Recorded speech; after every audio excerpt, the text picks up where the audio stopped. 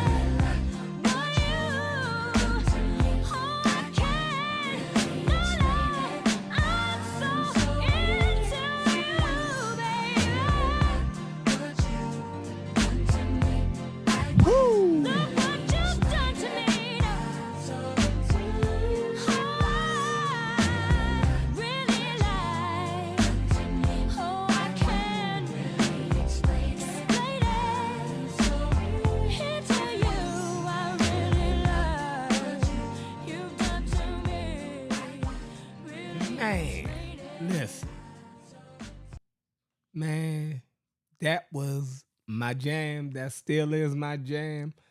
I remember that song came out. I was 12th grade. I was in the 12th grade when that song came out. And I remember my little girlfriend at the time, we used to sit up at night, on the phone. This was back when you had a real phone, right? And we used to play music to each other. Man, I remember when we used to, back before then, right? The radio was the joint, right? And here in Baltimore, you would have the 9 o'clock mix back in the mid-90s, right?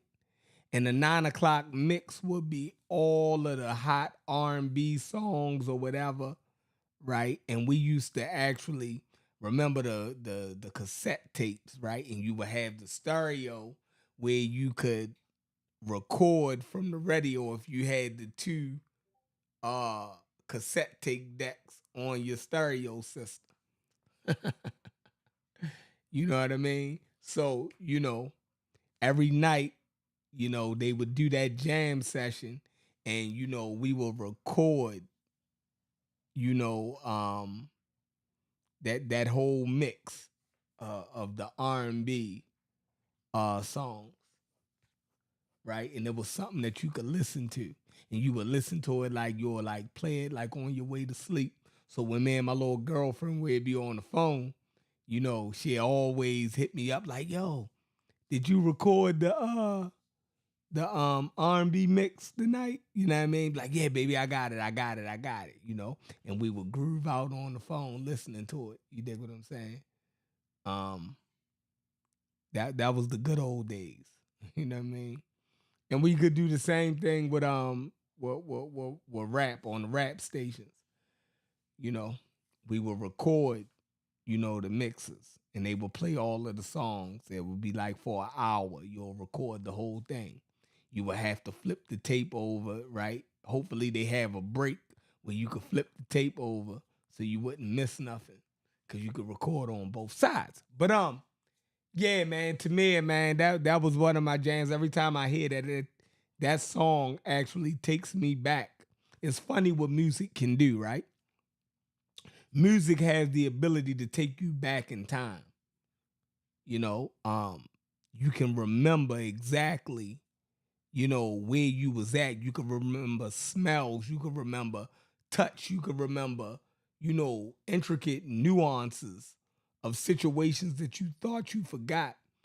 But hearing the music, if you put music to it, right, it can jog you right back um, to those moments. It has that effect. Peace to the chat. Peace to everybody. Thank y'all for joining me here on the Carnivorous Podcast, where we don't hold no punches and we throw all hooks, body blows, everything. That's right, Miss Mika. We finally went live. It's 4th of July. Happy 4th of July for all of you Afro Americans, all of you Afro Caribbeans, all of you Afro Africans, like my man Sonic. Sonic, you are an Afro African. I'm an Afro American. Dream and them are Afro Jamaicans, and you are an Afro African. You put the Afro in Afro. What's going on, Dottie Williams? How's everybody doing, man? Listen, who we got in the building? Who we got in the building? We got my man Donnie Williams. Hits. What's up, Hits? Hits, man. Listen, the last couple days, man, y'all been having an amazing week, keeping me fully entertained. I appreciate it. Great content. Keep belting out the content. We are tuned in. I know I've been gone for a while. And like I told Brass the other day, the reason why I've been gone for so long, because between y'all show and Sosa World, I've been completely entertained. I only go live when I'm not entertained, right? This is my entertainment. Um, so it's really hasn't been anything that was making me go live. I'm completely done with the Egypt conversation. I'm completely Egypt out. So I'm trying to go in a different direction. I don't even want to think about Egypt or talk about it. We didn't cover everything about Egypt that could possibly be covered. The only thing we could do next is go get a PhD. And I'm not about to go be no Egyptologist. So at this point, I'm done with the conversation. Everybody is where they want to be at in the conversation. Nobody is budging. So it is religious at this point.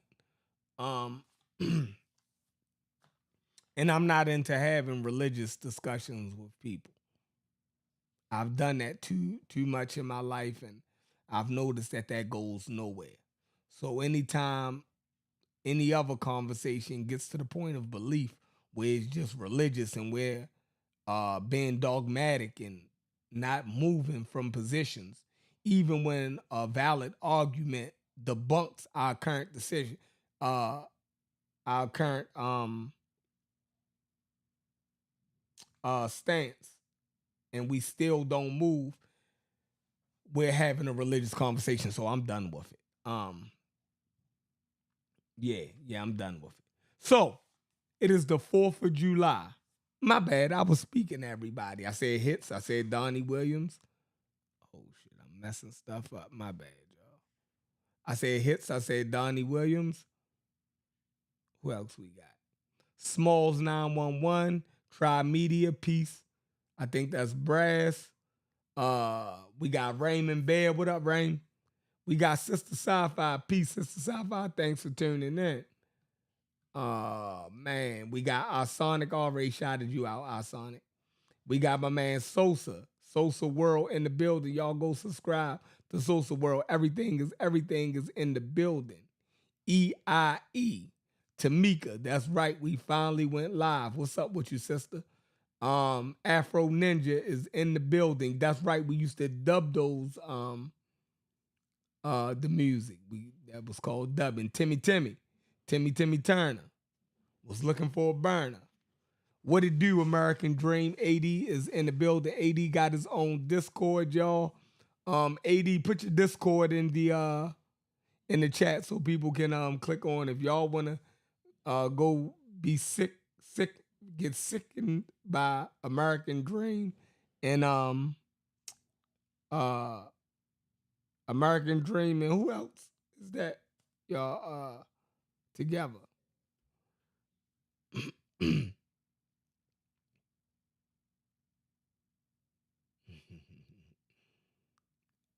said he ain't never had an afro. Jamaicans had the original afros. Black Alchemy, peace to you, brother. Jody Breeze, what's up? Sunchild, my bad. How did I forget Sunchild name? I apologize, Sunchild. I need to be flogged. All right. So, couple things going on, man. Let's get to it. We got a list of topics that we can go through. We're gonna get into conversation, however we see fit to get into the conversation, because I don't have no script for the night show. I didn't even turn the lights on in this zombie. I just said I'm gonna hit the button and go. I used the old thumbnail, right? I just wanted to have a thumbnail. So I used the old thumbnail, right? I didn't change none of the graphics on the screen. I still got some stuff about Kemet up there. There you go, right there, son. American Dream. Appreciate that. Y'all go join this Discord, man. Y'all let our favorite antagonist, American Dream, piss y'all off in the Discord.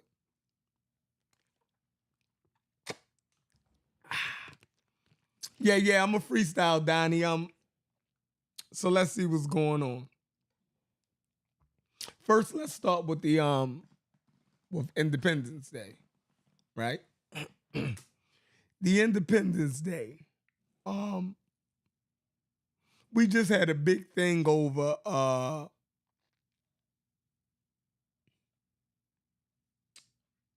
what's the Juneteenth, right? So y'all know I'm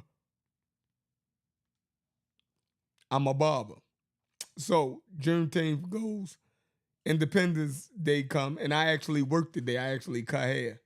The prices was crazy the day that I was giving these cats, and they paid it, right? Just for a haircut on the 4th of July, they paid exorbitant prices.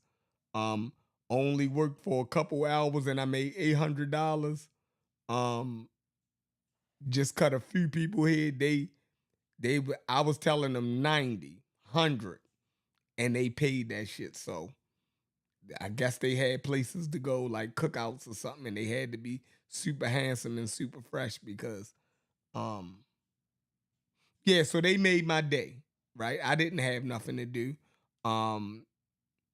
I put out a post, told dudes I was cutting hair on the 4th of July, but I was taxing you. Told them the prices was gonna be kind of up there if you really wanted the haircut. If you wanted me to take time out of my family life, right? Even though I ain't had nothing to do, but that's how you dig what I'm saying. Um, so they was basically, man, name your price, I'll be up there. So I had a good day, you know. Cut a couple heads, almost made $1,000. I'm up right now, y'all. You know what I mean? I'm up. I might go buy this microphone that I sing with that money. Yep. Oh, so anyways, the 4th of July. So there we go. All right. So as guys was pouring into the shop, they to get their haircut for the 4th of July, a couple start talking about how we're so backwards as black people. Everybody putting up happy 4th of July posts, but they wasn't doing that for Juneteenth. Juneteenth is new for a lot of people, right? So the reason why you're not what's going on, my yacht forever. Shout out to Shaka and Dougal Kemet is in the building. Peace, bro. So being as though Juneteenth is a new American holiday, far wise for the nation, it's a holiday that got passed after George Floyd debacle. So everybody, and this is what I want to say. A lot of black people do not celebrate or don't show a lot of reverence for what you call Juneteenth, for the simple reason, it's my suspicion that a lot of African Americans don't like to get behind something until they get approval from white America. You dig? I don't think that we fully are gonna celebrate it with the same vigor that we celebrate the other holidays until white people get behind it. If white people get behind it, I think you'll see African Americans showing the same vigor. But we take our cues for the most part from white America. You know what I mean? We celebrate what they celebrate. You dig? So I think that's the issue mainly. A lot of us work around white people. So I don't think we like to toot our own horn. I seen black people in the presence of white people where they thought white people was gonna hear their words. I didn't heard African Americans actually talk down about Black History Month. You know what I mean? I didn't heard black people talk down about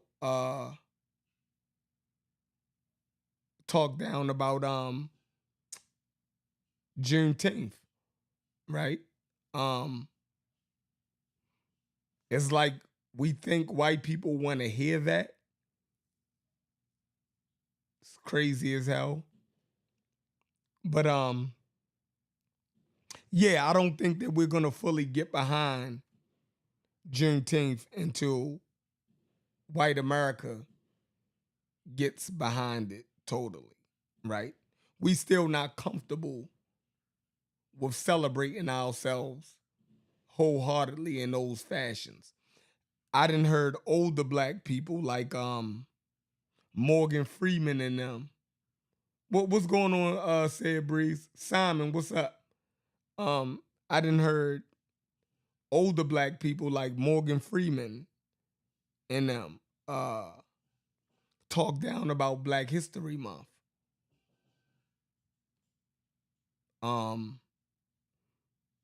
After there was a huge fight for Black history, you would hear people like Morgan Freeman and them talk down about Black History Month. I don't understand. Well, I do see, man, these older Black people, man, they come from a different era, man. I try not to look down on them or feel any type of way because they had to fight a fight that a person my age never had to fight, right? So we're gonna give that older generation a pass. They got scars and stuff that we never. They got scars. They got wounds inflicted on them that left scars for things that we would never have to endure. So we don't know what that feels like, right? To have to walk and chew gum at the same time.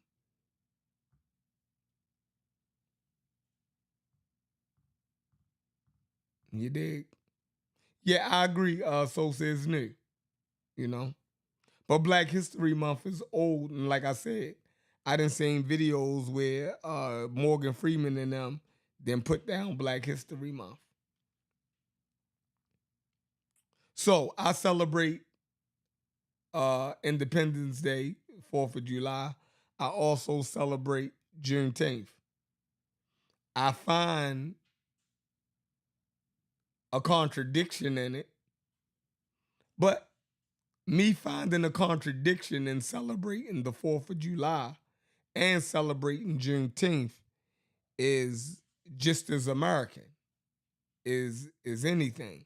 And the reason why is because I always go back to W.E.B. Du Bois in his poem about the two selves. All right. And in that poem about the two selves, W.E.B. Du Bois explained the contradiction inherent in the American Negro. I'm going to say it again. W.E.B. Du Bois in The Souls of Black Folk, in his poem, The Two-ness, he explained the two selves, the double consciousness of the American Negro, right? So I can acknowledge that it's a contradiction, but it is a unique contradiction brought about by our unique circumstances here in America. So what am I saying? I'm saying that the Black man in America is an American. At the time of the penning of the Declaration of Independence, uh,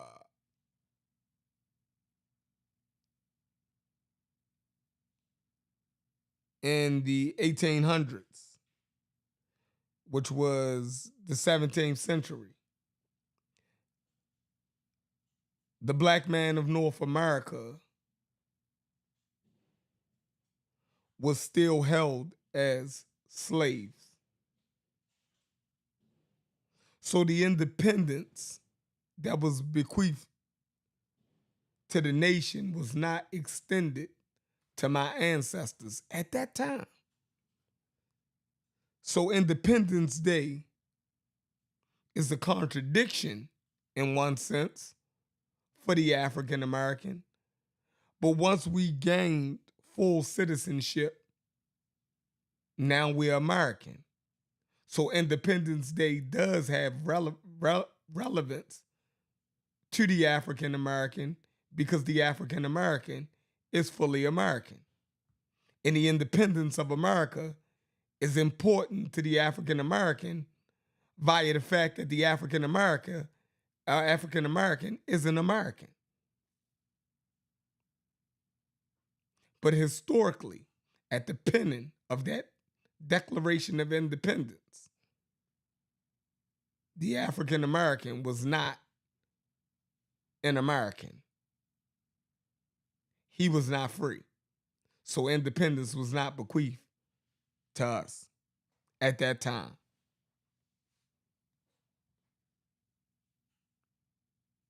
So then you have the Civil War, the Emancipation Proclamation,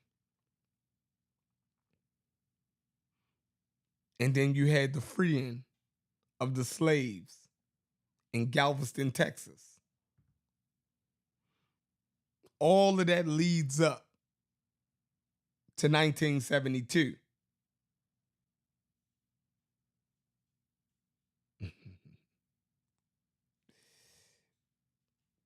Right?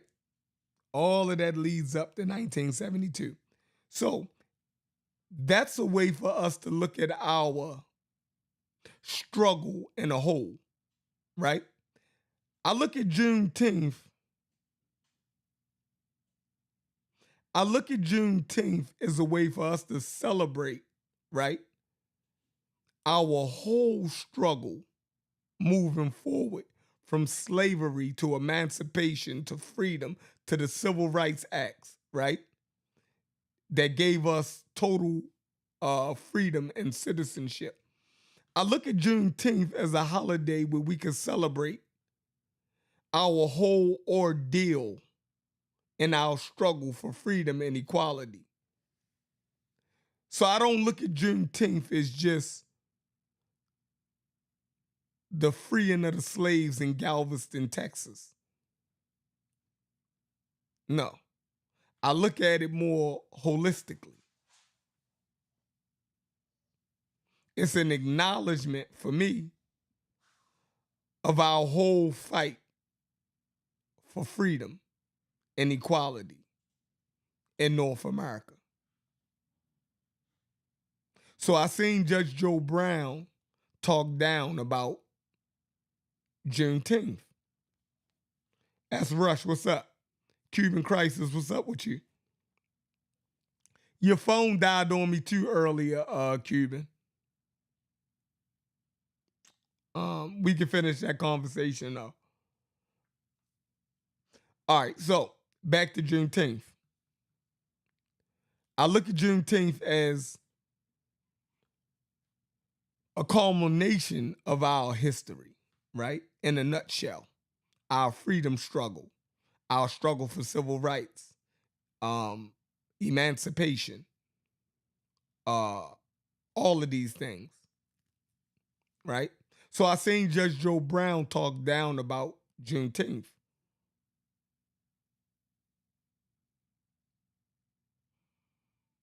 Which I understand his sentiments. I don't agree with his position.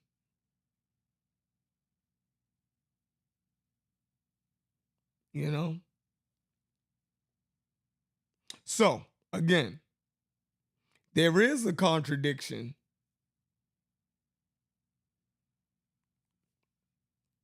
There is a contradiction in African Americans celebrating Independence Day. I'll be the first one to say it. Right? I see the contradiction. But to be an African American is the contradiction that we live with every day. Because nowadays we sit before you as a fully functioning American citizen with all the inalienable rights that every other American citizen have. But that's not the story of our history. So there is a contradiction in time, right? As to use the brother James, Pan-African James words, chronologically. I understand chronology, right? So if we do this thing chronologically, then I can see the contradiction in celebrating Juneteenth and the 4th of July as an African American. I see it. But like W.E.B. Du Bois said, in The Souls of Black Folk, in his poem, the two-ness. He explained that the African American has double consciousness. He's both African and American. That these two warring ideals are diametrically opposed to each other. And if it wasn't for the fiber or who we was, he said those two contradictions would have tore the African American apart. But he says if it wasn't for our dogged strength alone, we would have been tore asunder. But we survived, we still here, and the contradictions of these holidays is inherent in us and is a part of our struggle.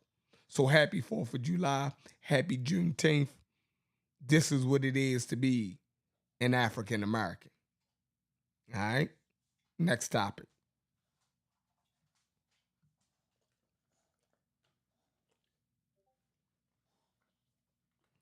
All right, Vassar says, Chef, don't leave out Juneteenth in Indian Territory, aka Oklahoma.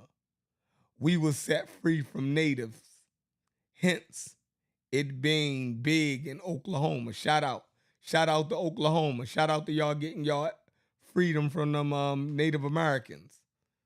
We ain't forget about y'all. You dig? The white man wasn't the only one to hold us in captivity here in North America. The 5 civilized tribes of Native Americans also participated. I totally agree.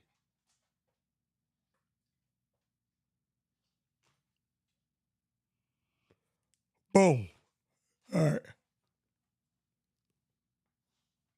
So what else we got going on?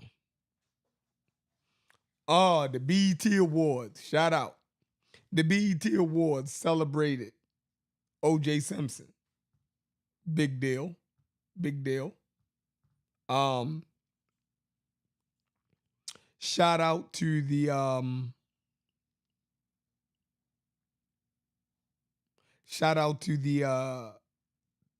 to the people over at BET for actually recognizing the life and the accomplishments of OJ Simpson. Thank the people over at BET for accepting the verdict of the American justice system. A lot of people say that OJ Simpson shouldn't be celebrated in any type of way. Herein lies another contradiction.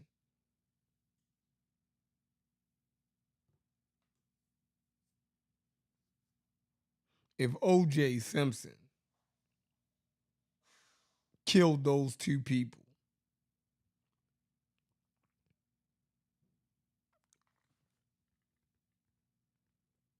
I agree he shouldn't be celebrated.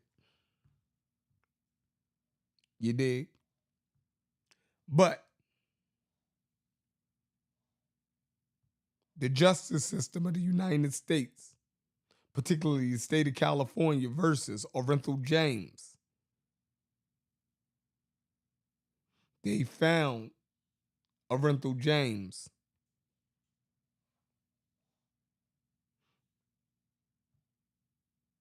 innocent of a double homicide. Now, this was months of deliberation, expert opinions, and everything, and they couldn't convict him for whatever the reason was.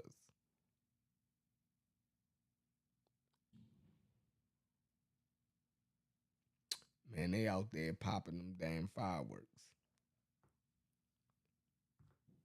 All right. So, where we at?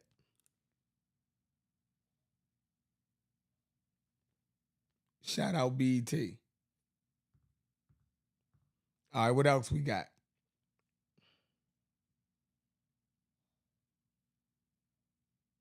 BT. All right, so we got Juneteenth, 4th of July out of the way. We touched on BT recognizing OJ Simpson.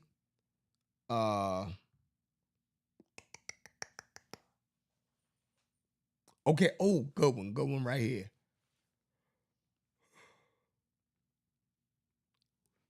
Ron Garcia. No, I'm gonna do that one last. What's going on, Brass? Ron Garcia. No, I say I'm gonna do that one last.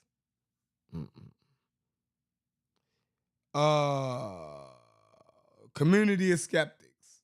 I jumped on there the other day, yesterday actually, while I was at work. And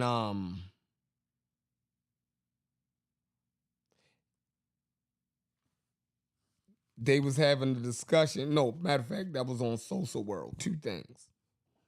On Social World, we was DQ it up. On Social World, we was discussing what is African American culture. Right? Y'all remember that show? Social World. Tune in, y'all. And we were arguing over what was African American culture. Right? And my stance is, wow, we look like some hieroglyphics.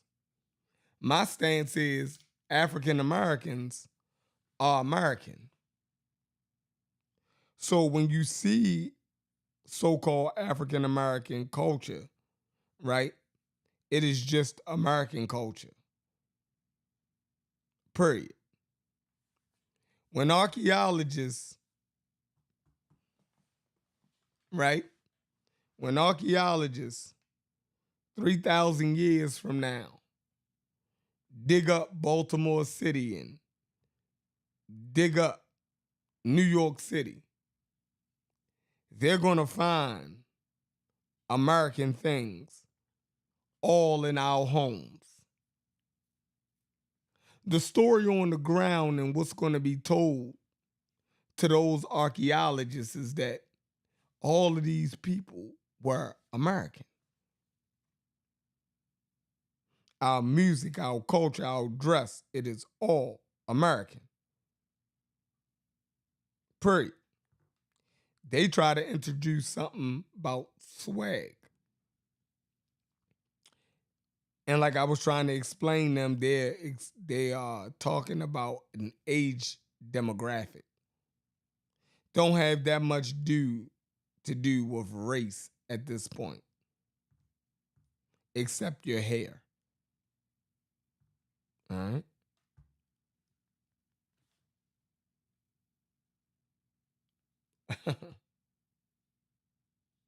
They definitely gonna find Under Armour in Baltimore. That's funny as hell. Man, my last two shows, I've been sleepy as hell. I might need to start a panel before I fall asleep. I need somebody to come on and give me some energy. Cause this ain't working. I'm sorry, y'all.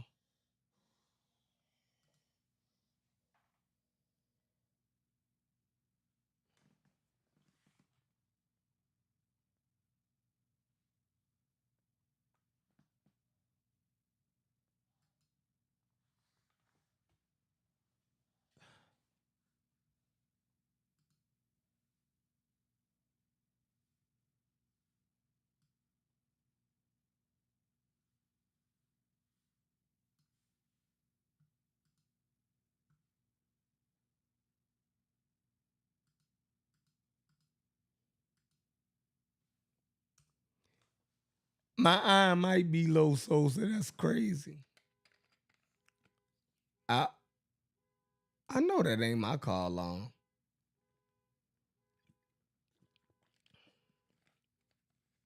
Oh no, that wasn't mine.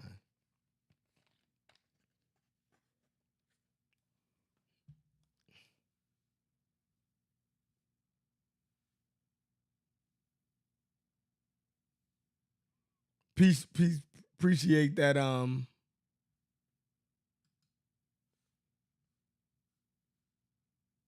Oh man, we got the cartoon in the building. We got the cartoon. That's crazy. What's up with you? What's up, yo? Let me get the cartoon off. Okay, better. Let me get the social world off me. That was crazy. What's going on with you? What's up, man? Y'all had a cookout or something? Nah. I've been on some chilling, man. You know, doing some reading, working on my book, man. Awesome. Catching a little, little piece. I hear this echo. Is it me or what I'm doing? Yeah, that's me. My bad. Let me fix that. I can fix that. Go to main. Is you good now? Say something. Yeah, I'm good. Okay. You know we gonna argue about that daggone OJ Simpson thing, man. Why we gonna argue about the OJ Simpson? How that man don't get celebrated, yo? He's one of the greatest running backs in the NFL, yo. Oh no, I'm with that. You feel me? I don't have no problem with recognizing that part of, you dig what I'm saying? I can evened out. What you mean? It evened out. If you thought he did it, right? He sure as hell ain't kidnapped nobody to get the time he did get. So it broke even, yo. That's North American shit. So you know what I'm saying? But yeah, so celebrate that man. He did his time, yo. That's it. That's how I see it. Yeah, he did his time for some old fluke ass shit. Hey, wasn't come on, yo. That was some fluke ass shit. It was wild to lock that man up like that, man. That's what I'm saying. Just say it just fell the way it fell, right? Nah, yo, that's like, how many years he get, yo? I don't know. He was old. He ain't belong in there. You like 10 years. Yeah, but if you man, think he's supposed to get probation for that shit, man. They did even it out. They don't play. Man, they threw the book at that man, yo. So some get him. Yeah. So all right. So this what I want. I'm glad you up here. So I was just talking about Juneteenth and Independence Day, right? And I was just explaining how, it's a lot of contradictions, right, that we have to face as being African Americans. There's a lot of things, unsettling things that happened in our history here. But becoming fully American, right, it doesn't wipe away the unsettling things about our past.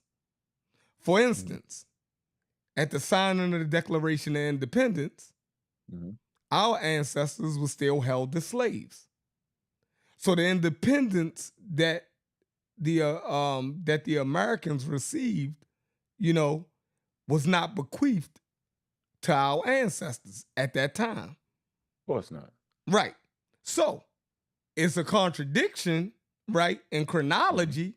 But now, since 1972, and I always go to 1972, is when the last civil rights bill was passed, we was granted full citizenship.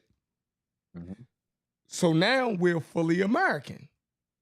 So independence should have some relevance to us because we're American, right? Yeah. But the celebration of the holiday in the event that goes back to 1776 is a contradiction, right? For us to then celebrate it with the same pomp and pageantry as white America, right? Because when they think back to that time, they was granted freedom, but that freedom wasn't granted to our ancestors. So there's a contradiction there. What you say about it? Some American shit, yo. It's uniquely American. And we have a right to feel that way, right? Of course. We have a right to feel that way, right? Yeah. So we can feel any way in between. We can go out and do the whole celebration, Yeah. We can go out and celebrate a little bit, or we don't have to celebrate at all. It's all within the scope, right? Go ahead. Break that down for me. I mean, you should never press a person for doing what they're doing, but you don't never want to end up being that Japanese soldier, yo, that kept fighting all the way to 1970, yo. You don't want to be that person, yo. And you know that hate you carry, yo, will tear you down too. So I mean, we fought for it. So why not celebrate the thing you fought for? You fought to be an American since you helped build this motherfucker, right? Since you made it billions of dollars, right? Since you added inventions and all that. I want all mines. You know, my ancestors didn't get the credit for that. So I want to celebrate them getting the credit for it. I want to be the one, right? We the group. Martin Luther King and them got their heads blown off for this conversation we having right now. So I'm celebrating every damn holiday. Christmas, 4th of July, the 2nd of July, all the Jewish holidays. Anytime Americans having a holiday, we doing it. And we doing it big, right? And we enjoying ourselves because it's time with our families, bro. It's time for peace of mind, right? Study, right? I'm not going to be the grumpy old man at the cookout at the end of the day, yo. I'm going to enjoy the fact that we're here and I'm going to be well educated on how I got here. See, that's the difference. I ain't going to be ignorant, right? I'm crazy. I'm going to be well educated in understanding how I got here. So that's where I'm at with it, yo. So, you know, but everybody got the right as an American. See, if you're somewhere else in another country, if you're in Russia, they might lock your motherfucking ass up for saying that. So that's the truth. China, you might get locked up. Yeah, so you know, come on, man. So yeah, don't point a finger at me. You point one at me, you point 3 back at yourself. So how about Juneteenth? That's again, we barely understood what the hell it was. That wasn't a highly celebrated holiday. Right. Not in Baltimore. Right? I mean, and is it a holiday? Yes. God damn it, I'm celebrating it. Is it in America? I'm up for it. The cookout, break out the grill. Come on, man. Okay. So what up? Doing. Yeah. What up? Give me your breakdown on the 4th of July. How you see it? Do you see it as a contradiction? Do you acknowledge the contradiction as far as African Americans, and how should we deal with it? Well, I don't see it as a contradiction. This is how I look at it. The police, we know for sure, have killed a lot of unarmed Black people. If you become a police officer, you don't get to divorce yourself from the resume that the police got. You know what I'm saying? So when we get that American ID, we are automatically attached to you know what I'm saying, to all the shit that goes on. You know what I'm saying? So that is part and parcel of getting that American citizenship. You know, part of it is like a struggle to gain our equality, and it's to like we letting bygones be bygones. You know what I'm saying? Like at some point, a deal got to be struck to say, all right, listen, we gonna, you know what I'm saying? We gonna let all the shit go, and we gonna move forward as one. So I think like that's where I'm at with it. You know what I'm saying? We still struggling to get even, but at the same time, we trying to move forward as one. So, you know what I'm saying? It's like a gang war. You know, you kill some of my people. You know what I'm saying? But it's time to goddamn bury that shit and move forward as one. That's how I look at it. I don't think we'll ever let it go. We won't. I don't even think that's possible. There's no way that a disadvantaged minority group could let go. We would have to let go of our history. We would have to let go the thing that makes us unique in this place. The thing that makes us who we are. You're saying we're gonna have to strike a deal and let that shit go. I just don't even see how. There again, that's why I said there is a contradiction in it. A contradiction that you just acknowledged right there. Strike a deal. Yeah. Yeah, but Chef, we ain't the first slaves. This shit been happening. Niggas done got over it. We just too close. No, we the slaves here in this nation, right? Yeah. The slavery that happened in this nation, the thing that makes us who we are, is directly linked to slavery. We can never divorce that. How can you explain how the fact that you're here in North America, right? Slavery would explain that. Yeah. Mm-hmm. So it's no way we can strike a deal and divorce ourselves from that. That's what makes us uniquely, that's how we explain who we are. How can we explain who we are as a people without it? So you saying celebrating the holidays, you're actually divorcing yourself from it? I think that's a ridiculous notion. Yeah, it makes some sense. Sound good.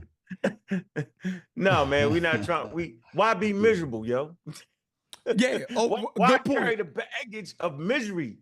Think about that, yo. If you carry all the baggage of the civil rights movement, slavery, yo, you be mad as a motherfucker walking around here, bro. And then the thing about it is, you be so mad at white people, and then gotta go work for them. You humiliate yourself triple time now, right? So I heard a story. Here was the story. Partner of mine was in the QT, right? And George Floyd and them had got shot down and all that. And he was in the thing, mad as hell. Man, I can't, God daggone white man. And then he said, white man turned around to him and say, buddy, that's a lot of vitriol you got there running your mouth, right? He said, you know what I'm doing for you? I'm going to go home and I'm going to fire every black person that works for me. And the man walked out the store. So at the end of the day, what you going to do? That man had the power to fire anybody he wanted to fire. You can have the same power too. If you stop wasting time complaining, right, with the lip service, you can have the power to hire and fire anybody you want. But if you walk around with the baggage of the pain, yo, and the misery, yo, you're going to be like them people we see all the time. And for DC and all them, yo, they carry a lot of pain, yo. They can't even see their history. They can't even see the clear story with all that pain and misery. See, we let that pain and misery go, yo. We're in therapy, right? And when you're in therapy, yo, if you carry that pain and misery, yo, it brings you down, yo. We have identified with our pain, right? Identifying with your pain and carrying the pain is two different things, bro. Two different things, yo. So it's therapy for us, yo, to have the right methodology to get to the real story, yo. It help you work through it. I think we too infused. You know what I'm saying? We too infused together. Like right now, the average African American is 70-30. What do you think it's gonna be 50, 100 years from now? Hell, we all gonna have ancestors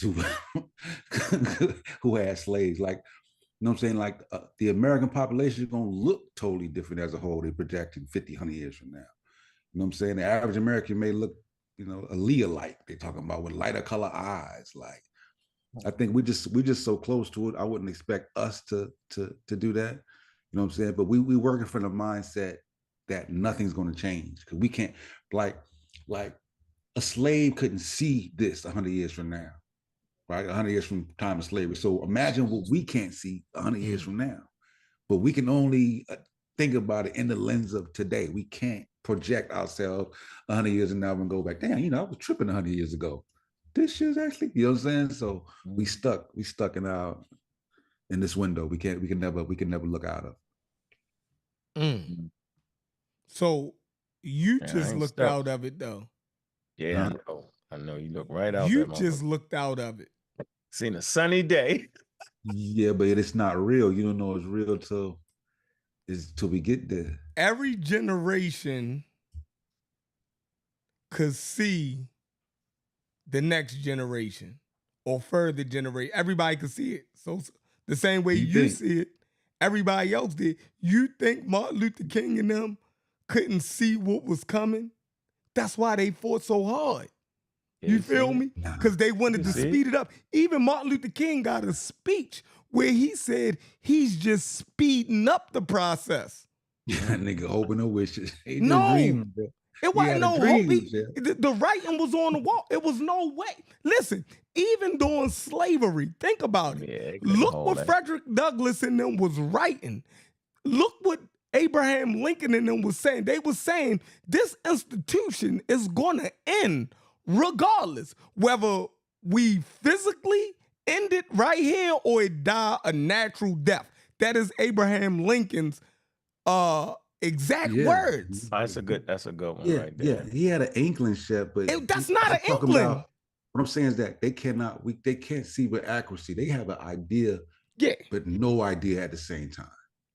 You know what I'm saying? Like if Martin Luther King was alive and see what we're doing right now, he'd be like, get the hell out of here. These niggas on YouTube talking about the white man, snapping on the white man. He'll be like, what the hell? Boy, I agree. We're not saying that they are fortune teller, like they got a crystal ball and can see, but they can see that the culture, right, is changing. They can see that institutions is going to outlive its welcomeness. You know what I mean?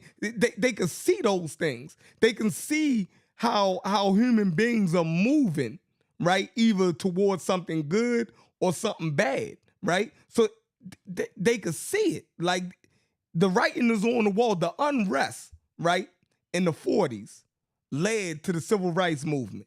The people that what's his name? The black Teamster boss and them with the Pullman Porters. What was their names, man? Come on. The Pullman Porters, what was his name? Is it? Anyway, he could see what was to come in the civil rights movement back in the 40s. You dig what I'm saying? He kind of. What do you see? What do you see? What do I see? Yeah. I see if we don't get our shit together. Nah, you done. You done. No, I see complete ignorance, right? Right now. Like I said, you can see progress, right? Or you can see deterioration. Shit. Right now, I see complete deterioration. So you think we're gonna go backwards? Yeah. That's what you see. Yeah. Yeah, I see deterioration. Yo, I ain't gonna let it happen, yo. I'll kill all my YouTube friends first. You know what I'm saying? To keep the button going right, yo. When I say kill, I don't mean physically kill. I mean just stop fucking with them all together. To make sure that what I'm saying is getting through to that next generation, yo. I see a bright future for us, man. Look how far we came, right? Look how we branch off, but we still got that same idea, different facets of it, right? To make sure that we get the real education so that we can have this conversation right here and ain't howling and screaming about the white man is the devil and all that foolery to just knock you down with the nonsense. Hold on, that's a great point. I appreciate that, Vassar. Randolph. A. Philip Randolph. You just wrote Randolph. A. Philip Randolph and the Pullman Porters. If y'all go study them, you know what I mean, in the 40s and the stuff that he was doing, he could see the civil rights movement on the horizon. How did he know that? You dig what I'm saying? Just go study him. Go ahead, my bad. Yeah, so sticking to that point, you couldn't just keep, like, it started not to make sense, man. You know how some shit just don't make no sense? Like it was, from a business point of view, it made more sense just to give them less money to work. Instead of worrying about them, just keeping security, trying to keep them in one place. It started to not make sense. By the time you get to the civil rights movement, from a marketing standpoint, it absolutely made no sense. Why would you want, it ain't that you hate them to the point where you don't want them in your restaurants. That's obvious. You let their ass through the back door. You need their damn money, right? So at a certain point, you got to strike the goddamn deal. So why not strike the best deal? You need, it's about money, right? Black Americans, they was called Negroes then, was starting to get education, right? And they had fucking money, dog. Money. Like, man, we got bread. It don't even make sense to get slick with black people. You lose money. That's when you know you got them, right? Because money talking bullshit walk. So at that point, the civil rights movement, you always got some yahoos who just don't give a damn about money until they do, right? But from a business standpoint, I ain't even saying they like this. They like the money, man. Businesses, the way we spend money, right? Whether it's disciplined or undisciplined, the marketing strategy. There's a video. Remember we showed that video where they was like, hey, you got to start marketing Negro. Yeah, they want homes, it's called the sell to the black, sell to the You Negro. got to play that one, yo. Yep. That's what you got to do right there. Right. So the writing was on the fucking wall. It was always on the wall. And that was the U.S. government put that together. It was the Department of Commerce. Labor and Commerce. Yep. So the writing was on the wall in Africa, right? The writing was on the wall in America. When they came to Africa for the slaves, man, look, they knew that. They knew the doom was coming if they wasn't able to stop that. And they knew they wasn't gonna be able to stop that, bro. They knew that. They knew them days of that type of lifestyle with that type of technology, right, was over with. Same with the Native Americans. They knew it was over with. They knew it was over with.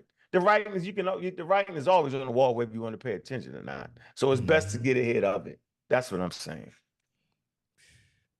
Could see the change, bro. Yeah, I just think 50 years from now, 100 years from now, like I said, we're too close. You know, we're like a great grandmama away from slavery, bro. Like, you know what I'm saying? We're too close. A great grandmama? No, you got that wrong. Some of us about a great grandma. Yeah, my grandma was born 1930. So my grandma was born 1907. This nigga's older than me. You know what I'm saying? Yeah, that's my grandma was born. My grandma was born 1907. Yeah. Grandma of 100. My grandma was born in 1900. She wasn't no damn slave. She'd cuss you out. Yeah, but her parents or her grandparents probably. My great-grandmother, Grandma Rice. Mm-hmm. Yeah. I got the pictures of the slave houses, man. There's people 80 years old. You said 90 years old. They great-grandmother go back to slavery. There's people right now. Yeah, some of us still know. Some of us didn't talk to people that knew a slave. We think that just think about that. Say it again, yo. Some of us have talked to people who have knew a slave. I mean a sharecropper, yo. No, listen. If my grandmother was born in 1907, okay, my grandmother slavery ended when? In 1865. I talked to my grandmother in the 80s. She knew a fucking slave. Oh, my great. There was still slave. There was still people who was once slaves still alive when she was a little girl. You dig what I'm saying? So I've talked to somebody who knew a slave, and I'm only in my 40s. Yeah. Oh man, I don't know, yo. I don't know my great grandma was no slave. No, think about it. Slavery. My great grandmother was. I'm saying I know my thing. Ended 1865 in South Carolina. Let's say if somebody was 30 when slavery ended. 1907, she'd be what? 67? 67 years old. Yeah. There were slaves walking around in the early 1900s for sure. The last ones died in the 40s. Yeah. The last slaves died in the 1940s. Type that in ChatGPT. They got. I get your point. I get the point. They recorded. I'm just talking about my particular family. South Carolina. My great grandmother was a slave on the plantation. Yeah, so I know that. My great grandmother, not my great, but my great. So just think the oldest person in your family, right? Fuck Which around, is my grandmother, right? If they was living in the 40s, right, and in the 30s, they more than likely came across somebody who probably was a kid when slavery ended, but that person was still a slave. They could have been 6 years old on the plantation. Yeah, you dig what I'm saying? That person was born into slavery. 1940. Yeah, she passed away in 1940. She was 82 years old. All right, so okay, but the more trying thing is the sharecropping and not being able to access bathrooms. Yeah, That's the thing that's everybody fresh. probably got that. Yeah, everybody. That's the trial. That grandmama. That's grandmama. That's grandma, right? Grandmama That I'm saying I was shit, born. Some mamas. I was born. When I was born. I might not have known in 1967. I was born in 1967. Yeah, you just missed it. You just missed slavery, bro. Nigga, I shit. Man, by the time you can see right, nigga, that shit was over, nigga. Huey Newton running around this mother, like, you just missed it. Yo, that nigga said you just missed it. That's some bullshit right there. Listen, man, I remember seeing a sign. Yo, right for the kill Martin. Nigga, unborn. We gotta shoot Malcolm. We gotta shoot Martin. When they Martin died in what, 1968? I think Malcolm died Martin died 68. 68. Martin died a little early. Martin died. Damn. DQ said in September 1942, Alfred Irving, who was believed to be one of the final chattel slaves in the United States, was freed in 1942. Yeah, he was tripping. He ain't want to go. He was tripping. No, listen. They have stories of federal agents in the 40s found that people were still being held as slaves in remote towns and places deep in the fucking South. Nigga, there was a dude later than that. There was somebody later than that. Yeah, and he killed all the slaves. Radio, nigga. I'd have heard a radio, nigga. There's a dude later than that. Yeah, he killed all the slaves when the marshals came and talked to the black people. The next day, the dude killed all of his slaves and tried to hide them. Fucking crazy. Yeah, I ain't gonna. We ain't that far removed from it. I know it seemed like ancient history. Okay. It's not Egypt, bro. My grandma was the youngest. My grandma was a baby too. My grandma was the youngest too. But what does that speak to?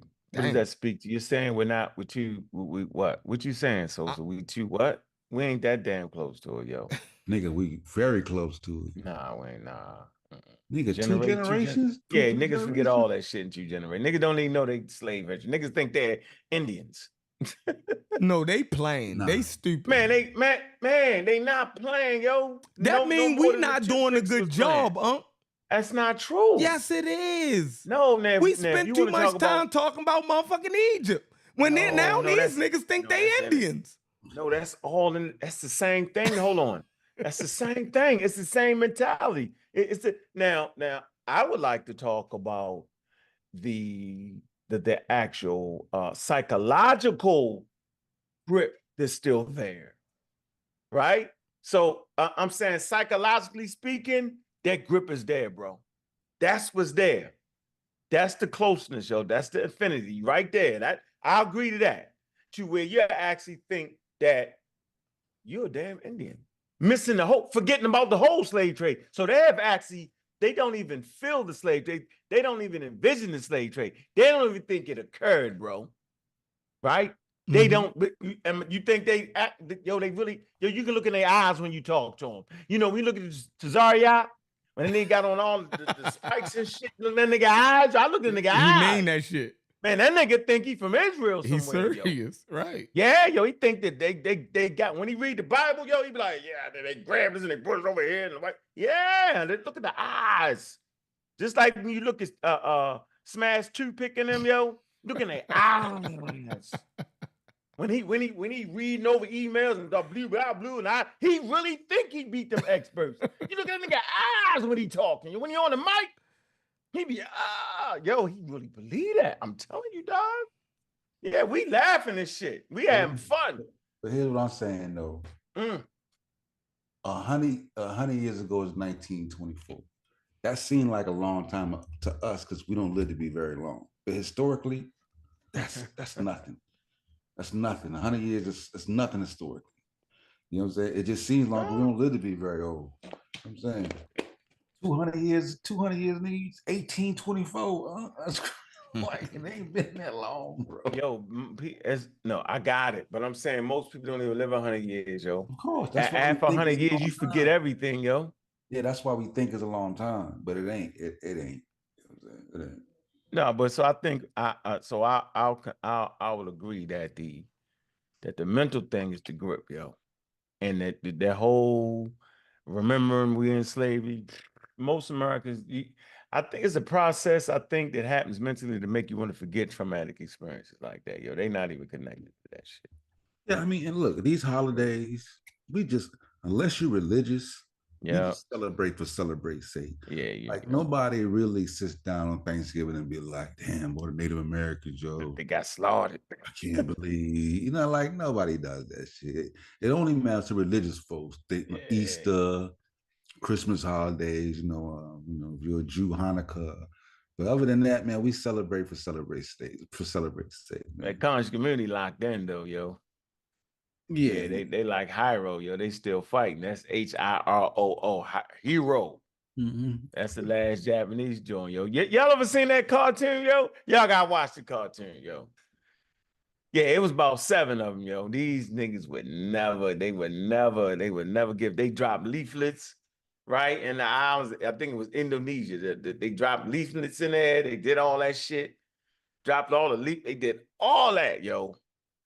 And they would read the leaflets, right? And one of them say, hey, war might be over, right? And then Hero say, no, they tricking us. This is propaganda. Then they go right back to it. They're running to some native people on the island and shit. I thought it was only one of them. Nah, hell no. No. That's another story. Well, I know another story where there was one. No, they all died out. He was the last one. Yo, he had like a group. Yeah. Because actually he was there he was actually fighting somebody that was alive too. I think it was somebody who was actually fighting against that was alive, and then he eventually died. And then I got the one they split up and got to shooting each other one time. I'm telling you, yo, it was the cartoon. I'm gonna find the cartoon. Yeah, I've seen it. It's on crazy. It's on like a dude that do a show called like Can't Believe This Happened. It's a white dude. Yeah. Oh, yeah, that's him, yo. Him and all the crazy, bro. Wasn't that a wild story to watch, yo? And how mentally he was checked out, yo. No matter what, they had to finally go get the emperor. His commanding officer, right? Finally got in touch with him, yo. I'm like, yo, come on, yo. And they had to do the ceremony, yo. Lay down your weapons. And he was like, all right. Then he ended up having a regular life. Crazy shit. Yeah, that makes sense. That makes sense. Shit. That's all they had to do the whole time. Yo, just let it. They forgot. They didn't think about it. Yeah. Because you're not going to trust the enemy. Yeah, the war's over, coming out. Put your weapons down like, nigga, come on, bro. Ain't finna get me like that. You know what I'm saying? I've been out here surviving. You thought I'm finna just trust you? Imagine you know what I'm saying, that happened to the slaves. They ran off. They don't know what happened. White folks pull up. Hey, bro, come on out, bro. You free. Put your weapons down. Like, yeah, I'm not listening to them. Yeah, I'm not. I'm gonna hold my gun and stay inside till you come get me. Go get Frederick Douglass, nigga. Listen, y'all remember the war in Iraq, right? Uday and Kuday, two of Saddam's sons. Mm-hmm. These guys was gangsters, man. The goddamn military brought them guns and ammunition for them to defend themselves. It was like some medieval shit, right? So it's basically like they gave them weapons to defend themselves because they said we coming at 3. So they gave, look, crazy, right? Listen, it was I think it was on Netflix. They did a whole special on it. I mean, they gave these guys like miniguns and all kind of shit to defend themselves. Because they respected them.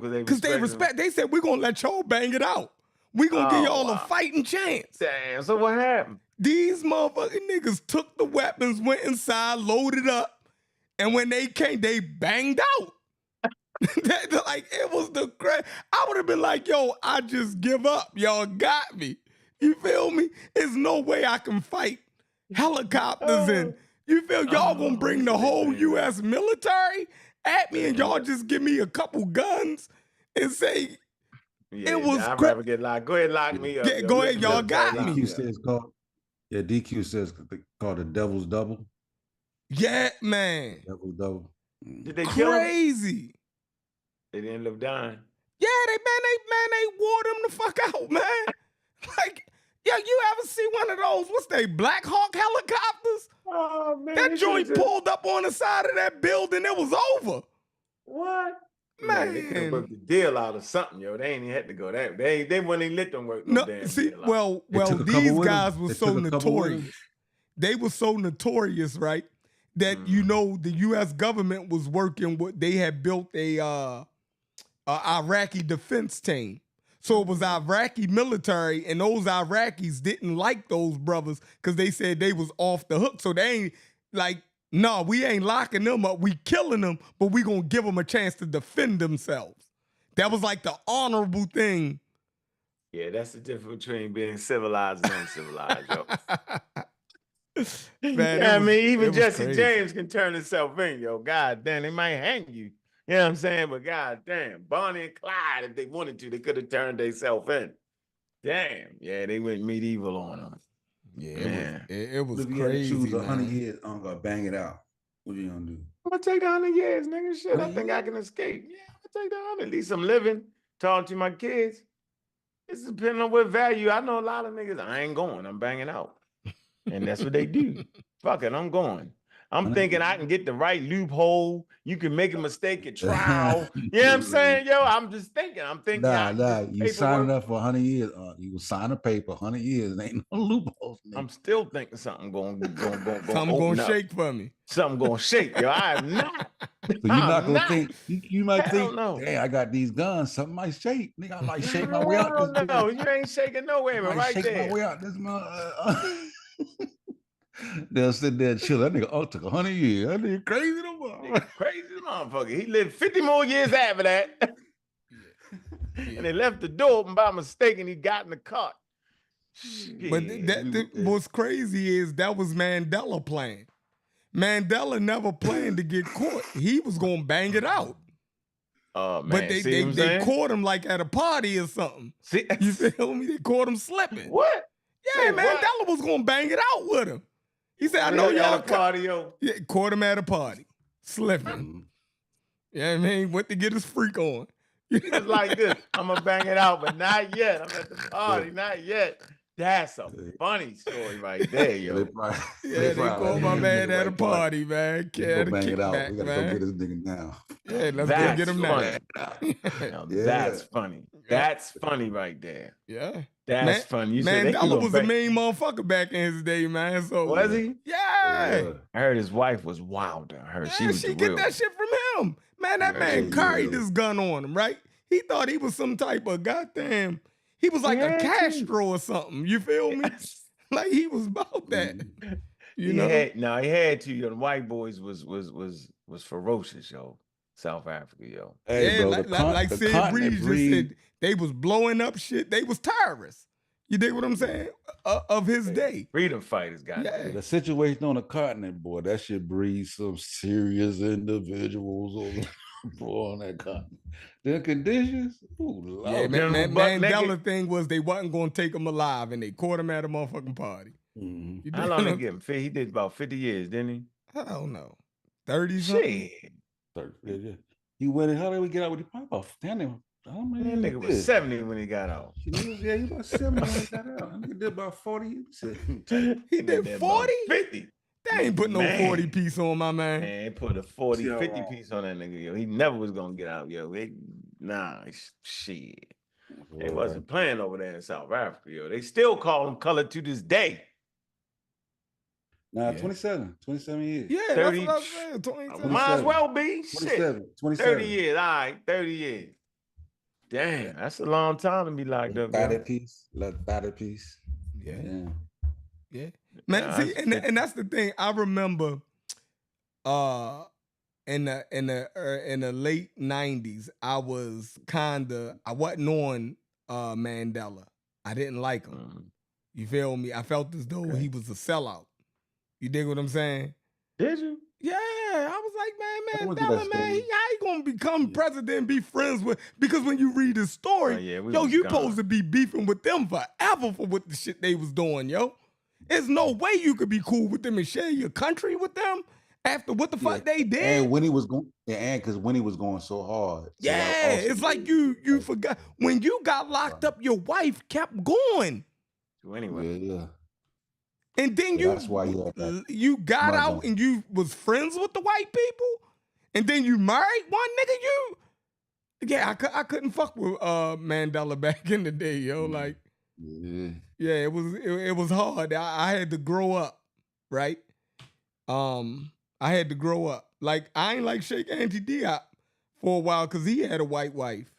Yeah, I was indoctrinated, y'all. Like, it was. It was bad, man. It was a lot of people in the old conscious community. Douglas had one, Chef. Huh? Freddie Douglass had him a little snow bunny. Yeah, that was a problem. that was a problem. We always looked at them as kinda, you dig what I'm saying, as being on both sides of the fence. They was the first chefs. You dig what I'm saying? They played both sides of the fence. You know what I mean?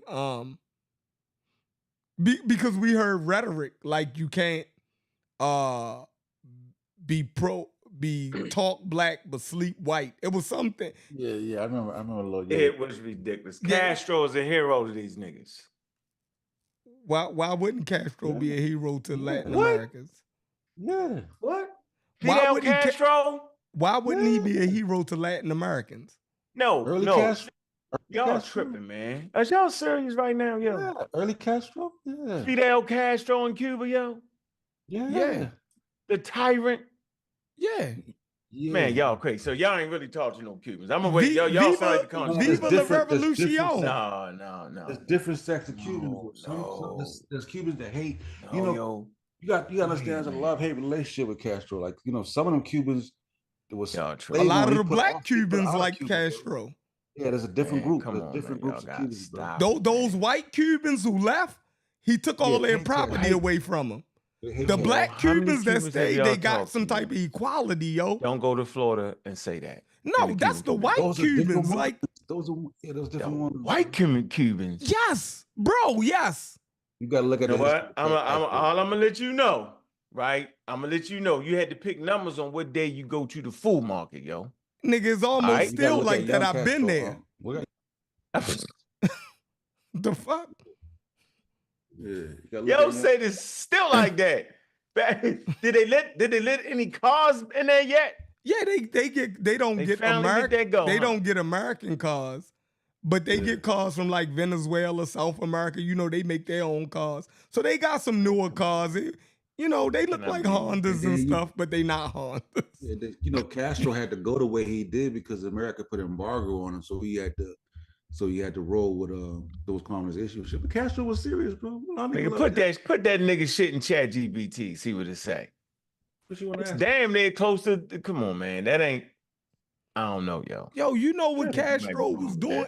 He was sending doctors to Africa. Whatever, he was doing a. Yo, I know about. Hold on, I know about that, but I'm saying send the doctors to your own damn people. That might help first. No, they got awesome health care there. You tripping? Yeah.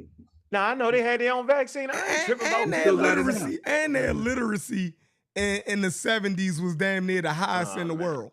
Yeah, I think it was at like 95%. Yeah, so what are you saying about Castro? What are y'all saying about Fidel Castro? Before Castro, the literacy rate was probably in the teens. I'm gonna say this again. What are y'all saying about Fidel Castro?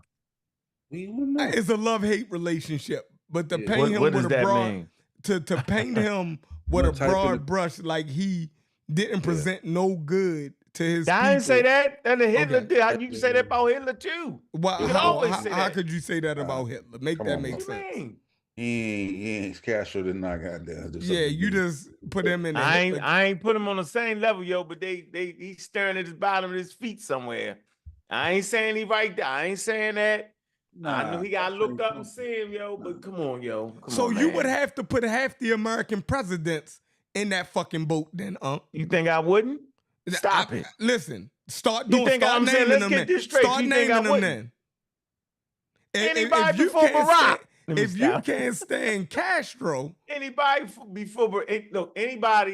prior to the civil rights movement, yo. There you go. So you would put Roosevelt? You can't do that. Roosevelt was what? I can. Damn. No. I'm gonna say Kennedy's. the Kennedys, they wasn't bad. You don't what like about Kennedy? Roosevelt? We're More gonna start with progressive than Kennedy? Some of his policies wasn't bad. The New Deal, all of that stuff? Them That wasn't GI bad. bills that African Americans was able to get into? Are you serious? No, hold on. You can't switch the conversation right now, yo. You just switched the conversation, yo. That was a hell of a flip. Yeah, back to the question again, Sosa. I mean, my fault. Back to the conversation. What you said was, are you putting presidents in the United States in the same category as Castro, right? And I said, yeah, a lot of them. Prior to, I said Kennedy. You said Roosevelt. I said, yeah. Then I changed my mind and I said Kennedy. Then I forgot about the New Deal and all that. So I'm saying those American presidents was definitely anti-African and anti-Black people for a long time. And people still would say that they are like that today. But I wouldn't put them, today's presidents, on the level of Fidel Castro. You got to see what Castro did to take Cuba, to free Cuba. You know what I'm saying? Yeah, his fight against Batista and them. You cannot just blanket Joe like that. Come on, look at his whole shit. All right. Let me see. I could be wrong. You know how horrible Batista and them was? Oh my God. Like Castro did his thing, yo. Like, I think he just stayed a little bit too long. Oh, wow. Yeah, you know, as you live long, you live long enough to see yourself become the villain. Either die a hero or live long enough to see yourself become the villain. Yeah, I know what it is, but I know how I feel. Yeah, you know, and you know, once he got he started redistributing land. You got to understand, he took land back from all the slave owners. He took the land back and redistributed it to the people. Healthcare accessible for everyone, free education. Like, yo, he put Cuba on the map, bro. Like, y'all say white Cuba. United States. Yeah. A lot of the people that he put out, they had land and stuff like that. And they had deals with the United States. Yeah. You dig what I'm saying? They had a lot of money from even U.S. gangsters. You dig what I'm saying? Had a big part in building Havana. Yeah, you know what I mean? So, him repealing a lot of their stuff that Batista and them had put into place, you know what I mean? He thought he was doing something that was beneficial to the people. Remember, it was a people's movement at first. And I think he got drunk with power. You know what I mean? Yeah, but the so young lawyer, he definitely was polarizing. He was definitely a polarizing figure, yo. We can at least say that. He was definitely a polarizing figure. We'll say that. You said the white Cubans. So you got white Cubans and Black Cubans. That's interesting. You ain't know that? That shit right outside the United States. Why would you say he was white though? What you mean? They white. Like, you know how you got white Americans? So if you can have white Americans, how couldn't you have white Cubans? I don't understand it. So they come from Europe. I mean, they came from Europe and went to Cuba. That's what you're saying? Yes. Okay. The Spanish. They were Spanish. Yeah. They were Russian. Spanish. I think Castro was I think he has a Sephardic Jew in him. Okay, who? Castro. Oh, you made him a Jewish. No, I think he has Sephardic Jewish ancestry. Oh. Well, a lot of the Spanish. Damn, they're gonna cancel the podcast. He didn't mean to say that. No, because you can trace those names back. You dig what I'm saying? Fidel? Castro. So just think about it. All right, so let's do this. Let's do this exercise. Castillo. All right. So check it out. So I don't know. All right, go ahead. All right. The Iberian Peninsula is where these people came from, right? So that's Spain and Portugal, around that area. Now, the Moors had ruled up in there, and they took a lot of Jews with them, right? So a lot of the people that came with the conquistadors had, even though we call them Spanish, they had Jewish ancestry. And it's recorded in there in some of their names, like with Castro, if you look into it. So yeah, it's a whole history on that. Come on, You got me. What you want me to say? You think I'm all that point? I concede of not knowing enough about Fidel. All right? Fidel. Yeah. The Jews, now you hit me with the Jew. I was like, that nigga know a little bit more. Yeah, you would have loved you would have loved young Fidel Castro. You would have loved He said the old one was the villain. He turned you the villain. You lived long enough to be the villain. Young Fidel Castro was beloved in Cuba, bro. Young Fidel, bro. Yeah. Oh man. Viva la revolution, however the fuck they said. Viva la revolution. Man, then after that it went to shit. Boy, human beings is wild. One day they love me, next day the embargoes. A lot of it was the embargoes. They basically isolated that island and starved them out. You dig what I'm saying? Our island needs the trade routes. United States blocked the trade routes. Look what happened to Haiti. Mm-hmm. Yeah, they starved Haiti out. So I wonder why Russia ain't give them enough. Why Russia ain't help them? The trade embargoes. So Russia couldn't trade. They could give them weapons though. Yeah, but even that was hard, right? That was during what do you call it? Cold War. The Cold War, right? Mm-hmm. So it was hard traveling through the Caribbean, United States. You know what I mean? That we still feel as though that's our territory. So every time the Russians would like right now would come over here, it was almost an international incident every time. The Bay of Pigs. A war could have started just like that. The Bay of Pigs, yo. Yeah, the That's funny. I know about wars and stuff. The Bay of Pigs, yo, when they was trying to get the that's the U.S. They was trying to invade. Mm-hmm. Yeah, they was trying to invade, yo. Yeah, I know. Yeah, I know about the war. Fell back. Mm-hmm. They fell back in power. Yeah, crazy. Yeah, it's a crazy world we out there living. That's why we ain't got time to run around here holding. You know what I mean? We gotta get to it, man. This world is changing in front of us very fast, yo. Technology, man. You got people fighting against AI. That's ridiculous, man. You the great equalizer. I remember that show you did, Chef, where you put the glyphs and stuff in the daggone thing. Yeah, killed them. AI. You took a $400 class, yo, and reduced it to free. Crazy. AI crazy. AI here now, like it done passed the test now to where like it's at about probably like a lower 50% to where when you're talking to it, you can't tell it's human now. Where you be like, yo, what's up? Hey, how you doing? What you doing? Like it start talking to you, and so they have people trying to figure out, is it artificial intelligence or is it a person? You know what I'm saying? Because with the hip hop shit. It's making random conversation. Nothing, man, just laying back at the house. Shit, what you doing? How, you know what I'm saying? Like, you know what I'm saying? It's here, bro. Yeah, that's here. And they, can't beat them, join them. Learn how to operate that. Learn how to get some money out of it. Move it quick. Don't be fighting. It's going to put a lot of the old timers with the corny information out the game. Mm-hmm. We seen it in real time, yo, how they were just behind. And we was using that technology to our advantage, yo, and linking it up with the journal of Nature and the journal of Science and download them journals into the AI, yo. They was in trouble, yo. Man. Yeah, I'm incorporating that shit in every show. I don't know what they say. Yeah, what they say, that's right. They just trying to trick us. Yeah, they trying to trick us about it. Trick them shit. Right, trick the people away from the thing that's going to help them gain some ground and know if you're saying something is valid. So now you just got to be a better speaker with accurate information. You can get away with the old flim-flammery, not no more. It's too easy. That ChatGPT is too easy. It narrows down your, like you don't got to look all through the drawers and around under the table. That ChatGPT summed it up real quick for you. Look over here. All right, boom, I got it. Bam. Yeah, put you in the game. Mm-hmm. And keep the scams off. Keep the toothpicks from shooting toothpicks at you.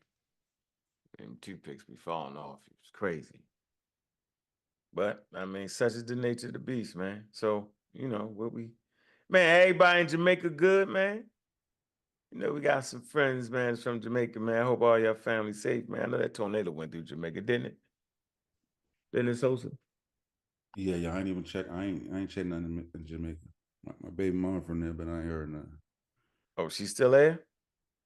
No, baby mom's here with her sisters and her family, my son, aunties and stuff like that. But they live in, their house built out of, they don't got vinyl houses over there. The nigga house built goddamn concrete, man, straight up.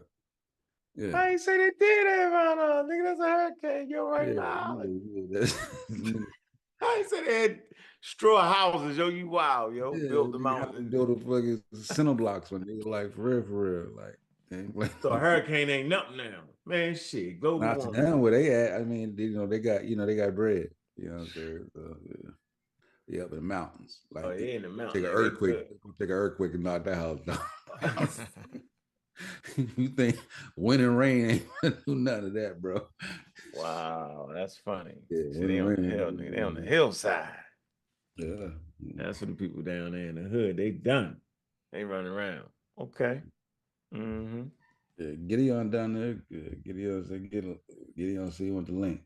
He in Jamaica? Gideon ain't no damn Jamaica, is he? No, He in Florida. Gideon got people there. He probably. Oh, okay. All right. Mm-hmm.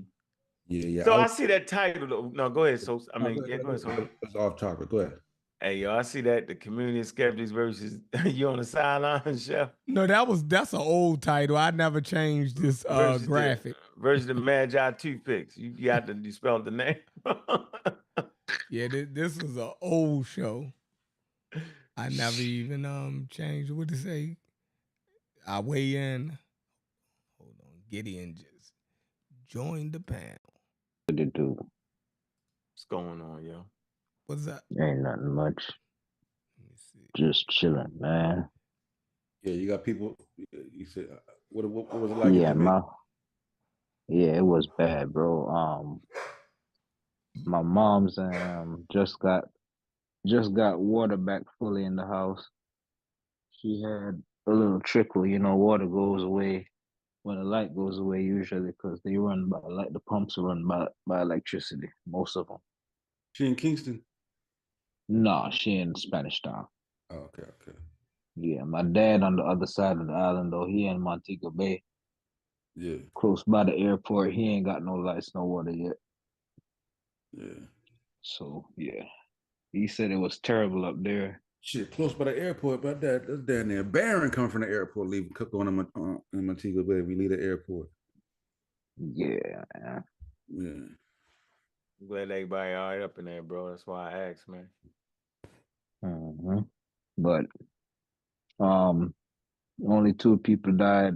He said, bro, tell you, like the funniest fucking story of one of the people that died too, bro. Like it's a kid, I guess. Funniest shit. Motherfucker playing soccer in the fucking hurricane, my nigga. Oh, he wasn't trying to make it. Yeah, you can play doing the eye. Because we used to go you could have fun out there, bro. Well, listen to Sosa. Yeah, Charleston, we go out like when the eye hit, we go outside and play for a little while. You gotta buy. I think we have fun in the hurricane. Oh, y'all lost y'all damn mind, man. What were we talking about? Once you've been through it, like, because the eye calm, be used to that shit, man. That shit is every couple of years or so, man. Normal. We face a hurricane. That shit's normal, bro. My family won't leave. My family won't leave. Big hurricane come to land. Like, nah, we're gonna ride it out. No, wait, Jamaica? In Charleston? Yeah, nigga. Charleston on the coast too. Hey, Chef, man, tell them we from Baltimore, man. We get hurricanes. We ain't outside playing baseball in the middle of no damn hurricane. Yeah. You get cussed out. We don't get no damn hurricanes here. I'm on the coast. Are you serious right now, Chef? We on the coast in Charleston, and we got beaches everywhere. Chef, really, yo? When the fuck did we get hurricane? By the time it get to Maryland, it's a tropical storm. Die out. Yeah, done die out. So I'm getting. The more it's on land, the longer it's on land. You say so all the time I thought it was a hurricane. No, it'd be a tropical storm. Yeah. The more it's on land. So I've been lying to my kids this long, yo. Yeah, it's get that shit off. Yeah, by the time it get, we get that when it start ripping up the coast.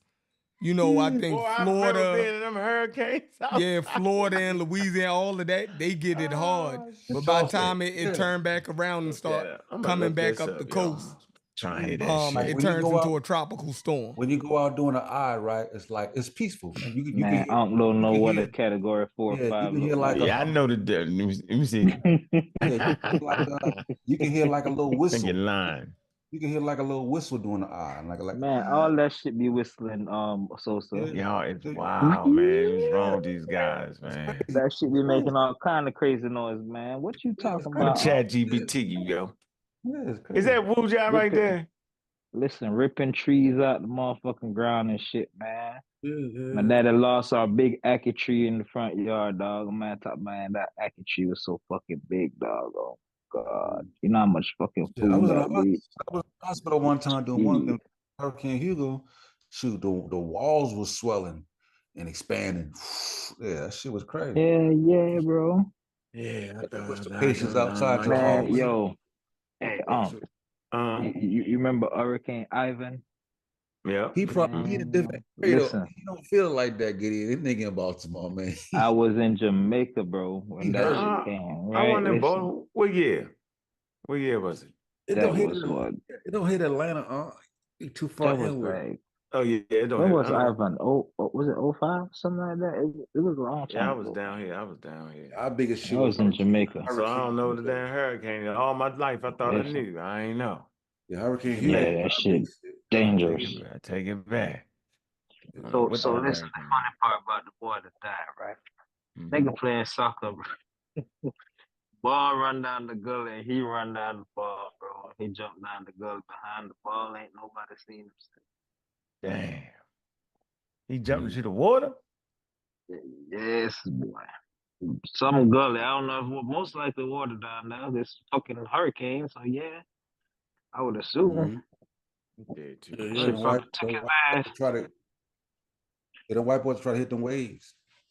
Uh-huh. They try to hit them waves and shit. Shit, Wujaw pull up like he pull up for smoke, shit. Yeah. And then the other person that died, their house fell down on him. Wujaw fade pull up for smoke.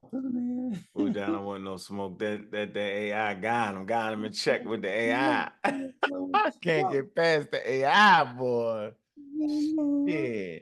We learned math week. Stutter 3 months. Man. Peace, y'all. Now I just heard y'all chilling and talking about well, when I first heard y'all, I was listening to from my phone, and you all were talking about Castro and stuff. Bay of Pigs and Castro. Yeah. So I said, okay, y'all are having a little smooth, chill night, just like one of those laid back nights. So now, I mean, you know, I'm always up to walk through the fire and never smell smoke on me, but you know, not tonight. We chilling. So It was chilling till you came. No, Chef is a bounty hunter. He might have a bounty. Yeah, he's a bounty hunter. He's a bounty out on you there. Check his record to see if he want to list now. It don't even matter. I might be cleared. I could be on the top. I could be on the top list. You could post me up in the Wild Wild West. I'm still good. We might get you a pardon. Yeah, we gonna pardon him tonight, y'all. We gonna pardon. Yeah, we can get you a pardon. Yeah, we gonna give him a pardon tonight. I did hear you say about AI though, but there we go. I did hear you talk about AI. There we go. What about it? I just find that. No, I just heard. Now I heard Unc talking about it. What did I say? No, you said AI. Well, you and Sosa. You said Sosa said he's gonna do a show with AI all the time, regardless of what other people say. And then you were saying AI, at least with ChatGPT, it kind of levels the playing field. Yeah, it do. Y'all can't cheat. Y'all gotta stay right there. Y'all can't. See, you ain't got no wiggle room. What I would request though, don't include me into that though, because I don't cheat. Shit. What? Nah. Not in the greatest sense. Not in the great. No, you know how you cheat the most, yo. Oh, you call it cheating? ChatGPT cheating? No. He said that we can't. ChatGPT prevents people from cheating. I said, it prevents y'all from jumping outside. Now you said it. On y'all. You said it right. You said it right earlier. It stops the old guard from flim flamming people, because you gotta remember a lot of those first round master teachers and books and stuff. That's where that's what it's good for. But what I'm surprised though is I don't hear you say. I was waiting for you to say it when Dr. Jonathan Winterman, when you asked him about you asked him a question. You didn't even ask him about ChatGPT specifically, but he mentioned the exact same thing that I mentioned about the caution, being cautious with using ChatGPT when it comes to Egyptology and Egyptian things. You did so, and I noticed that you didn't offer no pushback or nothing when he said it. And I didn't have to. I didn't have to push back. Okay, so but that's the same thing that I say. I've been consistently saying is that ChatGPT is a great tool. And I tell everybody that I use it before it even was made fully public. But you have to be cautious depending on what you're using it for.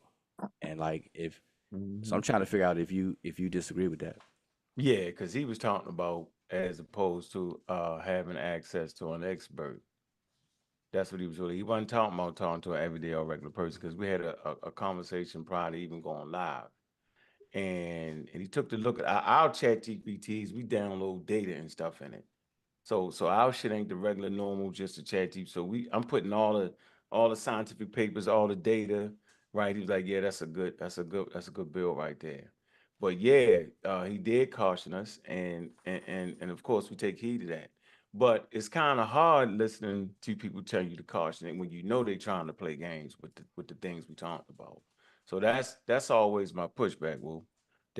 And I would say that it's enough of us to keep rails on all of us. So if I'm sitting here and say Sosa get the saying that no, evolution ain't real based off of this, and this. This is where it's not, right?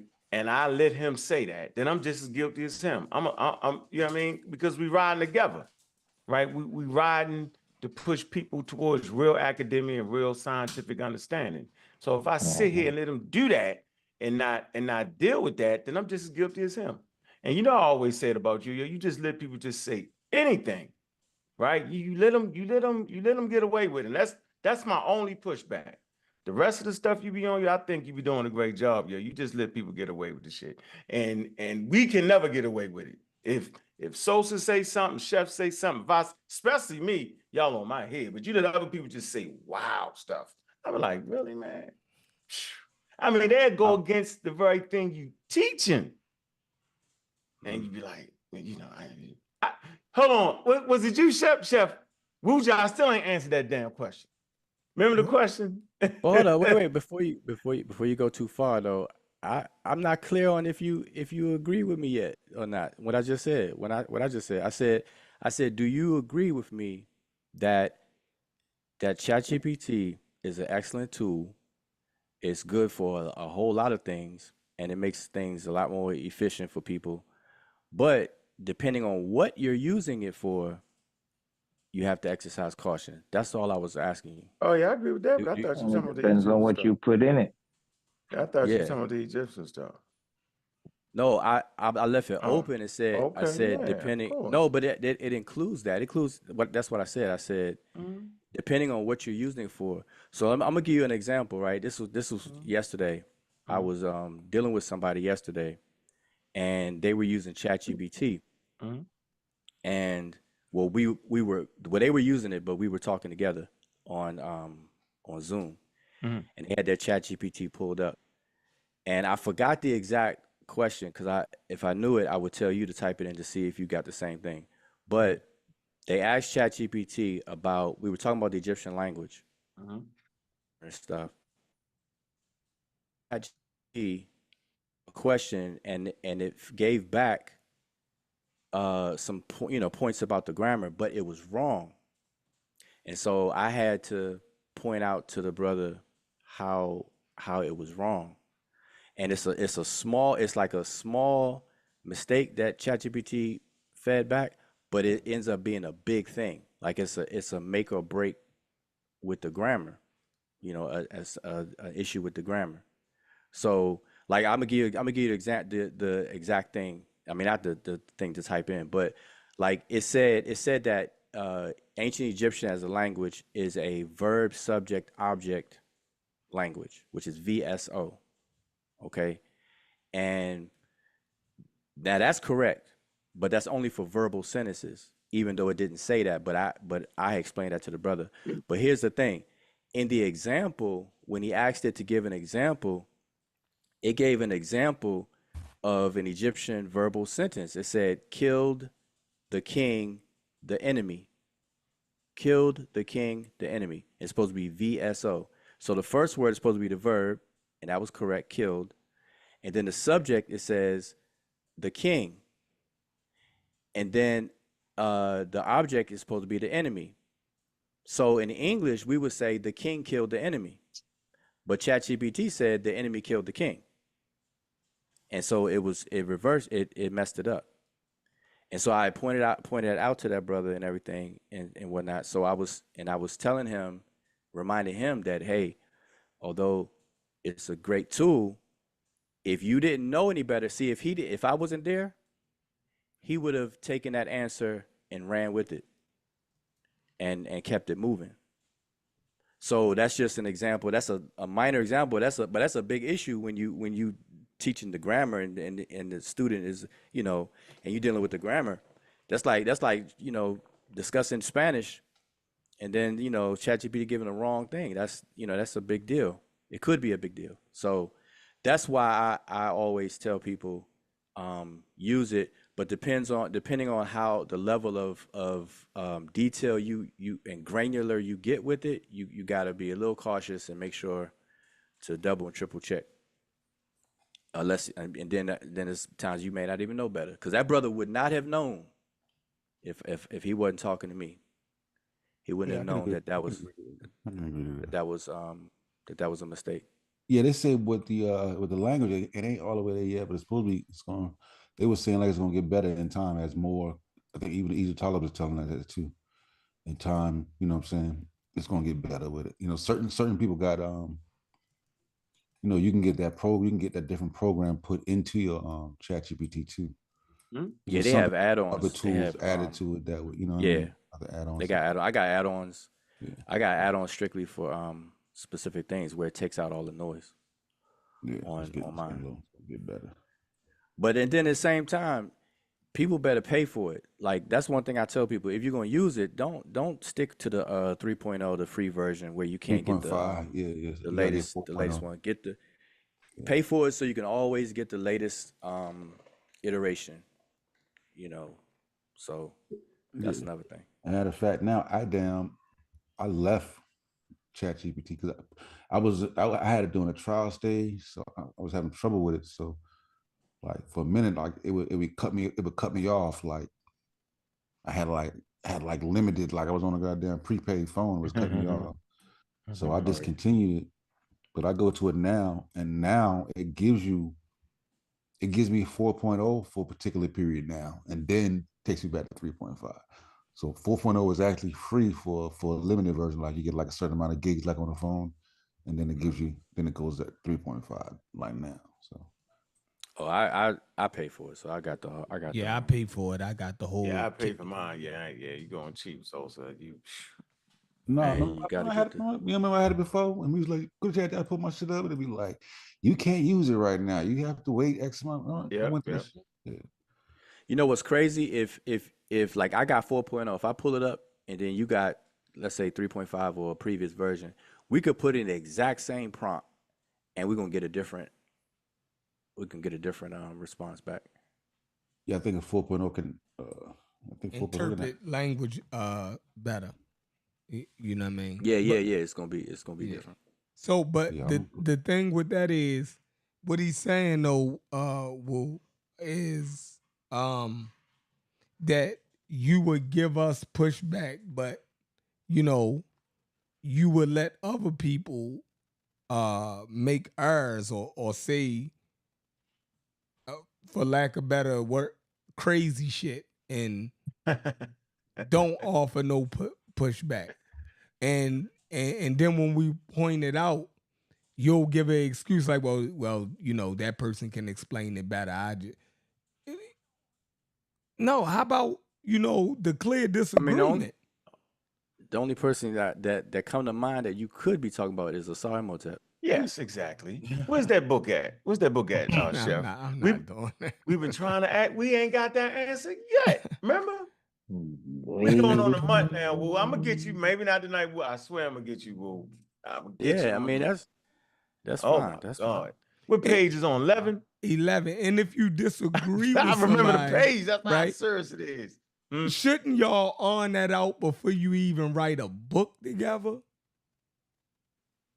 That would be, you know, they kind of wrote different things though. They kind of wrote in the book. You know how you had. Oh, see, that's what I'm saying. I don't, man. You know, it's crazy. You know, I don't even get frustrated anymore because we did that in 2019. But I don't even think people read it. I think people who supported and got it, obviously that's appreciated. But I think people only got it to one, support, which is good, but to try to like fight and argue and not read it, to actually study it, like to actually study it and actually see what is being said and knowing the nature of the book. Because like y'all may not know, Unc, you probably already know this, but we did that in one day because you know, I know. it was a last minute. It was a well, nah, you can't tell that. You can't. He said, I could tell. You got to be crazy. It's trying to get it ready. Remember, I was supposed to be in the publication. Remember that? I was supposed to be. Thank God you dodged that bullet, Unc. He said a bullet. But no, here's the thing though. But you know what's crazy though, Sheffrin? Go ahead. No, I know, but you know what's crazy though is that I actually learned a lot from that book though. I'll tell you. I learned a lot. But hold on, let me just tell. I don't know if everybody else knows the story. What did you learn from that book? That nigga's crazy. Let me get it done. What up? Wait a second. Let us finish this point. Yeah. No, it's a quick story. I'm saying so here's the thing. We were invited. Actually, Reggie set it up. We were invited to the ASCAC conference. Reggie's definitely set it up. Tell the story, right? Get a whole story. Yeah, the whole thing. Well, it was a buildup, and see, when people come to this whole thing late, they don't see how everything transpired because it was a long, drawn out argument. Netaneb and Asar had debated with some phantom experts that was secret. Nobody knew who they were, the name and stuff on a different platform, and back and forth. And so Reggie wasn't even in the conversation. He put himself in the conversation by giving a critique on something. Then we critiqued Reggie's critique, and all those videos are on the channel. I think that was on the Amara Squad channel. It should still be there. I think it's on your channel, huh? And so anyway, long story short, because we critiqued and Reggie, and people who were onlookers felt that we refuted what Reggie was saying, Reggie wanted to take it to a scholar, Dr. Mario Beatty, and what was coming up around the time was the ASCAC conference and this, that, and the third. So he got the topic put on the floor to be covered at the ASCAC. So long story short, we found out about it, and then but it was only a certain amount of time that could be allocated. So Asar was supposed to get 15 minutes speaking time, somewhere around there, 15 minutes, I think. That's all you ever can get. I was supposed to get 20. I was supposed to get 20. Everybody's supposed to got 20, then it got reduced. 20. It got reduced like 10 minutes. Yeah. So now, us knowing how these conferences go, because we've been to conferences before, you can't give a presentation on certain topics in a short period of time and somebody learn from it. So at the last minute, we said, nah, let's put our essays together in a book publication form and have it at the conference so that people will walk away with the full information. And then Asar could just be brief as he want to be, when he gave his presentation. So that's what happened. So it was like one day we type out our essays, put it together, and he had to get it printed. So we had enough time for it to print copy so it'll be in physical form. So that's how that went down. And even though we rushed and it was only a day for us to do it, and then about 7 days to get it printed or whatever, turnaround time and all that stuff, our book was formatted and put together way better than the journal article that Reggie did and entered into an article with the journal which is supposed to be peer reviewed and checked for formatting. No, seriously. So that's how that went down. But I'm saying I don't think so. We had separate. See, my contribution is my input on the argument. A SARS is a SARS, and a SAR was going at it for a long time. A SAR is really the originator of the recent back and forth arguments. I chimed in from a grammar standpoint because that's where I focus on, and I'm breaking down the whole grammar of demonyms and how the Egyptians used demonyms and what they for, relational adjectives and this, that, and the third. So as you can see, that's what my whole section is about. And then Sanjetti touched on the Remech as the article. So and hold on. That's you know how it what was my put together. section was supposed to be, right? I was dealing with the whole social construct aspect of it. That's why I was ready for this conversation, because I already had my notes and stuff. Yeah. So now see, that should have been in part of it. Yeah. So anyway, so in case people didn't know, that's how it went down. So what happens is people read it.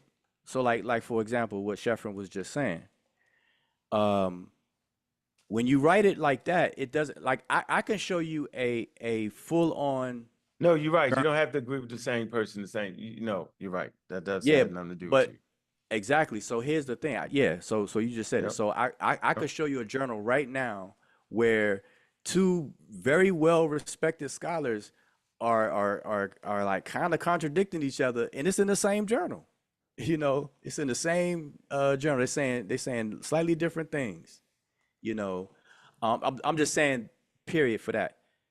But when it comes to me and Asar, in terms of him saying something different, see, I know what he wrote is like timestamp right there, because see, we are researching together. So anybody who gets Asar's 2023 publication, which he put his full argument in, you'll see that we don't disagree. You'll actually see that, and that's why I asked you, if you had his newest book, and you didn't get that yet. So that's what I'm saying. So that's why people got to keep up with the conversation, and where things are and stuff like that. So that's how that goes down. So in his 2023 publication, does he still maintain that the Kim in Kemet has nothing to do with black at all? Yes. There you go. He still maintains that? No, not straightforward like how you just said it. So if I had to summarize and break it down. Hold on, you just said yes at first. And now what's going on now? What are you doing? Oh no, I'm saying the woo-jah. Let me get my pen, woo-jah. Hold on. Yeah, get a pen. So I get the pen. Yeah. All right. Go so ahead. now Sheffrin, you remember that I brought up a word, paronymy, and you said that you learned that from Reggie, right? Remember that? All right. So from what you know, and I'm not trying to trick you or test you. I'm saying what. When a person say that, they try and trick you, right? No, I'm not. That's why I'm saying it, because I don't want nobody to be defensive. So, but I need to know. So, what do you understand paronymy to be? I don't know. Explain it. I had a loose understanding of it. All right. Go ahead. So, I'm just gonna give a short thing of it, right? So. But hold up, let me backtrack. I remember the word. You said, but hold up, what the reason why I laughed when you said that last time was because you said you learned it from Reggie, but it's in Asar's Nisudbidi book. It's even in the title where he's breaking down the whole paronymy thing in his old book, and you might not have it. He talks about it a lot. Go ahead. Yeah, but it's in the debate book, the one that you said page 11. The one you keep saying page 11. It's right in there. But anyway, but I mean, I know you learned it from Reggie. I don't know why you give us credit. But anyway, so paronymy is when the chat GPT on you, boy. Okay, yeah, do it. Go ahead, you do that. Instead of me, let ChatGPT. No, come on, ChatGPT is God. Speed. Come on, Woo. No, Let me see if no. they get close. Since he's doing it, How you since he spell it? Pig, spell it. paronymy, PARONYMY.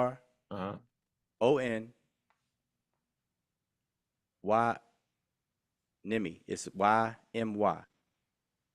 MY. All right. Paronymy. Paronymy. Paranomasia is the full thing, but shit. paronymy. Oh, that's damn type. Well, it gave you a whole big thing back. No. All right, but I'm gonna sum it up though. So for Sheffrin, but I want you to read it though, so that'd be good. So Sheffrin, so what happens is, you have diachronic studies of languages, which is a fancy way of saying you're studying languages that through a timeline, and not a synchronic study, which is you picking a time frame and studying the language at that particular time frame. So like I'm with you. old I got you. Old English, you got it? No, okay. Yeah, I got you.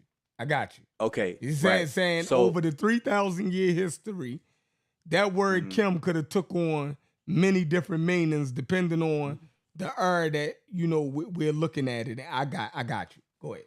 Okay, yeah, but even before 3,000, longer than 3,000 years though. But you got it though. You got the idea. So diachronically, words that sound alike in languages end up through paronymy becoming the same word with expanded semantic scopes. So either the concepts could be related and they have the same word, or the way that they sound through homophony, then they'll become the same word. And that's just how ancient people did it prior to writing. You know what I'm saying?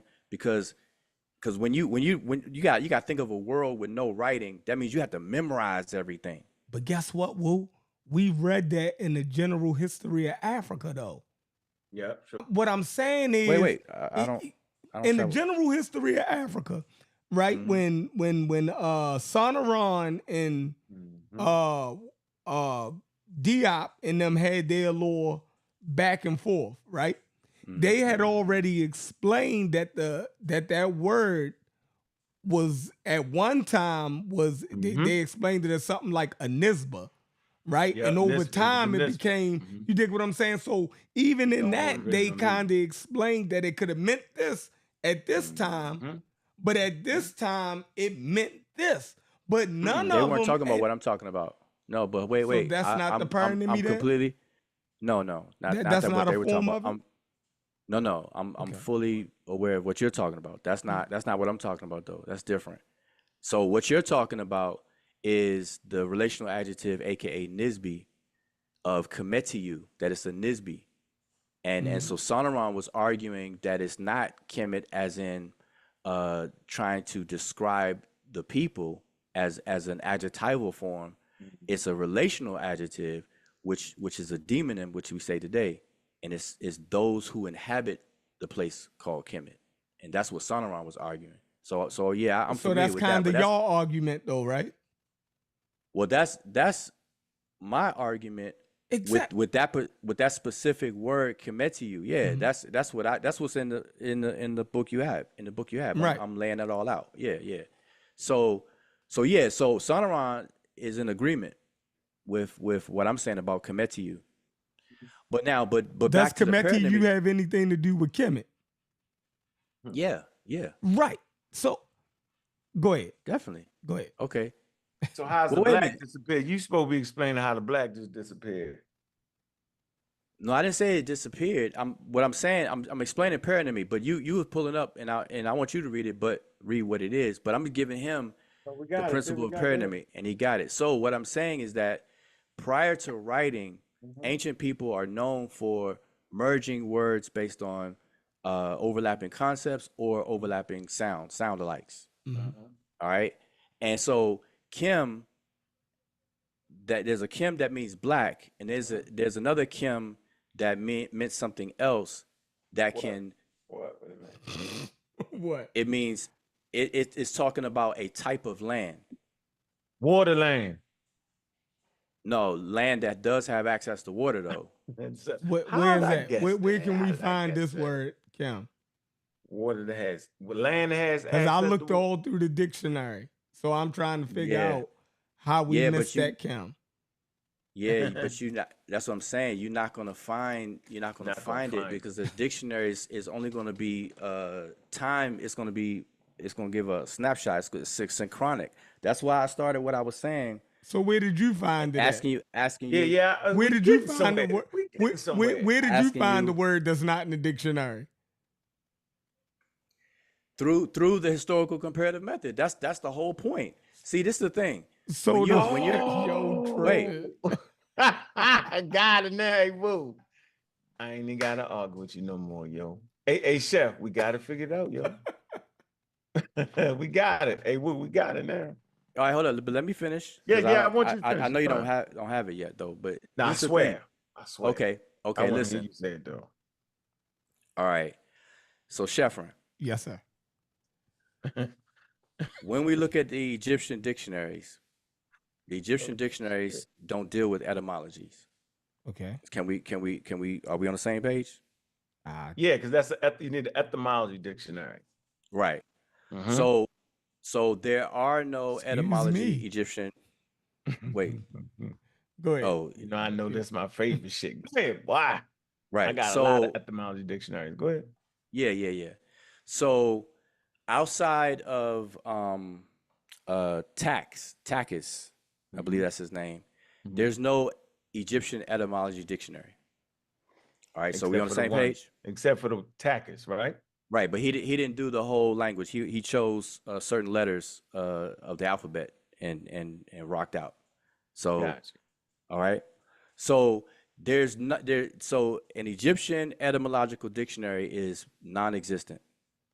There is one for Coptic, but it's not a true etymological dictionary because what they mean by that is that they trace the Coptic back to the Middle Egyptian forms. But that's not an etymology. It's just comparing Middle Egyptian to the Coptic, the later Coptic. So, because I don't want somebody to type it in and they're gonna see Cerny's Coptic etymology dictionary and they say, "Wuja was wrong." So, but to this day, there's no Egyptian etymological dictionary. So the question is about the etymology of the place name Kemet. And so I'm saying all of this because you're asking me about finding something in a dictionary, but I want us to be on the same page that you're not going to find it in a dictionary and you're not expected to find a dictionary because the dictionaries are not etymological in nature. Okay, so as long as we're on the same page with that. So the only way that you can trace out etymologies of words is to use the diachronic analysis, which is by using the historical comparative linguistic method and comparing this specific word you're looking for in other related languages. And so y'all went outside the Egyptian language to find the meaning that y'all wanted because the one in the Egyptian language ain't fit. So y'all go outside the language. Go ahead. Continue. Wait. No. Say that again. How'd you walk away with that from what I just said? I might have been confused. Go ahead. No, say it again. No, go ahead. I know what he was saying. He was saying, so did you, because the saw normally go into another language, African language, and catch some. No, but the way he worded it though was slick. I want Sheffrin to he said. I understand the way he said it though. No, he said y'all went outside the language because in the language that didn't fit what y'all wanted, so y'all look somewhere. That's the way he worded, and that's crazy. No. That's not how you do it. That's not why you do it. Just because some don't like who. Why did y'all do it? That's what pseudo people do. He say, "Why did y'all do it?" No. Listen. Okay, so Sheffrin, listen what I just said. Go ahead. He wouldn't be as sorry if he didn't. Okay, so I'm gonna go. I'm gonna need to ask you: are we on the same page that the Egyptian dictionaries that and I pretty much got them all. None of these Egyptian dictionaries are etymological dictionaries. Are we on the same page with that? Yeah, I'm following you. You said it. Okay, so if you wanted to research the etymology of whatever Egyptian word you're looking for, the dictionaries that we have access to are not going to be very helpful. So Are we on the same page? Wait. I'm saying, is there are we on the any same page? etymological Egyptian dictionaries? I just told you, no, they're non-existent. So how did you get the etymology? Wait. I need you to walk. So I'm saying, do you follow so far? I'm already there, Woo. I know you are, but I'm saying I'm trying to walk. I'm trying to walk with Sheffrin. I'm lost. I'm still trying to figure out how. Okay, how did do me you a get favor then. Do me a favor. Hold up, but don't worry about that yet, Chef. I'm just trying to make sure we're on the same. I'm jumping. Page. I'm going too far. Go ahead.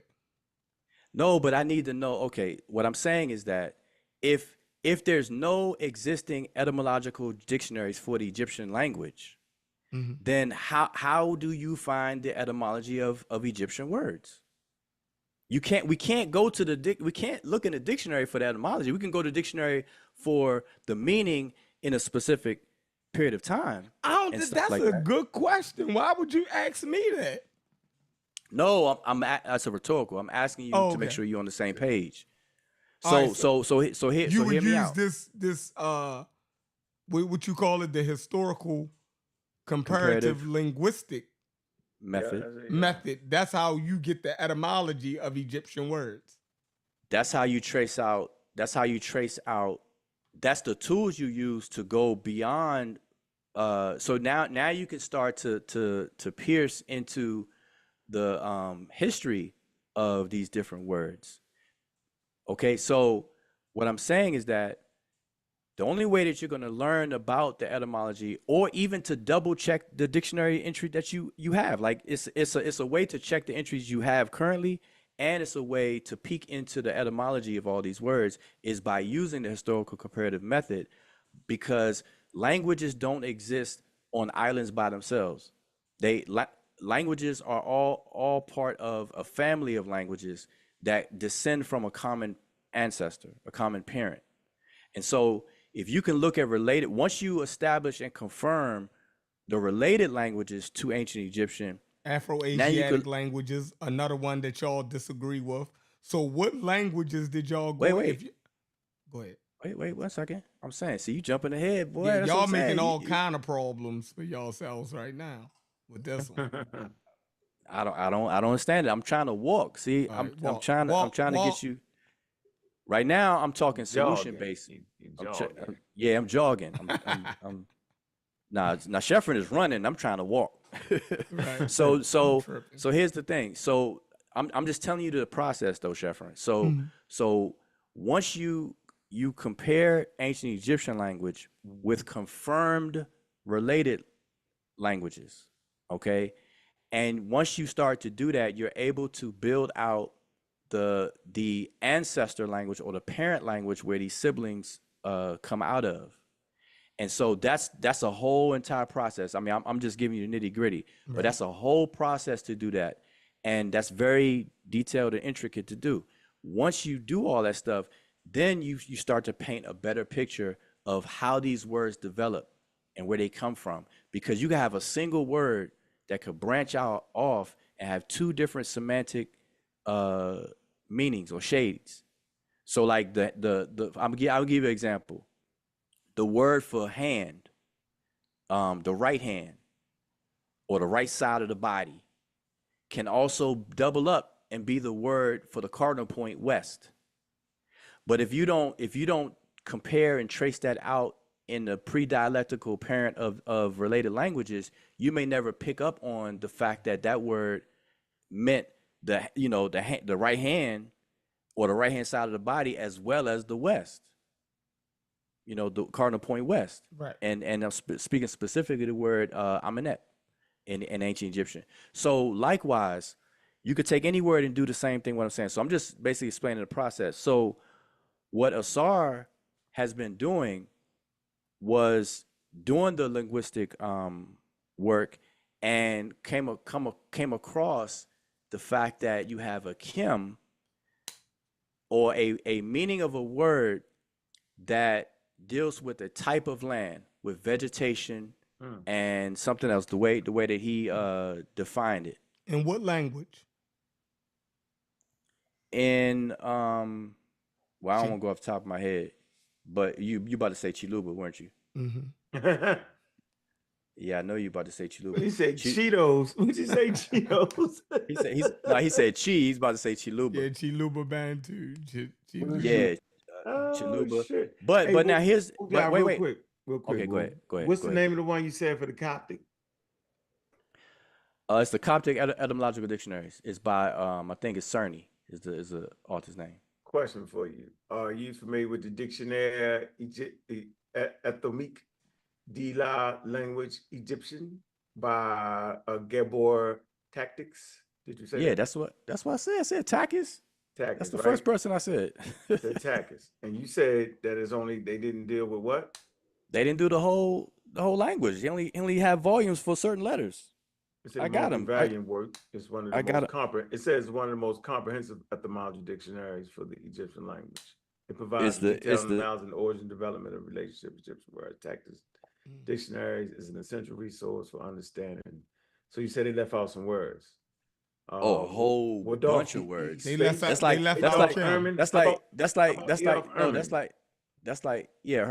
listen, Unc, I got them all. Herman. Okay, I'm making sure. Make sure you ain't missing none of them before you go do something you ain't had to do. Hold on. All right, call them off. I tell you, I could pull it up. I thought it was only one. Tharis, Leak, Egyptos. Okay, that's the TLA. All right, that's not an etymology. No, they don't do etymology. So if you use ChatGPT, it said it includes information and is a collaborative effort by various Egyptologists institutions. But it's not an etymology dictionary, man. Okay, all right, okay. It said it includes that. So you're saying nowhere in the TLA can you find the origin of a word? That what you're saying? It tell you the root. I can pull it up now. I mean, the root is the etymon. If y'all got time, I can pull it up now. So the root is not part of the etymon? No, a root word, man. Okay, so if I say the word teacher, the root of the word teacher is teach. So if I want to look up teacher, it will also tell me what's the root of that word is teacher. That's not the etymology. That's just the root. You got root, stem, base, and then you got the whole.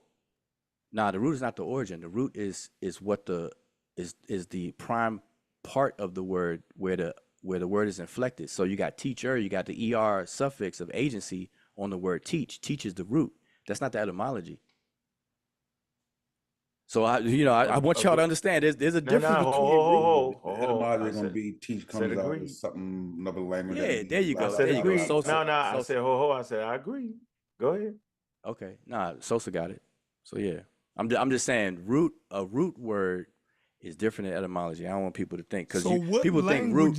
Could you trace the ancient Egyptian language, the etymology of their words outside of the Egyptian language to? What language would those words come out of? Said you got to do the work on. I like that. Well, no. They don't say come out of. That's why I said related languages. So you have a pre-dialectical parent that gives way to sibling languages, and they go their own way. Mm-hmm. So the related, that's what I'm saying. I said I can't call them off the top of my head, but Chiluba is one of them. The chef was about to say it, and I said that's one.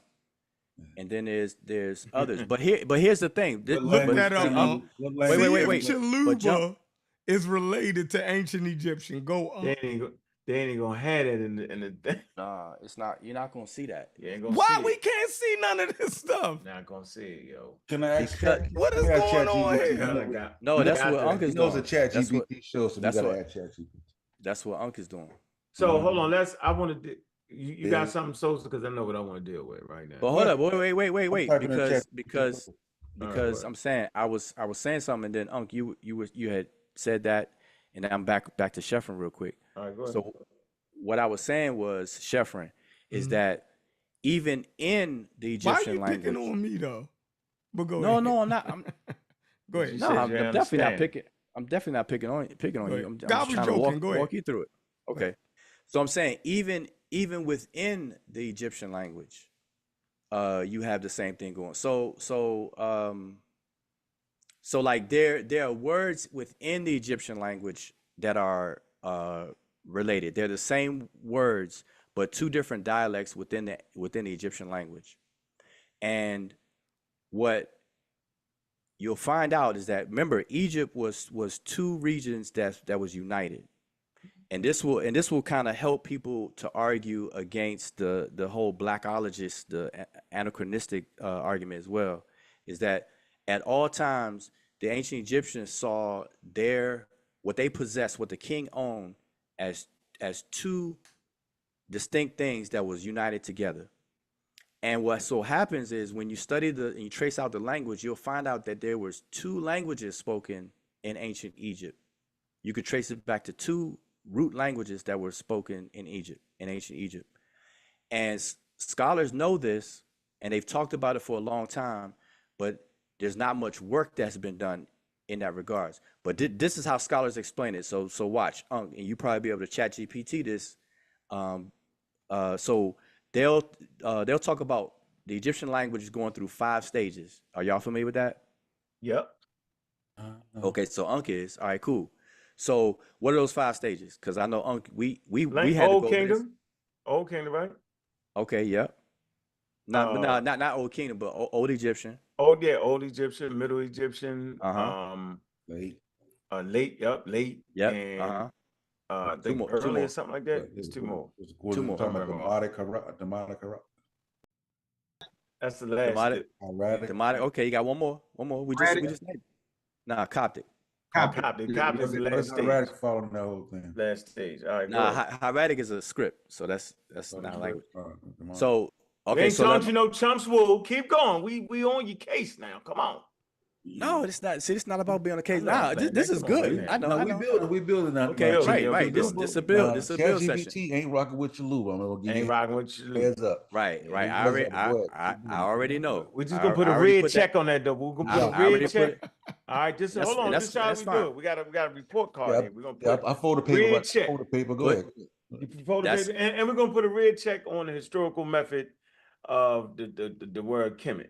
That's another red check because y'all the first ones to do it. So it's gonna be a lot of scrutiny when y'all the first ones to do it. You gotta expect that. That's how the system really works. Okay, that's though, cool. Right? That's fine, right? Yeah, right. That's fine. That's definitely fine with me. All right. That's definitely fine with me. All right, but we building. One more check you out the contest though. I'm gonna tell you. I'm playing. I know. So hit no, but hold up. So I'm gonna say them again. We have Old Egyptian, Middle Egyptian, late Egyptian, Demotic, and Coptic. Right. Okay, so now the way scholars have always described that the Egyptian language was one language that went through those 5 stages. That's what the early Egyptologists said, and everybody kept repeating that same stuff. What are they saying now? Now they're saying that Old Egyptian and Middle Egyptian are grouped together, and then they group together Late Egyptian, Demotic, and Coptic together.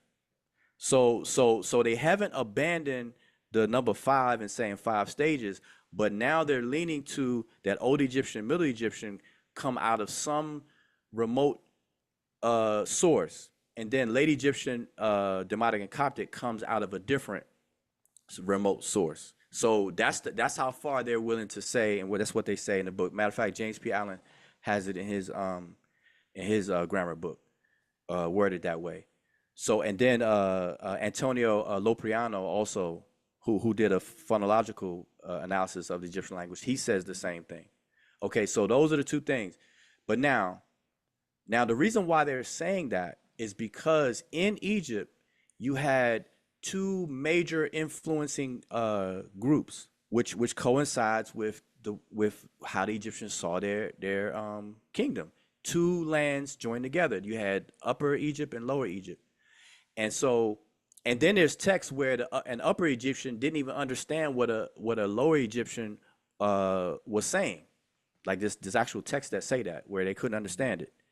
So all these evidence is showing that there was 2 sources. But anyway, I say all of that to say is that in Egyptian text, you're gonna find evidence of these 2 related dialects. They're closely related, but they're different dialects. They're detectable as being 2 different dialects of the same, coming from the same source. which is what the scholars are saying. Okay, Gotcha. Okay, so I was saying that higher level to Sheffrin is that we don't have to go outside of Egyptian to see these things either. But going outside of Egyptian will take you back further in time, though. But we could stay within Egypt and look at the two different dialectical variations of these same words. And so that's what takes place as well. So I just wanted Sheffrin to know and understand that. Yeah, but okay, but we missed the point we was trying to figure out though. We was trying to talk about the historical method.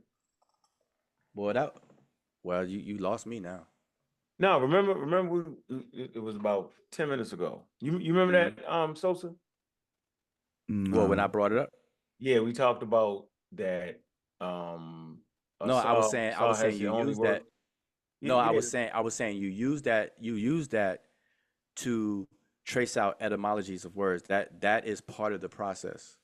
Like you use that set of tools to do that. So that's what Assar has done. He has done a historical method on the place named Kemet, or on the word Kemet, right? Yeah. And that's why y'all come up with what y'all come up with. And so that's in his 2023 book where he he's the first. So he's actually the first person on earth to do that for that word. Can't find it nowhere. Very rare, right? I don't know about that y'all know of.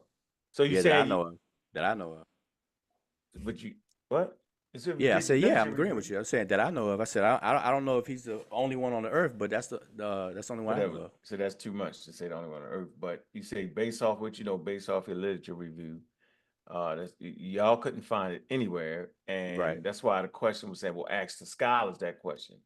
So now what we got to do is we got to get that in some type of situation where that can get really looked at. That way we can see the mistakes Absolutely. in it. And then y'all can correct the mistakes and keep moving forward. I think that's spectacular. Absolutely. I think where Smash failed at was he had a golden opportunity, and where there was email correspondence to actually check, certain ideas that he had, and he wasn't willing to take the critique, and he threatened scholars and start wilding out. That was crazy to me. That part I didn't understand that, because I felt like at that point understand that either. I had done a great job, right, of putting the conversation in a way where true respect was given. Like Neil deGrasse Tyson gave to Terrence Howard. That wasn't disrespectful at all. You know what I'm saying? That's what you actually want, because it's going to be something brought out that you didn't quite catch. And did you get a chance to listen to that interview? I said, listen to that interview. Well, wait a minute, you didn't get a chance to look at that, did you? Which one? The one that no, not the other one yet. Yeah. Now I'm trying to sit back and watch that one. I haven't watched that one yet. Yeah, when you get some time, watch the one, right? Well, I told you, watch the one that he just did. Was clean, the clean version where he's just actually corresponding with him. Man, that's a great conversation, man. Mm-hmm. Great critique on ideas, man. And hopefully y'all get a chance to do that. But here's my thing on that, right? Mm-hmm. So now Assar, you've been around Assar long enough that Assar is always down for the smoke and fire. Like he puts his stuff out there, put on academia.edu, puts it in books. He was on the Egyptian search forum for a long time. I was on there as well, going back and forth and stuff like that. And then me myself, I come from a background of debating and this, that, and the third. And when you lay out your arguments, you expect the people to pick it apart and all that kind of stuff.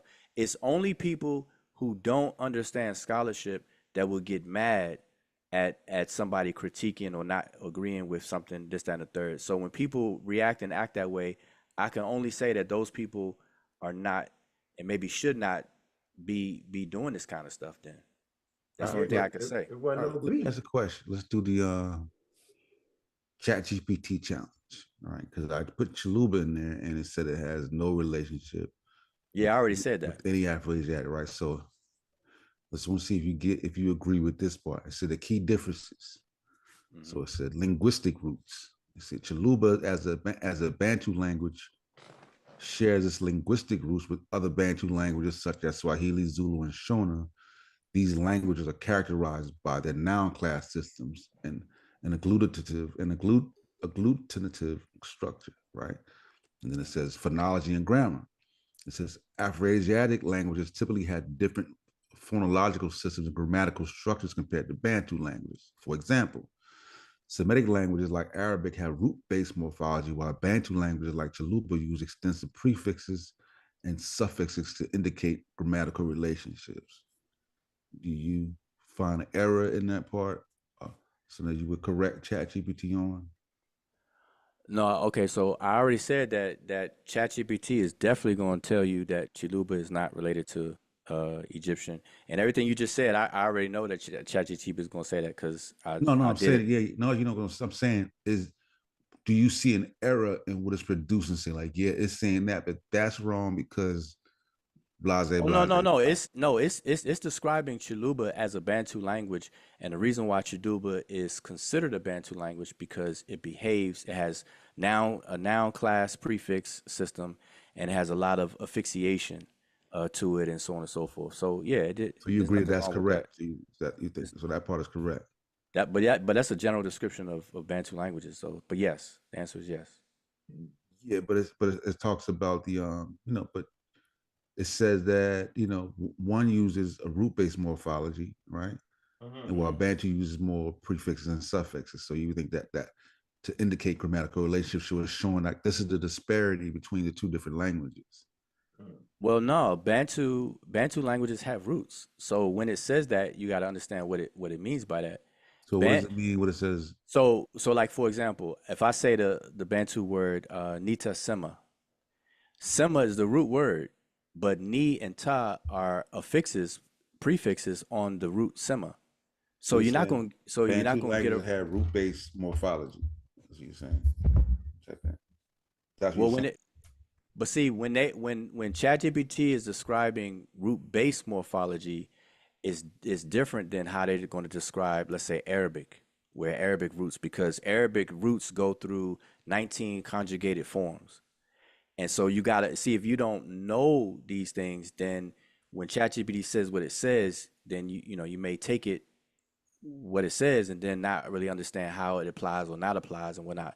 But That's I why I'm running understand. by you to get a right because Well, I but asked. that's what I'm saying. So when ChatGPT says what you read it to say, Yeah. I understand. I don't have a disagreement with it because I know what it means by that. Like it's not saying it don't have roots or it's not built around roots. Yeah, because the next question I asked is explain the differences in root-based morphology, right? Like Well, you're I not just going gave so like you're for not stop example, there, right? Arabic. I'm just saying like with ChatGPT, that's just like the first layer, right? You got to keep honing it Oh, you saying you're gonna ask and honing it. ChatGPT that? Yeah. You keep honing Okay, in and honing until you get down to, all I'm right. saying, all right. I'm And it saying, says, did you ask it? yeah, and it says Bantu languages do not typically utilize root-based morphology in the same way that Semitic languages do. And so here's a breakdown of the differences and the Okay. morphological characteristics of Bantu languages. Okay, wait, stop there. Now notice what you just read is what I just said before I even knew you asked it. Because I compare, I said the Bantu has roots, but it doesn't behave, it doesn't do, and I used Arabic though. And Arabic is a Semitic Right. language. I said Arabic goes through the roots go through 19 conjugated forms. Okay. Not all of them, but most of them, right? And Bantu doesn't do that. So, and that's what you just read. But go ahead. Right. I mean, I was specific to Arabic though, but go ahead. Right. And it's giving it, so basically it's saying the differences in, okay, Semitic languages like Arabic and Hebrew are known for root-based morphology, where words are formed by applying patterns of vowels and sometimes additional consonants to a set Mm-hmm. of root consonants. For example, Yep. the Arabic root KTB relates to writing in different patterns produce words Mm-hmm. like katab for That's book or kataba. Katava.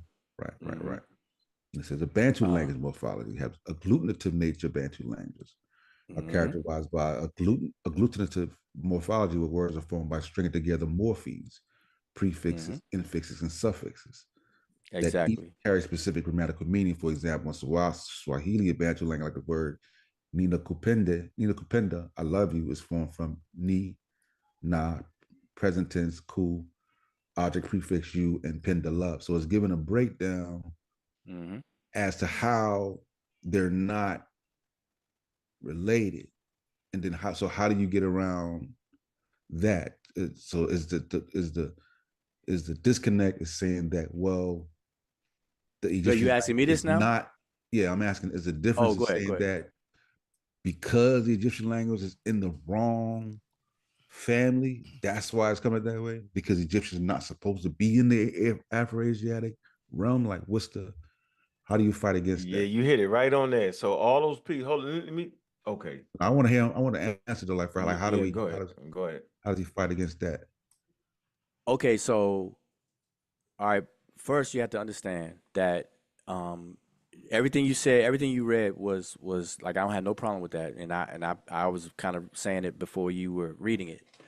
But here's the difference. Here's something that you have to bear in mind, that when it talks about the changes that Semitic languages go through, and he used the example of Arabic as well, KTB, Kataba, and you got 19 other different forms of it, right?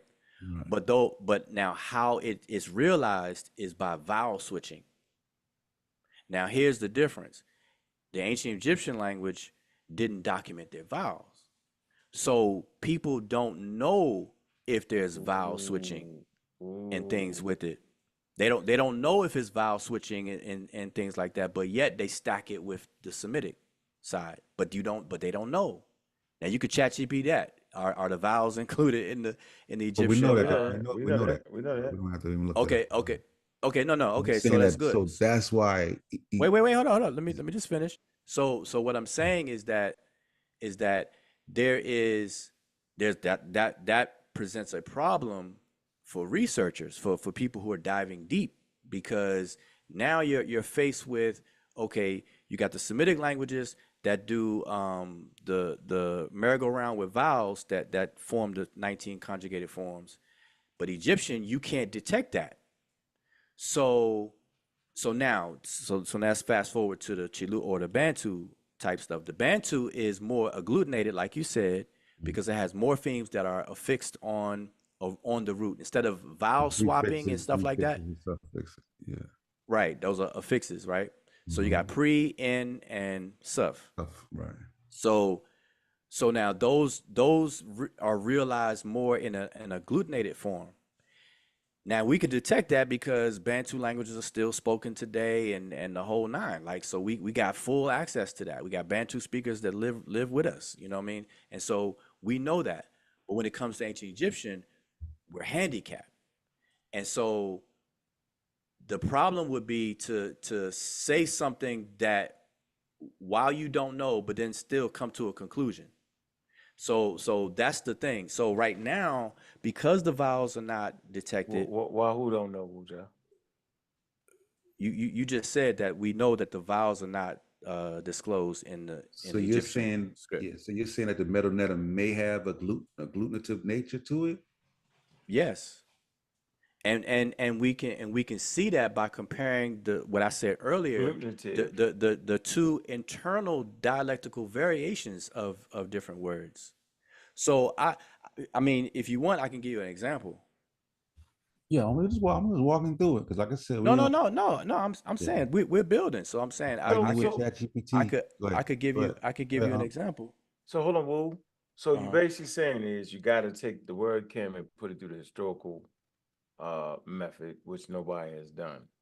Well, any word that you're gonna do etymology with. Yeah, I'm just saying they just haven't done it yet. I'm saying the experts haven't done it yet. All right, but I'm saying over this last year, the research says that it absolutely has been a comprehensive study on the word. Okay, but so basically, what you're telling us is, as long as the Egyptian language is contained within the Afro-Asiatic language, right? I think it's 6, 5 in Africa, 1 outside, right? It ain't gonna work. So that's why the fight over Wishmacomb's work, okay? Because his work takes it out of the Afro-Asiatic language phylum, right, and puts it in a area where now all of a sudden it actually works with those Nilo-Saharan, not the Nilo-Saharan language, but the languages y'all was just talking about, Do I have that much on par? Am I on par right? Do I got it right? Just go ahead, because I'm not quite sure. Go ahead. I'll say it again. So, Sosa, Yeah. you're talking about the Afro-Asiatic language, and ChatGPT said that the Afro-Asiatic languages, and I think Chalupa, which would be a Bantu language, the Bantu languages don't work with it. But now we see why the fight is so hard trying to get Egyptian language out of the Afro-Asiatic language. Because if you can get it out of the Afro-Asiatic language, right, then you can start comparing it to the Bantu languages. You get what I'm saying here? Yeah, I got what you're saying, but look at it in. But okay, do this though. Look at it. Look at what you said in reverse. Reverse what you said. So, in other words, remember, Afro-Asiatic is a name given to a group of languages that people put together, group together. Okay, and they included the Egyptian language in that group. So for real reasons. Okay, for historical analysis on it, like you're talking about. Regardless of the reason, I'm just saying that it's not just in words though. It's not in words. It's in the it went through the linguistic scientific process though. Well, I just want to make that clear. Okay, we could have a conversation about that another time, because that's why. So you don't agree to that, neither? That's why I don't want to debate you on that right now. No, we're not debating. I'm saying it's a yes or no. So you're saying that yeah, that's no. I'm saying. Yeah, that's a lot. No, listen. No. What I guess what I'm saying is that that's it. That part is irrelevant to what I'm saying. I'm just trying to get you to see how it needs to be in reverse. All I'm saying is that there are a group of languages that have been grouped together, and they have been labeled whatever name. It doesn't even matter the name, but they're put together. They're put together. There you go. You familiar with the book, right? They're put. Wait a minute. That has nothing to do with what I'm saying either. It do, because it tell you why the African languages and why that's in the Afro-Asiatic. No, but that's what I'm saying. The reason why is irrelevant to what I'm saying. See, that's why I don't want to. All right, go ahead. No, go ahead. Keep going. Right. Because if you get into the reason why, then it's going to end up being a debate. I ain't debating you on this. I'm shoot. No, I mean a disagreement. There's going to be a disagreement, and then we're going to hash out the disagreement. You're disagreeing with the scholars on that, and we've already safely said that. That's cool. Nah, but saying you bringing it up, bro. I gotta bring it up because for you to make it make sense based off of what I think that was a great thing you did, Sosa. It just brings the full picture. Now I'm saying where we was a week ago. Now I think we got all the working components. Chef, you get my point, right? I think we really understand now. You get it, Sosa? I still got one more question. Oh, listen, but hold up. But at least the brains is working. Because he's telling me like ChatGPT is somewhat on the right path, like because it ain't tripping. Yeah, I'm just saying what you need to. I'm saying what now. Now I'm starting to see the process that y'all need to do to make it work.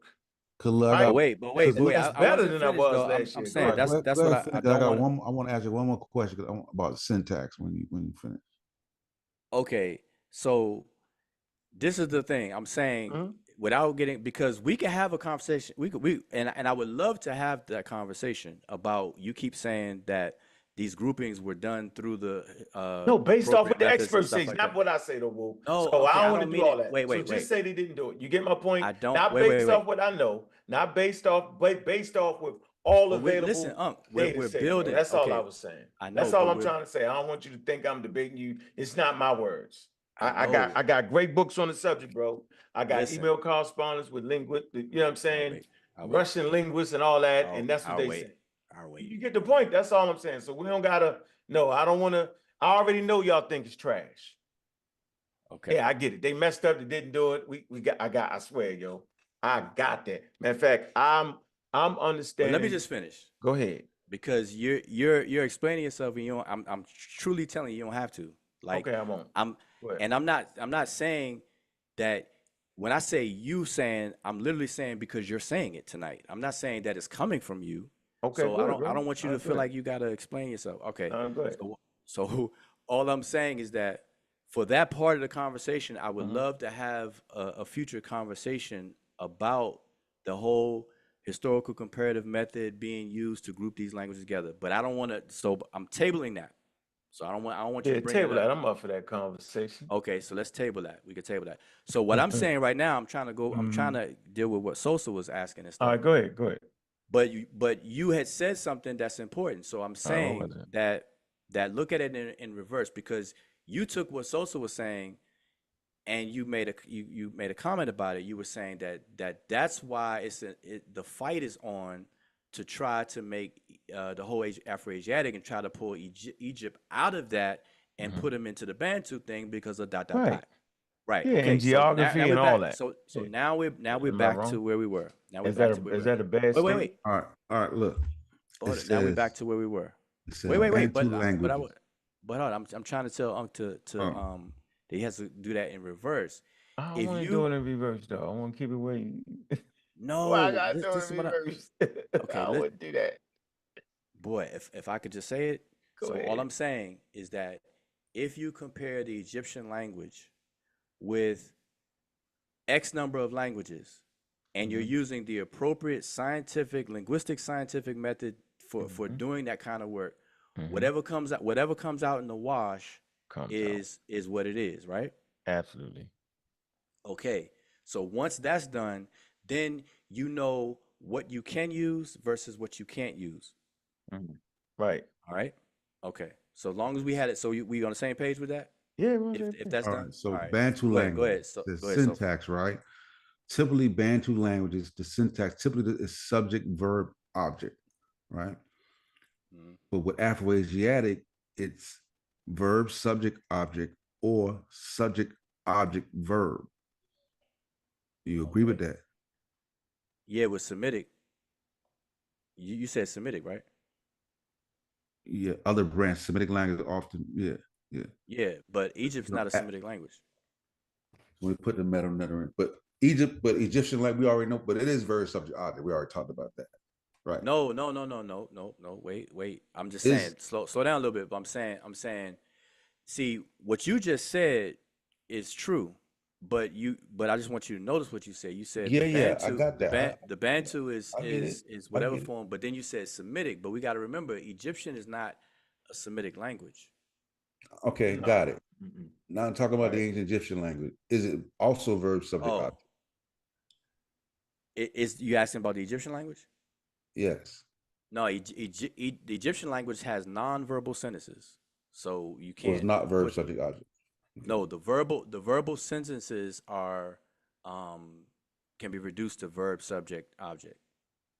The verbal sentence, but the language. When people say the language is a VSO, that's not true. Only the verbal sentences. You say when people say it, the experts say it, or just anybody saying it? No, like people, just experts don't say it. I'm saying when people say that Egyptian is a VSO. Is the experts know that the Egyptian language is the ancient Egyptian language verb, subject, object? Is that correct? Would that be a good way to ask? No, see what it says. Ask that. No, how do you want me to phrase? Drop that link, Chef. Pin the link. Ancient Egyptian language. But see, I want you to ask what you would ask, because I would know what to ask. I'm asking different. I'm getting you. Oh, okay. Well, you know what I'm saying? Okay, well, ask ChatGPT, does Egyptian language have nonverbal sentences?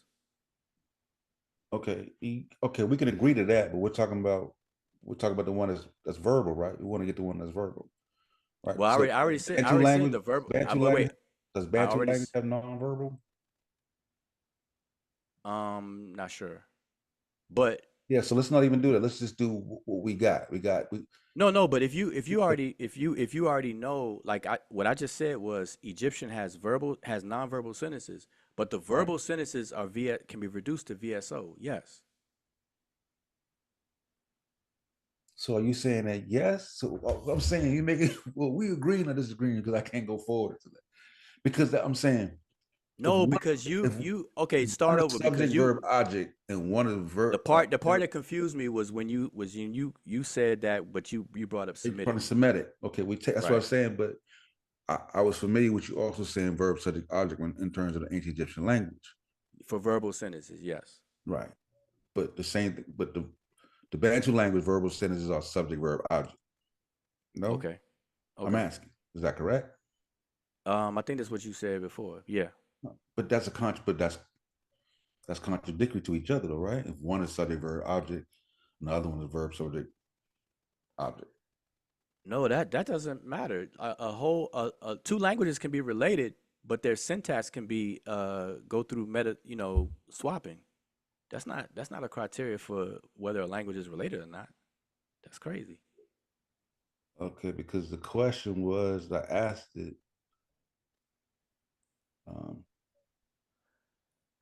Well, let me rephrase it then. I'll rephrase it another way.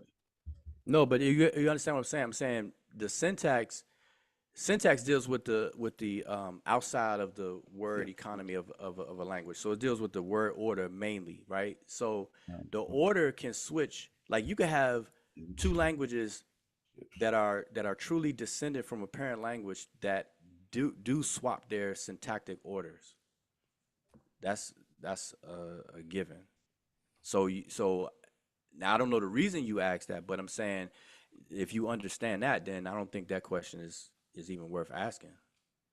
But here's the thing: ChatGPT is never right now. ChatGPT will never tell you that Chiluba, a language such as Chiluba, is related to ancient Egyptian language. Yeah, I know that part. I'm just trying to see. Why would it? Other errors. Why wouldn't it? Why wouldn't it tell us that?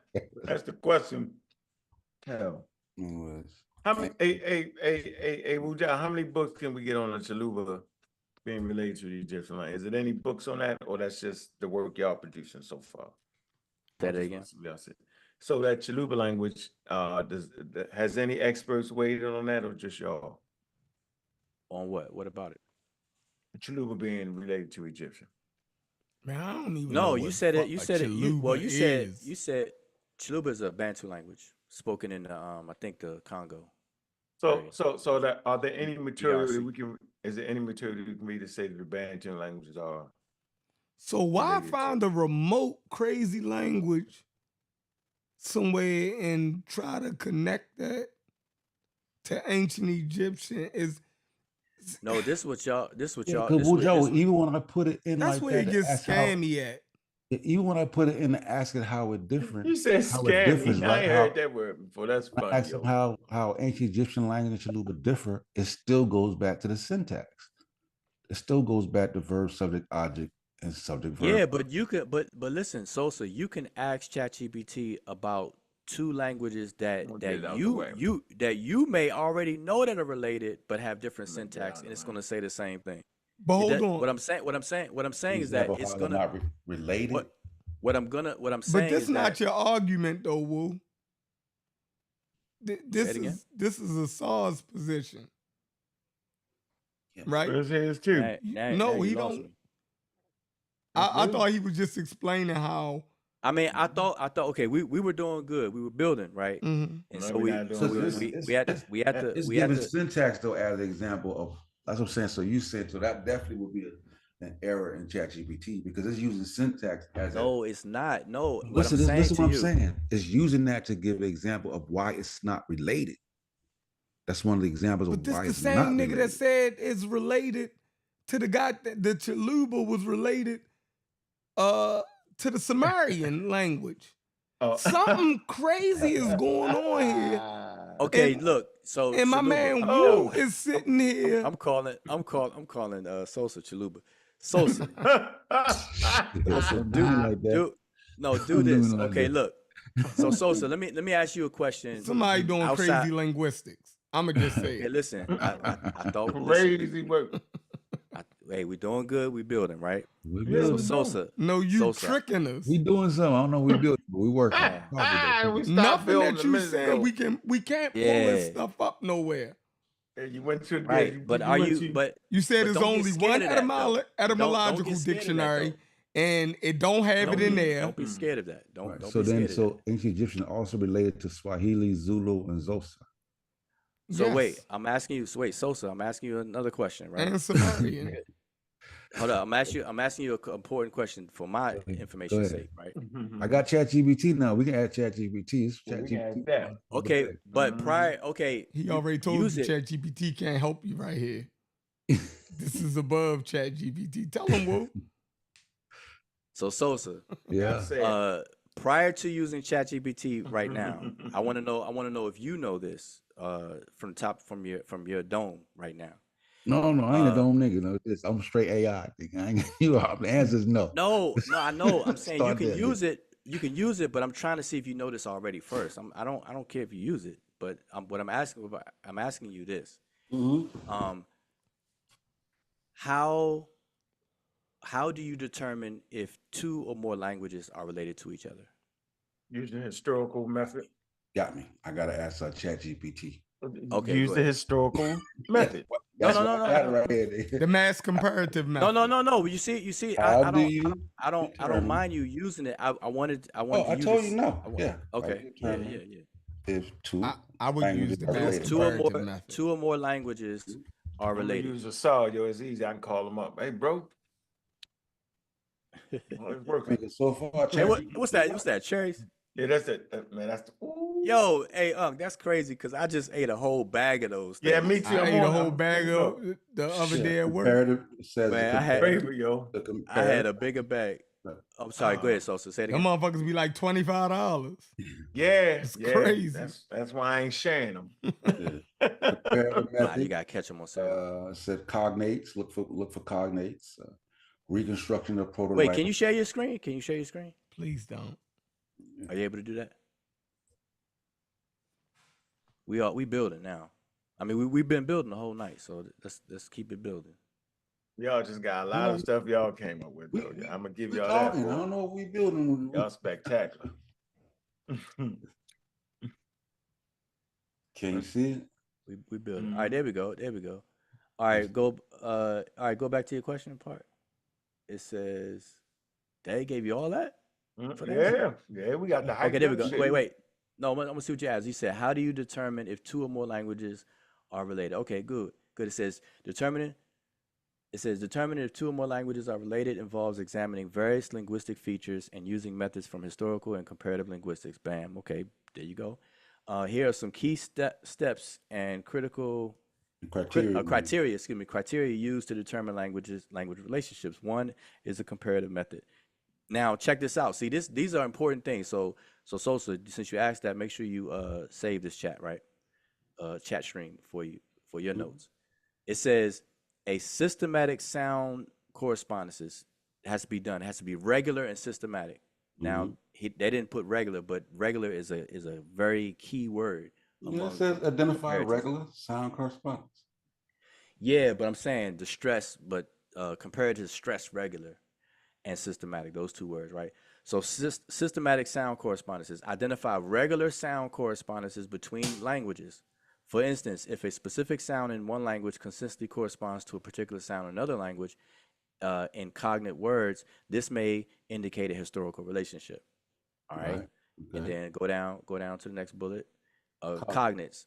It says look for words with a common origin. Now hold up, stop right there for a second. Now in this process, you're not gonna know what's a cognate or not yet. So that's a multi-pass process right there. You have to assume cognates and then verify them before you can accept them as cognates, and then you move on. You figure out the cognates come from sound correspondence, right? Yeah, but right. But you have to have a set of assumptions first, and then you test them, and then whatever comes out in the wash, then you go to the next step. All right. So I just want to make sure because people try to skip it. So did they do that with the Egyptian language? These first two steps? Wait. Yeah. No. Wait, I'm going through this. So wait, did you go down? Reconstruction of proto languages. Wait. Hold on. Go back up where we were. Yeah, that's where. Yeah. Okay. Okay. Yeah. Now come back down. Okay. So now two. So once you establish all that stuff, then two is reconstruction of a pre-dialectical parent, which people AKA is a proto language, right? Mm-hmm. So a proto language reconstruct the common ancestor of the languages being compared. This involves hypothesizing the features of the proto-language from which the modern languages descend. So hopefully that's clear and understood. That's when you see this asterisk in notations, where you see this asterisk symbol before certain words and stuff. Those are hypothetical proto reconstructions. All right, but they're done through that systematic process that we read before that. Yeah, right? And then we got the morphological features. Right. Then you compare. Right. Then you compare morphological and grammatical features. Morphological comparisons compare the grammatical structures such as inflectional endings, prefixes, suffixes, and reduplication patterns. Similar morphological structures can indicate a genetic relationship. And then and we go syntax. right back at the damn syntax. Right. You compare sentence structures and syntactic rules. Consistent patterns in syntax across languages can also suggest a common origin. All right. Right. Now, just object verb. So wait. So hold up. I'm saying those two things right there, the morphological, which is the inventory of words, the internal aspect of words, and syntax, which is the external, those are not necessary for a genetic relationship. That's why they word it that way. It says similar morphological structures can indicate a genetic relationship. And if for syntax, it says consistent patterns in syntax across languages can also suggest, they use the word suggest, a common origin.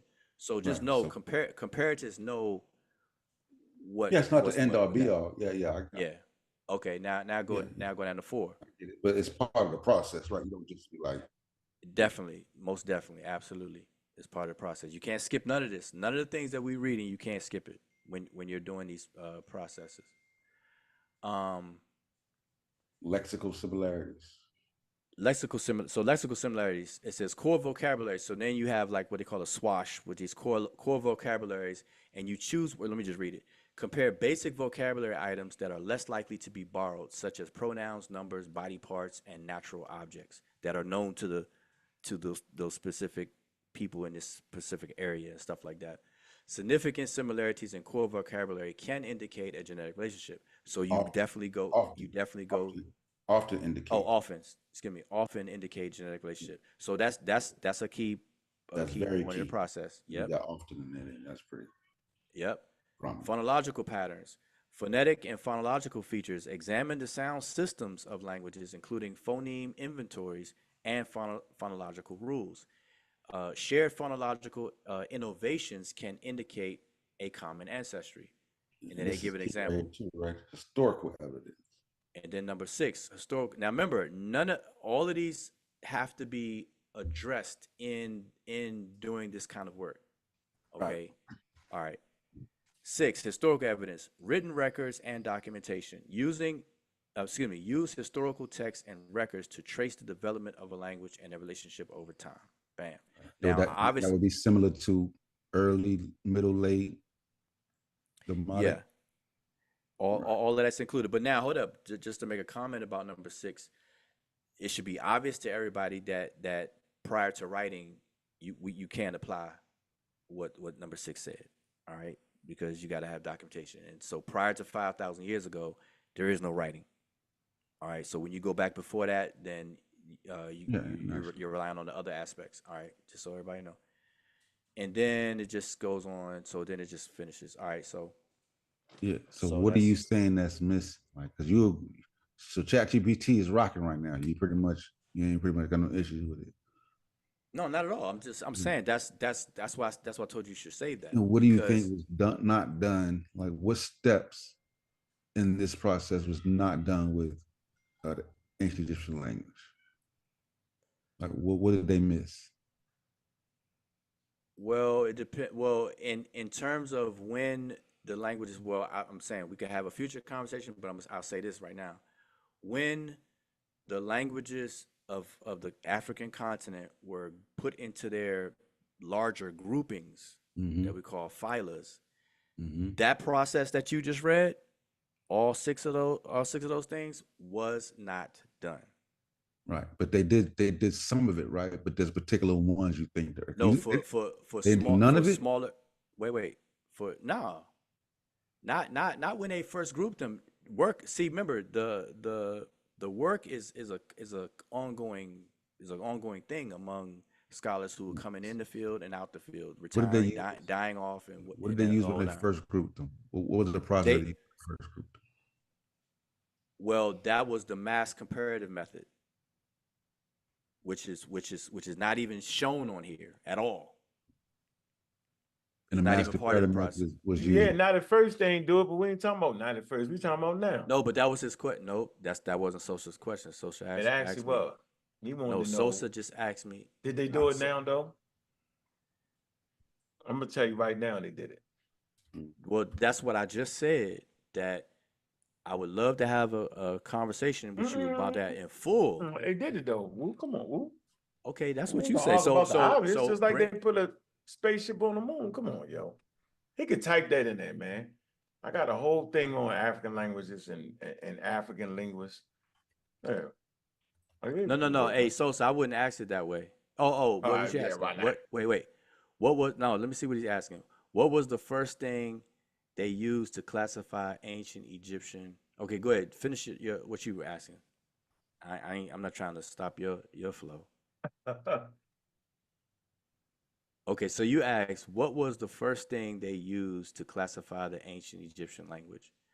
The classification of the ancient Egyptian language initially relied on several key features, most notably the writing system, lexicon, grammatical structure.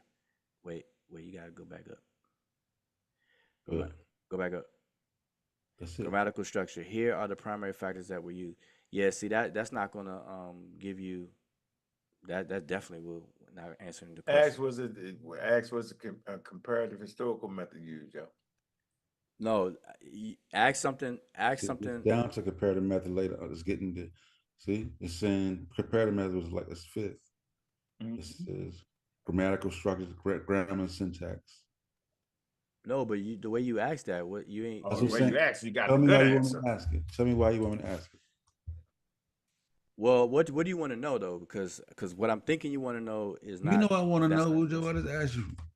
Okay, so no, because I answered what you asked, and then Unc said something. Unc said you wanted something different, and I don't believe can speak for you. So I want you to ask. Nah, but we don't. What the hell with what they start out with? We want to talk about 2024. Is this not the conversation happening in 2024? Right, you can pick up 20 because you already gave me. It's not the conversation we haven't now, but all I was saying. The whole conversation is 2024. Your books, all that is dealing with now and the work going forward. You gave me we got a good no, but here's the thing. Where you at? Sosa, wait, okay, but I specifically said that's a good chat stream to save because now you have a reference to. I got a good working model. To the steps that it take. Remember the original question. I asked you, how do you determine if two or more languages are related? Remember? And so ChatGPT gave you those steps. And so I'm saying that's perfect. Save that, and now you can become familiar with those steps. All of those different steps. 30 words or less. 30 words or less, Wuja. In 2024, have they done any historical method work on African language? On some of them, they haven't done it from the top down based on what was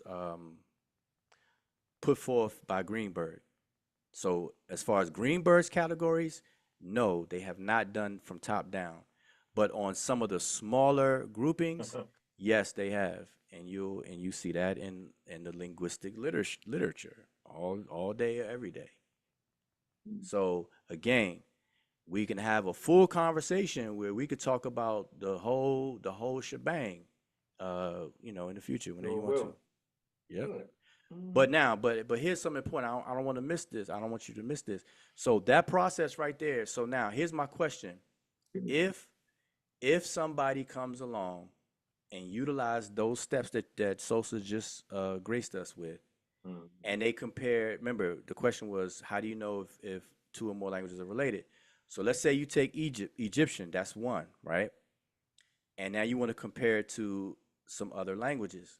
You go through those steps that Sosa just read through. And whatever comes out on the wash, it comes out in the wash. But now, when you do it and you show what you're doing as you're doing it, and you're walking through those steps, and you're naming the language, and you're showing the lexical comparisons, you're showing the grammatical comparisons on the levels of morphology and the levels of syntax, using core vocabulary, you're showing regular sound meaning correspondences, which determines true cognates. You're eliminating borrowed words. You're eliminating chance lookalikes and all that kind of stuff. And you're showing all this work. Whatever comes out in the wash, you got to take it, right? That's my question. Yeah. So I got a question, Wuja. Wait. I'm saying. So are you saying yes to that? Yeah, I'm saying. Or how about you, Sosa? You got what I'm saying? I got what you're saying. Yeah, I follow. Okay. So when my somebody turn to ask a question though. when somebody can show that. Okay, but when somebody does it and they can show it, then you gotta take it. Yeah, y'all did it. Now, well, don't say right? Well, don't include me in the y'all as far as doing it. We already know who did it. We know that ain't the question. So, are you trying to say that the Bantu languages are related to ancient Egyptian language? That's what you're basically saying. That's what this whole conversation is based off of, right? Well, I don't know about the whole conversation, but based off of what Sosa shared with us, when that work was done with the Egyptian language and a Bantu language, it showed that they're genetically they have history and they're genetically related. Yes. Oh no, let me read this. Hold on, what one now? No, he made that. He snuck you real quick with these fakes about, yo. What one? No, nothing I asked that it was related at all. Right, come on, yo. It was the opposite. What the hell was you listening to Wuja this whole time? No, listen to what I'm saying. Wait. Let me repeat what I said. Let me repeat what I said a long time ago. I said ChatGPT is never going to tell you that Egyptian language is related to Chiluba. Wait, we said Bantu languages. I know Chiluba is a Bantu language. Forget Chiluba. I'm gonna go straight Bantu and go ahead. Okay, Chiluba represents I'm saying Bantu, but I was specifically saying Chiluba. Okay, so wait. So I can't understand. believe you just said that after all this time we listening, yo. Wait, but listen, I'm the same person that before you even went into ChatGPT, I said I'm gonna put the disclaimer out there. ChatGPT is never gonna tell you that the Egyptian language is related to Chiluba, which is a Bantu language. Okay. Yeah. So I already said that. Why'd you say what you said then? Because we just read. Related. You said it was related based off what y'all just read. Wait, so right? Oh no, am I right? I said it is related based off what he just read. No, I said based off of those steps that he read. I'm saying when you go through those steps. Okay, so you're saying that Asar or whoever did them steps, and basing those steps that I just showed that they prove that. Yes. There you go. So see, Sosa gets it. Now I'm gonna do this. I don't. Wait. Okay. No, my turn. Woo. My turn. Okay, but see, Sosa gets it though. Yeah, I don't know why. Is it pseudo-linguistics? I'm not saying he agree. I'm saying he gets it. He gets what I'm saying. What? Anyway, basically, to say that Bantu is related to ancient Egyptian language, yo, it would be considered a pseudo-linguistic claim, yo. That Bantu languages is directly related to Egyptian languages, genealogically, in a genealogical sense. They say this assertion is not supported by mainstream historical linguistics. Here are the reasons why, and I don't want to read all the reasons why. So, see, you're trying to have the conversation. Wait, but listen to what I'm saying. I'm trying to have nothing. I'm just making it very simple. So we already look. Yeah, but what you just read around what he said. No, I did not. That's why I said Sosa got it. No, I didn't. I don't know why Sosa got it. What I heard Sosa read that it wasn't related.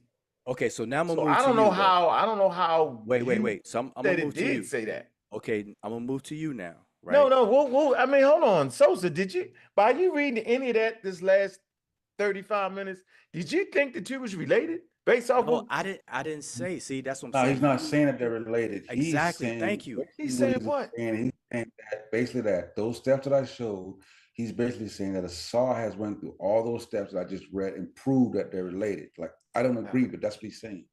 Right. Sosa don't agree with Okay, that's that. fine. Okay, right. But wait. So Unc. Yeah, but them steps listen ain't what I'm saying that they related though. And these steps right here ain't saying they related. That's all No, I'm saying. I'm gonna but keep you it don't have simple. to say. But I'm saying you don't have to say Yeah, that I because have that to was say never it. said. Okay. Okay, but I Yeah, wanted to you're say right. it because You're it right. makes sense for me in my Okay. conversation and the way I can comprehend things because you're way smarter than me. Woo, I admit it. I'm Okay. saying I So here's can't the. handle all that. I gotta go Okay. straight to it. It's too much. It took us 45 minutes just to realize that all the information is based off of one human being's work. Okay. Not That's what you're supported saying by again. nobody. That's exactly what I'm saying. We can't find it nowhere else. Okay. So now. Am I wrong? Is there anywhere else I can read this about Okay. Bantu languages without a SAR name on it?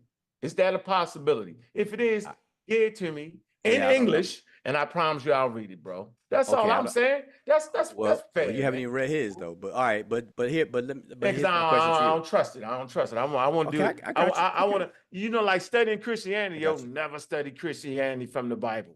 Study it from the Roman Empire perspective. Right. Right? That's your method. No, that's your method. I get Think it. about it. If you really want to know about Christianity, yo, don't read it from the Bible. Read it from understanding from the Roman Empire.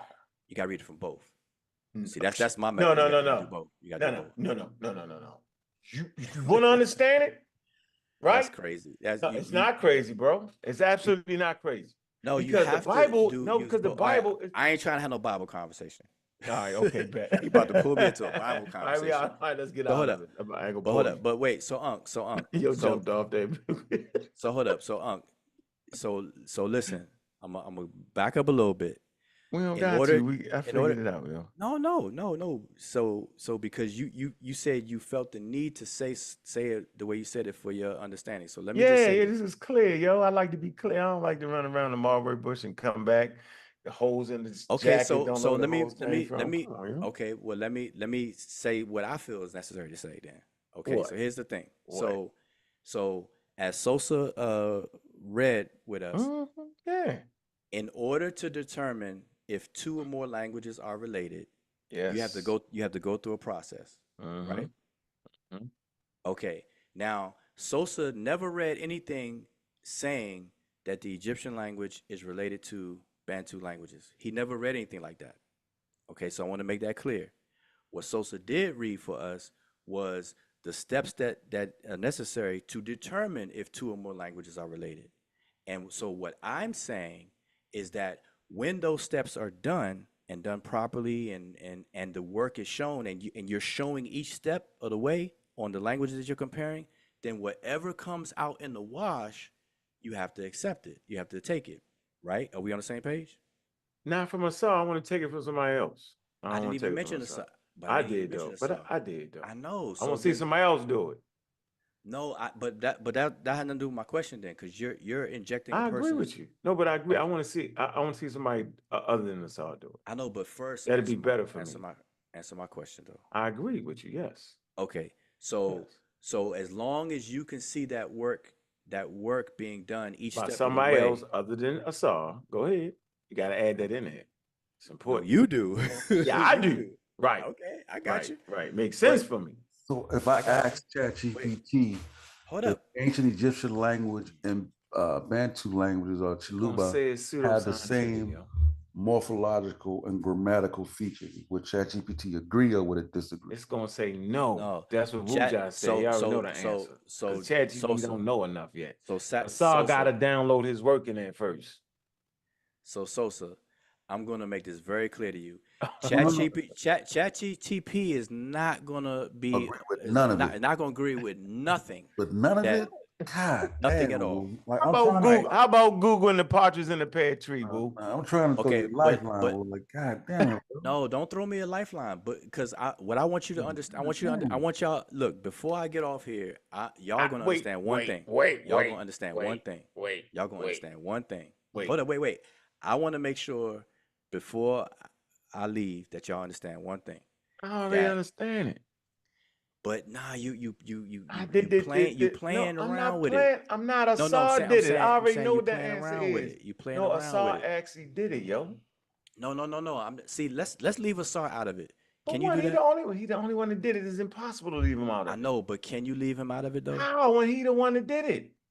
Why would I leave Einstein out the general? Okay. Can what you I'm trying to do, Wuja, is I'm trying to can look you and figure see. out how? Can you figure out on your own how to leave a SAR out of it? Because I'm trying to get you to understand the point, though. Yeah, I'm trying to look and see if it's that has nothing to do one with a thing SAR. that is It similar. has nothing to do with a SAR. It has nothing to do with a SAR. All I'm trying to get you to see, all I'm trying to get you to see is that there is a very well established linguistic scientific method in determining when two or more languages are related. Yes, sir. So we on the same page with that. Yeah, 25, 30 minutes ago, we figured that out. We knew that. Okay, right. That. So if you or anybody else is trying to find out if two or more languages are related, then you're going to have to go through those steps. There's no way around it. Okay, let me make my point now. Let me read my conclusion. While it is important to appreciate, because on what I want to say, right? While it is important to appreciate the rich linguistic and cultural diversity of Africa, claiming a direct genetic relationship between Bantu languages and ancient Egyptian without rigorous linguistic evidence is considered pseudo-linguistics. Proper linguistic analysis relies on systematic methods and established research to determine language relationships. And these methods do not support a direct genealogical link between Bantu and ancient Egyptian languages. That's where I'm at right now. Okay, so and read that. Stay right there. Wait, read that again. I'm gonna tell you. Can you do me a favor and read that again? And I'm gonna tell you to stop when you need to stop. While it is important to appreciate the rich linguistic and cultural diversity of Africa, claiming a direct genetic relationship between Bantu languages and ancient Egyptian without rigorous linguistic evidence is considered pseudo-linguistic. Stop right there. So there is no problem with that, and I want you to read it again to no, we don't got to read it again. To highlight that. No, I'm saying you did. You read it again because I wanted you to highlight that, right? Because there's a condition there. Yes, it is. If anybody claims that two or more languages are related without going through those rigorous steps, then that is definitely pseudo-linguistics. Okay. So you and I are in agreement with that. Right. All right. There we go. Right? It says proper. Wait. No, the rest of it is saying the same. No, but I won't read the rest of it though, because I think this is important. It says proper linguistic analysis relies on systematic methods and established research to determine language relationships. Watch this. This is the important part for me. And these methods do not support. So obviously somebody did it. It's obviously because these methods do not support a direct genealogical link between Bantu and ancient Egyptian languages. So that's where that is. That is what the established wisdom knowledge base is as of 2024. And it's not a cap on it though. Okay, so it can definitely get there one day. So you doubled down on that part that was important to you. Triple down. No, you read that twice. So the first part is what I focused on. The second part you focused on, and that's cool. But here's the thing: no matter what, to the last point you made, no matter what, if somebody, doesn't matter who it is, if somebody can go through those steps in a very scientific, procedural, methodological way, and go through all those steps. Again, whatever comes out in the wash, right? Are we in agreement? Yeah, but it just can't be a SAR though. I know. See, I told you to figure out how to do this without mentioning watch this though. Hold on. Do you know why I say no? Hold on. No. Listen. You know why I say SAR's name? That's crazy though. No, it's not. Listen. You know why I say SAR's name? He defend himself, so that's why. No. See. That's not a defend himself thing. Watch this. This how I know it's not. We don't need a SAR to defend himself. Let's not get this twisted. I'm not even being smart, eloquently. What I'm basically saying is, right, it would never be a SAR to prove that. It would be the researchers that actually take his work and confirm that. That's what I'm trying to say. We don't, at this point, a SAR's done all he could possibly do. We looked at an excellent video with Terrence Howard and Neil deGrasse Tyson, right? And how that step's supposed to happen, right? And I'm sure one day them steps going to happen. Right, so we will never look to a SAR at this point. He's done his job, right? He has pushed the envelope. Now we want to figure out what parts of it he got to get fixed, what parts got to go in the trash can, what is valid, or if it's just all over trash again, he got to tear his work up and start over again. That's what I'm saying by mentioning his name like that, bro. That ain't even no shot. That's the reality of what I'm looking to. I can't speak for Sofa. I can't speak for Chef. I can't speak for nobody in the chat. But I know what standard is going to take me to say, ha, somebody else going to have to do that. That's the only way that will make it real and legitimate in the world of thought and the world of academia. And I think you can agree with that, Wu-Ja. Right or wrong, bro? Am I wrong in saying that?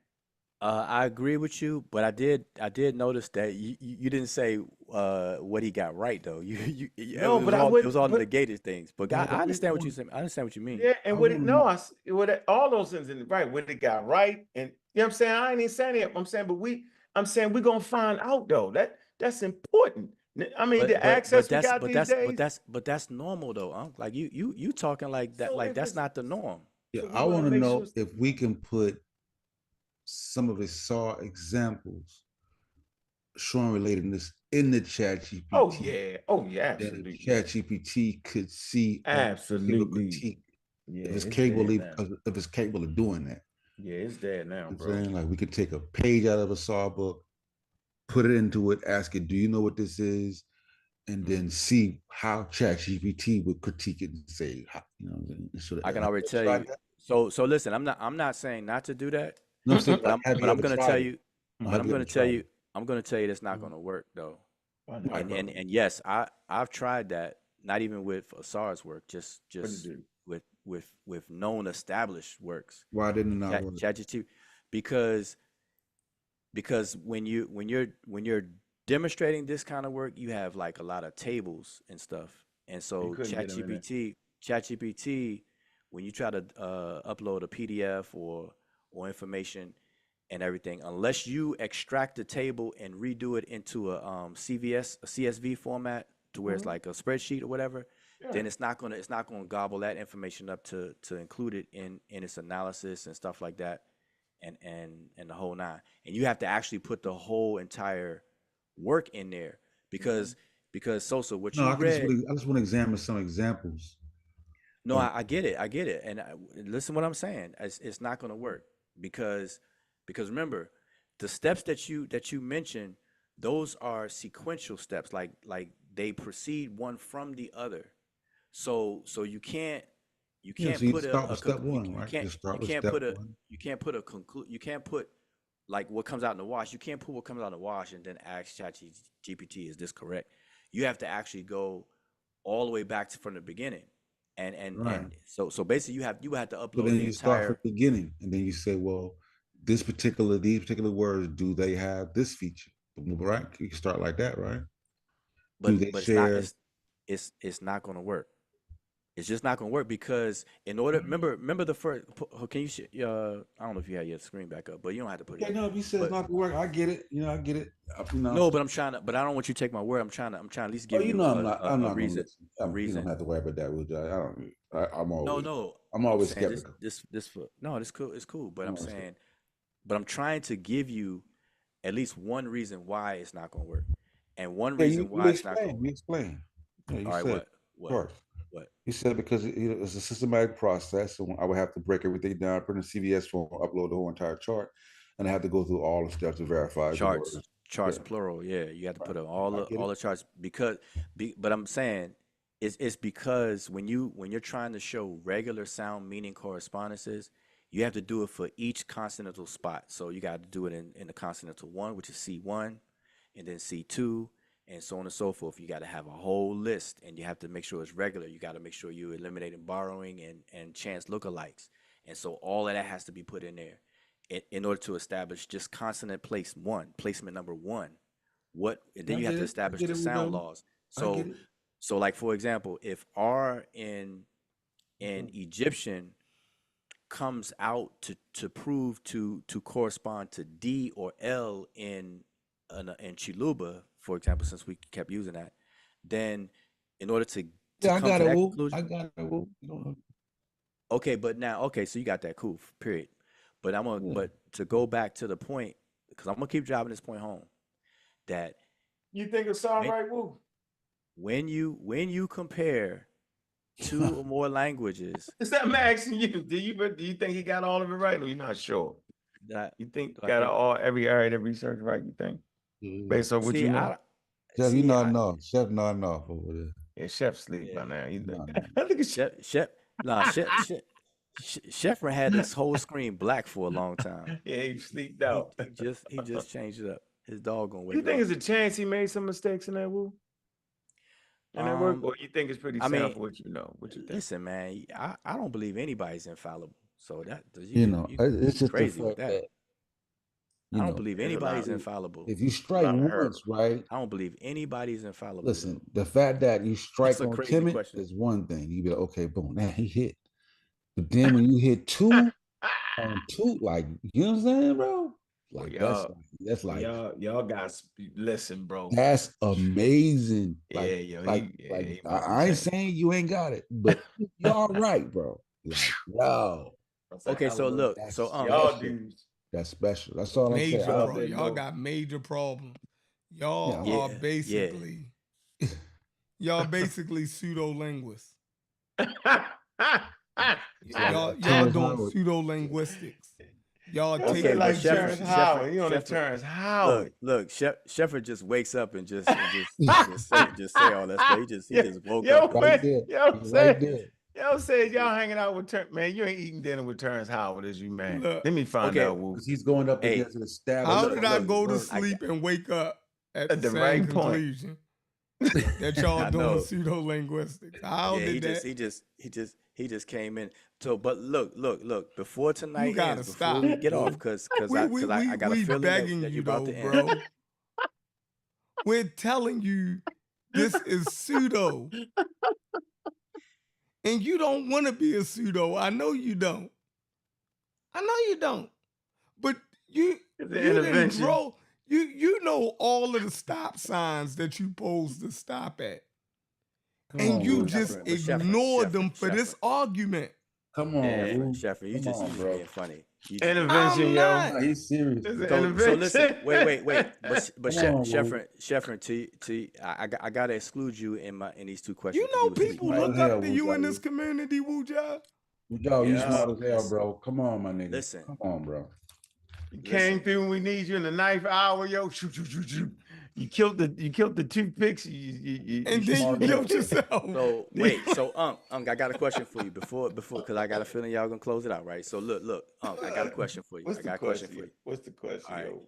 In all seriousness, so it's gonna sound repetitive. It's gonna sound repetitive. It's called intervention, yo. I remember I was on drugs, yo. My family, yo, they took me all the way down. They was like, yo, I was trying to get out the car, right? I swear we were driving there 95, right? I was like, I want to get out. And they drove me out of Baltimore speeding. Yo, I tried to open that motherfucker, I couldn't get out. You like that? Woo, listen, take your time, yo. No, it's funny. No, listen, it's all good. Not Terrence Howard. It's funny. So listen. So here's my question to you, though. What, yo? Here's my question. What? Go ahead, yo. It's gonna sound repetitive, but I have to double, triple down concrete. All right, go ahead. Okay, so you bore witness to the steps that it take in order to show 2 or more languages that are related. I did. Okay, all right. So if those steps are done and done properly, yes, whatever comes out of the wash, you got to accept it, right? Yes. Yeah. Okay. All right. Good. So you same way? Yeah. All right. He gonna get his flowers too. Okay. Cool. Yeah. Now I was wrong. And here's my but here's my follow-up question. If you're able to now. You would need to actually see those steps done, though, right? Nope, I just need somebody else to qualify it. Yeah, I need someone more qualified to do it. But yeah, that's all. Okay. You agree that if he do it, he would be the first. Yeah, he'd be the foremost. No. I'm not even trying. I'm trying to because you passed the Russians. You know the Russians right now. Y'all on the top. So listen, I'm just saying, nigga, if you beat the Russians in linguistics, I agree to all that. I can't verify. I would need linguistics. Somebody that's like beating the Russians in hockey, yo. You know what I'm saying? You beat them in hockey, yo. In Olympics, yo, you was tough. I know, but I'm asking my questions like specifically. You would have to do a peer review with y'all. I couldn't do that. Yeah, come on. Well, you know that you trying to be funny when you think we gonna peer review it. I'm not even asking y'all to peer review because you're not like I wouldn't consider you a peer in that work. Like, so I'm not trying to trick you. It's like y'all gotta stop guys, that. Like, they ain't got nothing, yo. Y'all must be used to Chief X or somebody or something. Nah, you asked me. Chief X is drunk, yo. That's two different things. I said, nah, I wouldn't be. Okay, but listen, I'm asking the question for my information. I really don't know, so I'm asking y'all the question. I'm saying you like we already agreed that those steps need to be done. Yes, we already agreed. So my follow-up to that would be that you would also need to actually see the work being done. Like you had to see it. And now I'm not saying you literally you. I'm saying it would have to be shown. Maybe I should word it like that. Just peer, have to be peer reviewed. It would have to be laid out and shown. Right? Peer reviewed. No, I'm not even get to the peer review yet. Then when it's judged or whatever, that's when it's reviewed. So y'all jumped ahead. So I'm saying, is this a hypothetical? Yeah. Man, Chef, I think you were sleeping. No, I'm trying to catch up, and you running him through a whole hypothetical that if eventually we write something and submit it, and they review. When are y'all gonna do all this? I'm saying the work has already been done. The work has already been done, right? It's already been done. No, but because I'm dealing with three of y'all speaking, I was just going through 1, 2, 3. Number one is your knowledge of the steps. Yeah, we don't gotta keep. We already agreed on that. Number two, the steps being done and shown to be done. Yeah, and then number 3, somebody else, plural, like a whole bunch of people can check it out. So what y'all gonna be doing in the meantime? All right. So as long as we understand all that, we good. That's all I wanted to establish. That's all I want to establish. We always understood that. We didn't need to walk through that. We always understood that. And that's great. But for me, just like Unc needs to say things for his clarity, I'm saying these to get these words from you all so that I know that we're on the same page. And now I know we're on the same page with those 3 things. Yeah, man. Come on, bro. And that will happen when, Wuja? What will happen? Now you lost me. This hypothetical Let me read them. Process. I want to read established research. That's going to verify what you're saying to us. Because it's the 3. Remember, I broke it into 3 things. So which one you talking about? Because Wuja, basically y'all doing Terrence Howard because it's like 1 × 1 = 2. Crazy. If that's correct, you're gonna turn. That's gonna turn the Pseudo-linguistic on his head. I've been telling him that overthrow. I've been joking, so you're gonna overthrow it. I'm trying to tell you. And somehow all the linguists didn't miss this. You're gonna break the wheel, bro. Like there has to be a fundamental flaw. Now y'all are just kind of just talking. Hey, Wuja. You was just talking. Out of what? Trust me, you was just talking, right? Because I promise you, is a fundamental flaw at the beginning of your research that fucked you all up. You dig what I'm saying? And when you trip that early in the game, you never can get back on your feet.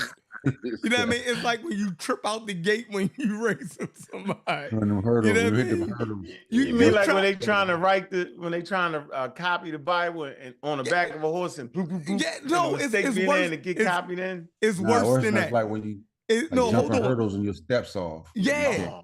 It is worse, but it's worse than that. See, I know, but see, that's what I'm saying. See, I know what you're saying is funny and you're having fun. No, I am having fun. No, I know, but here's the thing. You acting like I'm supposed to take this serious. No. I'm not saying I really don't think that you do or would. I don't even think you being serious. Cause I heard you. To be. No. I'm trying to be. That's why. Man. So that's why I'm enduring bad? 3 of y'all. No. That's why I'm sitting through 3 of y'all. And waiting, trying to wait my turn, trying to get in while you crack the jokes and I can laugh and this and that. And all right. Can I read my last statement and then you had the floor? Can I read my last statement? I mean, I don't need the floor because we got those 1, 2, 3 and I'm good. All right, on established research. I want the audience to hear established research. One, it's a Niger-Congo family. It says extensive research has mapped out the relationship between Niger-Congo family, including the Bantu subgroup, showing their distinct development from Afro-Asiatic languages. Two, Afro-Asiatic family. Similarly, the relationship within the Afro-Asiatic family, including the Egyptian branch, have been well documented, showing no direct connection to the Niger-Congo family, right? And then, we went through that read right there. So though my 1-2 right there with Niger-Congo family and Afro-Asiatic, do you have a disagreement with those two things though, Wuja? Because this is what the established knowledge is saying, bro. So you can't never think I'm being funny, right? When I'm sitting right there, I think that's a comfortable place for us to be. Now, for you and what y'all doing, it's good for y'all to be uncomfortable. That's a good space for y'all to be in, right? So I'm just waiting when somebody else, other than, I'm not gonna say his name, say, man, yeah, critique that, right? And we get the real critiques, then we'll do a show, man. Be like, yo, them niggas was fire. They did the Egyptians, they did that. Yeah. Just don't forget about us though, yo. Okay, but just to clarify, when I said that you being funny, I don't mean that you being I don't mean you being funny about that. I meant the having fun, the jokes in between stuff. And that's cool. I'm not complaining. We were serious about the intervention though. That was serious, yo. Was you serious, Chef? I was serious. Was you serious? Yeah, see, that's one of them. But hold up, so here's the thing. As long because you said that's your 1-2, right? Yeah. And everything what you just read, you agree with? Is like I know that stuff. Like I could recite that in my sleep. And you disagree? You read that to the audience. No, this is what I'm saying to that. And I'm a quintuple down. Damn. If the comparative method is utilized correctly. So they didn't do it in the No, listen. See, I can't even get whatever comes out in the wash, what comes out in the wash. We already co-signed that, bro. I know, but that's my running statement. So the Russians didn't do it right, yo. They lock you up, Russia. That is my. So you don't. But that's already stamped in. We already co-signed that. So Sosa. So I'm saying you and then y'all don't have to ask me any questions about that because that's my other question. I got that. Here's my other question. Right there. If you're proven to be correct, what impact would that have on the field of linguistics as we know it? Okay, great question. One, it's not me. So don't just you know what I'm saying. Come on, bro. I know, but let me just answer. I'm just clarifying. He's gonna take you with him around the world, yo, on that tour. If I saw, no, I want to know the impact that it have on the field of linguistics. If anybody see here's the thing. Based on what tell you what it does. What's the what impact would it have on the field? What impact? Don't give me the thing. Go ahead. We're going backwards now. That's how you do it. See, that's crazy. It's only when I talk to y'all where y'all have to dictate the answer too. That's crazy. I'm not dictating the answer, but I asked you will tell me like here's the thing. I know, but that's my way. That's my way of saying it because Unc made a statement. My uncle made a statement that ties into my answer. So can I answer it the way I need to? Of course you can. Okay. Yeah, so Unc read that he said Niger, but Niger-Congo languages are separate from the Afro-Asiatic ones. Right. Mm-hmm. Okay. Now, the consequence of that is that nobody should find cognates between an Afro-Asiatic language and a Niger-Congo language. That's what that means. Of course, naturally, yeah. Okay, so I'm just saying. So are we on the same page with that? The same page. Okay, bro. So now to your question, right, Sosa. So if somebody does some linguistic work and actually finds cognates between an Afro-Asiatic language and Bantu. Niger-Congo, a Niger-Congo language, then the established classification linguists have, they're going to have a fresh look on it. They're going to have to relook at it and re-examine it. It will crumble. No, it won't. It won't. No, listen. Okay, I'm not saying that. Y'all are saying that. So you want me to answer it? So it would just be like It's a the minor same. It's the same. No, it's the same way that Einstein's theory of relativity did not crumble Sir Isaac Newton's. So we can't look at it that might as not an be the as same an thing. as That an. might Oh, be that ain't what we talking about the same now. comparison. No. If that's Listen true, to what I'm saying. no, I'm No, saying wait. Because would it I'm be a trying to minor answer the tweak? question I'm without being I'm trying to interrupted. gauge impact, Wujawu. But don't try to. But let me just finish though, because what I'm saying is that because y'all interjected that it would crumble, so those are not my words, and I'm saying it wouldn't crumble.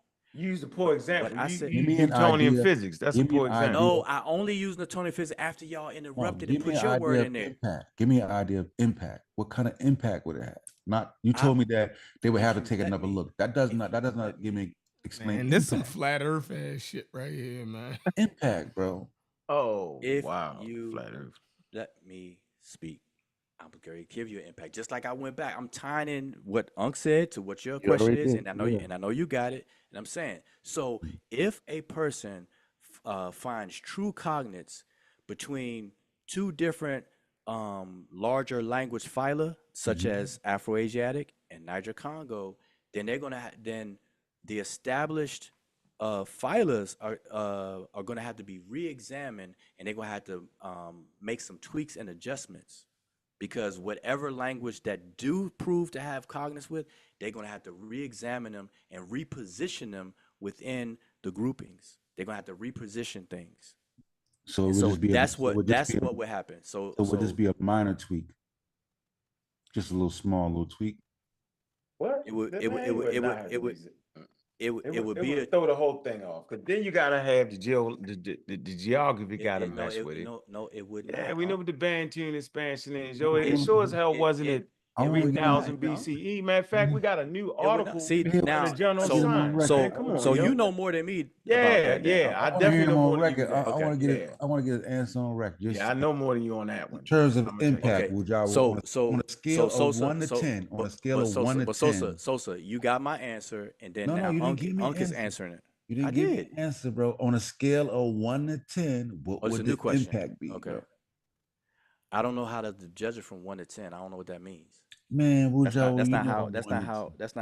Would it be minor? You know, a little. That's not how this works. Would it be major? That's not how this works. Yeah. No, it would. Okay. In terms of minor and major, listen. In terms of minor and major, I just now explained what I said. If a person, it depends on what was done. So if a person compares an Afroasiatic language, a language that's considered Afroasiatic. Wait, a single language. Listen, do you understand there's 2,000 languages, over 2,000 languages? Okay, so what I'm saying, if a person compares an Afroasiatic language that's within that grouping to a Niger-Congo language that's in that grouping, and they find out that there are true cognates between those two languages, then those two languages, the pre-dialectical parent of those two, would have to be re-examined, and then they would have to reposition those two languages from the categories that they previously existed in, right? And that will or labeled in. And that will pull ancient Egyptian language into Bantu, or will it pull a Bantu into Afroasiatic? Which one? How would that go? I just said an Afroasiatic language and a Niger-Congo language. So yes, so Niger-Congo. So would it pull that Niger-Congo language into the Afroasiatic, or will it pull the Afroasiatic into the Niger-Congo? Probably neither one, because you are going to establish a pre-dialectical parent between both. And so if two languages were once thought to be completely independent of each other, and later you find that they do descend from a common parent, now you have to rethink those two languages and its parent, and you have to switch things around between those two languages. So that would mean that Niger-Congo and Afroasiatic languages would be related, or just those? No, just those two. That's why I said. That's why I mentioned the word 2,000 plus. Just those two in terms of Chaluba and whichever languages the work was done on. So in my example, I said a language pick any language from Afroasiatic, pick any language from the Niger-Congo side, and has if anybody you find, else done work with Chaluba? If you find, Has anybody else done work with the Chuluba language? Done work in regards of comparisons and stuff? Yeah. Yeah, to ancient Egyptian, to Afro-Asiatic Oh, language. to ain't yeah, I can't tell you details off the top of my head though. But yes, I'll say Somebody's yes. done it. I I just do know ask. that. But ChatGPT. yeah, I don't even know ChatGPT All right. gonna tell you the person's name. Yeah, we find out. But hold up. But I'm saying, do we have an understanding? Because we already got it. What comes out in the wash, Java? You don't got, like, I get it. Once you tell me something, not that part. Wait, not that part again. I'm saying on your last question, because you were trying to rate it from 1 to 10, and I'm trying to explain to you the reality of what will happen, not some 1 to 10 like it's gonna explode the whole linguistic discipline. So what I'm saying is, you said it was going to fit inside of it, though, right? You said because Saw broke it down like the whole shit is going to be broken down when, like, all these language, like all language to be broken apart and redone. Yeah, that's what he comes said. out of a Saw mouth. No, that's not what will happen. If you and I gotta doubt take that. it up with him. Okay, but nah, I don't. I'm just saying that's not what will happen. This coming from me. So again, what I'm saying is the reason why they separate these groupings is because of the stance right now is that the Niger-Congo languages are not genetically related to the Afro-Asiatic languages in any significant form. If somebody does some work according to the scientific linguistic method, we know the historical comparative method, and they go through all the stuff properly, and they find two languages from those two separate groups that they do have cognates and they do come from a pre-dialectical parent, now you have to rethink about those two particular languages. And then if you do more languages and more languages and more languages, depending on how it come out, then that's how stuff starts changing in a significant way, probably like how what you're looking for, Sosa, is you have to do many many more languages than my example. I'm saying if you take two languages from the two separate branches or two separate phylas. So as of right now, y'all have to understand that that's supposed to be impossible. What? It's right as it stands right now. It's supposed to be impossible. Like nobody should apply the historical method and find cognates between an Afro-Asiatic language and a Niger-Congo language as it stands right now. Nobody should be able to do that. Nope. Right? Right. Yeah, I'm willing to bet money that Yeah, I'm gonna stay there. I bet money. Because there's a thing called false cognates. There's a thing that's called false cognates. Of course there is, but you could weed those out. I said of course. Right. So when we show one SARS charts to a linguist, that's the explanation that we got. Yep. Okay, yep. so what did you know that? False cognate. Did you know that? I know what a false cognate is. All right, so when we showed one of Asar's charts, that was the answer that we got. Okay. And so what? But wait, I'm asking you a question. We was told something about some pseudo-linguistics. That's why we, you know what I mean. And that's fine. So, but my question to you is, what? Or maybe you could ask ChatGPT this between Unc or Sosa. What helps determine a false cognate? If a cognate is false or not? I'm not going. I could do that. I just put in Chalupa, like ChatGPT is not playing with that Chalupa shit, bro. Yeah, I got. Yeah, but I already told you that though, so I don't know. Yeah, I try to ask for a scholar. So there's nothing. What Wu's saying that there is nothing that's going to make him put on brakes. There is nothing. We done through everything. I got one more. I got the kitchen sink. I got the kitchen sink for him. And he's basically saying, whatever we got, every time we something to kill that shit. He's saying no. I don't think so. They got a new article, man. Unc said he got the kitchen sink. Yeah. Watch this. Look, linguistics. Look, the comprehensive. I don't know how you had to like. I swear, hold on. Let me say this. I don't think y'all get my point. Then no, I'm gonna show you something. We don't. It's a false point. Watch this though. The comparative method. I really don't. Hold on. What you got? They done the work and No. Hold on. They ain't gonna get past this. Look, the comprehensive method, the comparative method in historical linguistics, which involves comparative systematic sound correspondence, right? It says grammar and core vocabulary has shown that Bantu and ancient Egyptian, do not share a common ancestor. So they talking about what? Common ancestors within a time frame that would indicate a direct relationship. So you're going to need people there. You're going to have to share some kind of for languages to share some type of relationship, right? It's going to take human beings, right? So watch this. So when we come right here to this, this is a great article. I'll send it to you. I'm going to share the screen. Right? I just want to know what you just read we said that earlier. I know. I want to know if what you said. It's the 2023 article right here, right? And in this 2023 article is entitled "The Genetic Legacy of the Expansion of the Bantu-Speaking Peoples in Africa." So did a whole thing. They found these people through geography and through genetics, so we know where they at. We know where these people are at, right? And so let me share the screen right here. Very interesting. We can follow the language now. These are things we weren't able to do before, but now we can. Interesting.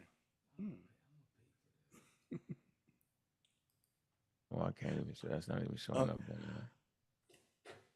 Man, that ain't gonna work. You see, hold on. Uncle's about to invoke DNA.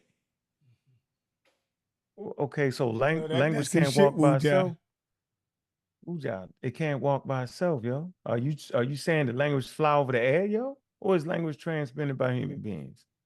What are we saying here? We can clearly tell what groups of people speak what language. We saying don't bring Darwin into this conversation. That's what I'm not we're bringing saying. Darwin into it. All right. I'm not saying like we can beat Wu-Jiao off this. I'm not saying that. Like in time we can beat Wu-Jiao off this. There's no way to get Wu-Jiao see, off this of is this. the I've thing. seen them in this mode before.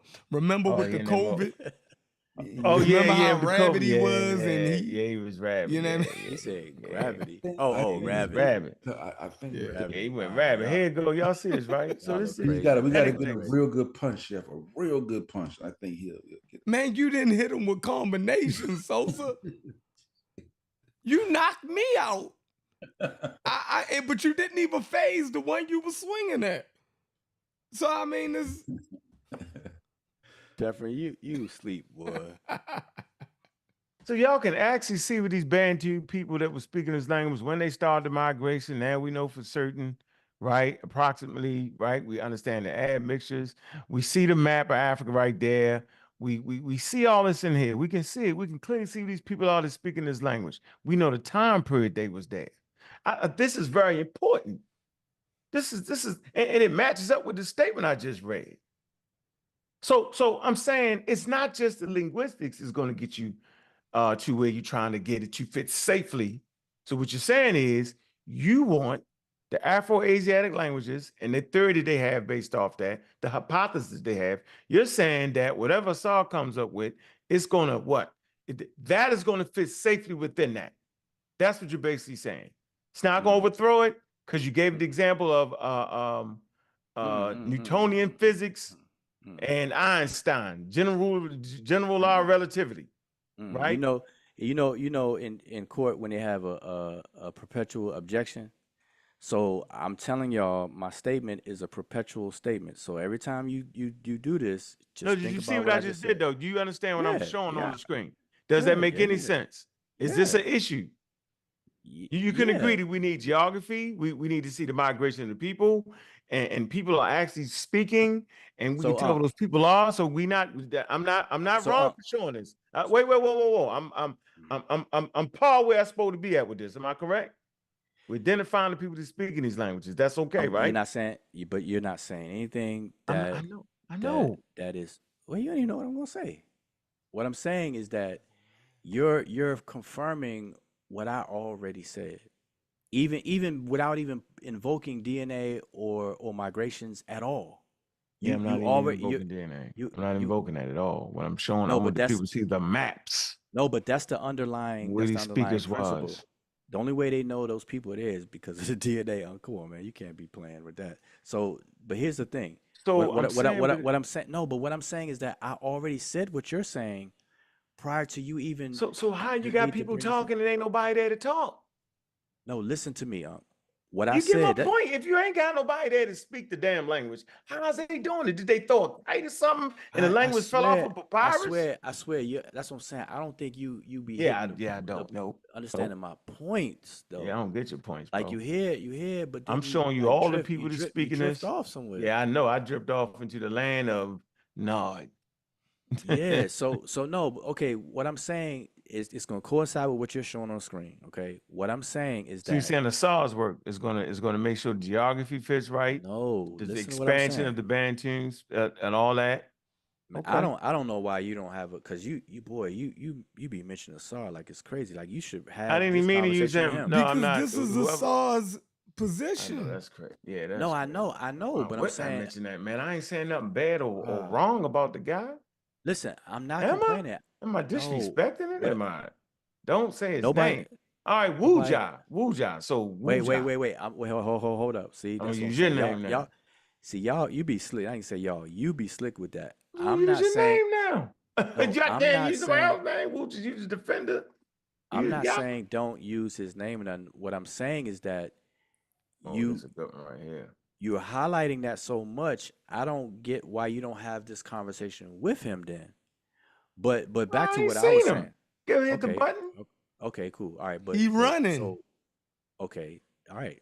So to use what you showed, just like you brought up something before, and I tied it into what Souls was asking. To use what you're showing right now, my point earlier is that nobody, even before you pull this up, what I'm saying is that the way, as far as it stands right now, nobody should find cognates between an Afro-Asiatic language and a Niger-Congo language, of which Bantu is a subgroup. Okay, so you didn't have to pull this up. I already made the statement that where it stands right now, nobody should find cognates. But you already said Asal found him. Am I correct? So we already know that. So now we're just waiting for somebody to check it. I ain't even say that. That's what you were saying, I guess. But what So I'm somebody saying, else found it. They Share just your ignored screen, it. Will. Share your but I want screen. you. Share your screen. Well, go ahead. Share your screen. Go ahead, Will. But Go ahead, kill but us. I, Kill us. Kill Kill us. us. We ready to Argument. die. Go ahead. wait, what Show it happened? to us. I can't even see the Zoom no more. What happened? What you do? Oh, okay, there you go. So hold up. That's No, right. what I no, I'm Show just us trying show to us the thing. No, show us the cognate, the thing. show us what cognate. The You relationship. said that if should nobody be able to show cognates between the two languages. Basically, you're saying if they do, then it would. No, I was saying no. I was saying what it means when these languages are grouped the way that they're grouped, that you all have an understanding of. That with that, the consequence of that is that nobody should find a cognate between two languages that are put in two totally different language phylers. Right. Phyla. Right. Right. That's So all I was saying. for you to be Then hold on, for you to be defending this, right? You must have proof of cognates already. So go ahead and show us. no. I'm going to bed. No. What I want to establish I'm with y'all, going and to I think I bed. did already. Yeah, and you so did. So Yo, you gonna I'm shut us satisfied. down. Is that no? As far so I think I got you all to the point where we're in agreement that there should be no existing cognates between any languages that are in two different language phylers. I never said that. They agreed to that. You changing it up now. I see. I hear tweaking it. You're tweaking us. Okay, how did I change it up? How did I change it up? Yeah, we ain't say that. What we was talking about was Bantu. I don't even understand it that deep to make that. Okay, all right. Type of statement. Wait. You Okay, so slip Shenford. that in, yo. You slip that in, Will. I was asleep when okay. they agreed to that, Will. I didn't agree that. That's the first time I ever heard him say that. Out of all the times he repeated that thing. That's how I know. What'd you say, ain't Sosa? paying attention. You ain't paying attention because What'd you I say, said the Sosa? same. I said the same thing. Hey, that's a new statement, right? Hey, Sosa, ain't that a new statement? Wait, just put No, it's that. not. No, you it's put not. you put some hot sauce on that statement right there. All right, you start saying any language, that ain't what we talking about. Because We talking it's about Egyptian. sound, but it's about God, sound dang. cognates, right? God, Right, and Asar shows these charts with sound cognates, man, right? y'all some Now, funny hold cats, on. boy. So I'm telling you, you can find the Asar got same some sister sounds. chart. Hey, look, the human mouth larynx and all of that only makes a certain amount of sound, yo. It's a range in that. So you're gonna find these these same sound cognates throughout all languages for the most part. So I don't agree to that. That's false. That's false. No, that's not. That's a pseudo. I don't know what. No, That's it's a flat not. Earth statement So right there. now you calling shit pseudo. So I know you got your right mind. That's a flat Earth statement right there. So now I know you can hear something. So look, Terrence Howard's cousin now. he's man. not crazy. He can hear something that sounds batshit crazy and call it out. Sheffrin, I'm gonna call you Sheffrin Howard. Sheffrin T. Howard. Forget the L, boy. So yeah, let me get on my Terrence Howard shit. I'm gonna go out on a limb, y'all. I'm gonna go out on a limb. I'm gonna go out on a limb and say Sheffrin T. Howard. Sheffrin T. Howard. Listen, that all human languages, for the most part, use general sounds that our larynx, throat, voice, all that shit make. You know what I mean? Those same sounds are twisted and tweaked throughout all that. So you're gonna have those same sounds for the most part. It's a gene. Every language, yo. It's a gene too to do it. It's a So gene. just because you can find T sounds and E sounds and P sounds, they're the sounds that the human mouth What is advertising make. showing me shaking my head? I'm shaking my head like That's the sounds that the human mouth make. Oh. So this guy's basically saying when they show that these different languages use these same sounds, they got a goddamn smoking gun. I don't believe that. Okay, so hold up, Sheffrin, please pause. So the reason why, I mean, we jokingly say all that stuff, but here's seriously, because I don't want you to be misled either. That Fox, that's that Fox P2 gene we talking about there. Okay, but wait. Asar don't got that gene. Yeah. Wait. This nigga evolved. Hey, so he's above that shit. No, but hey, seriously, I just got to make sure you're not misinformed. You nigga got the mutated in front of us. Do you know Wuja on purpose made us get away from that damn question, yo? On purpose, yo. We asked a serious question, yo. We asked me. I ain't make y'all do anything, man. I'm trying to get y'all to about it not meaning black. Remember that Sosa? That was the real thing. How all of a sudden he went down a long road. We still on that road. He asked me. So you saying it do mean black or it don't, Wuja? That's what I want to get back to. That you made me forget. You rocked me to sleep. Well, hold up. Nah, you're not gonna word cut this can off mean for a black. second. I got you, yo. Does the word can mean black? Oh, we could save that. So, no, but Sheffrin, no, but Sheffrin, I'm trying to. You remember that though, right? Hold on, you remember that though, right? And we talked about it about. And you said it was paronymy, but you never answered the question. You hit this with the paronymy routine. No, y'all. Listen, if you rewind this back, you're gonna see where I wrote it down. Hey, so I looked at my notes. I actually wrote it down. We sidetrack. Paronymy. I wrote it down. So hold up, but vowel swapping. I wrote it down. I mean, verb switching. I wrote it down. Oh, that was I gotta write this down. Yeah, that was something different though. But hold up, but Sheffrin, back to what you were saying. You dragged us today. You never answered the question about how Saul said it don't mean black no more. You said it was paronymy, but you didn't explain. All right, go ahead. I just wanted to bring. Go ahead. No, but seriously, Sheffrin, real quick. Yeah. What you're talking about, that doesn't apply. See, every single language on earth has, or speech community has a finite phonological inventory, which means that they have a fixed number of sounds within that speech community, and it differs from community to community. So like our English speaking community, we have a different phonological inventory than the Arab speaking community. So we don't have the kha, the gal, and the ayn and all that stuff in our language. So what comparatives have to do, because everybody makes a sound, what comparatives have to do is set up look for systematic and regular sound and meaning correspondences, not just sound. It's always two legs. It's sound and meaning correspondences, and that's what you left out. So I just wanted to make sure you understand that. So it's not what you think. It's not just because a T is a T and stuff. Nah, it's sound and meaning correspondence. You got form and meaning on both sides of the thing. They call it the two legs. You got to stand on two legs. All right. Yep. So it's not just sounds, because everybody makes a sound. Speaking language. Crazy. But back to the Kemet don't mean black for real, because apparently. Yeah, see, that's going. You gonna nod off. Now you're gonna nod off on that. So no, simple answer. Simple answers in the complex. Simple answer. Do it mean black, yo? Not the etymology. Not the etymology. How did you get the etymology? Yeah, the Moors do. Now they didn't know. Remember, that's the historical comparative method. Now you about no, to, I remember. No, I remember. I said I got it. No. You said that the historical method, right, was not done on the word Kemet.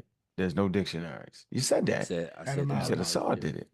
You said Assad did it. Okay. Right.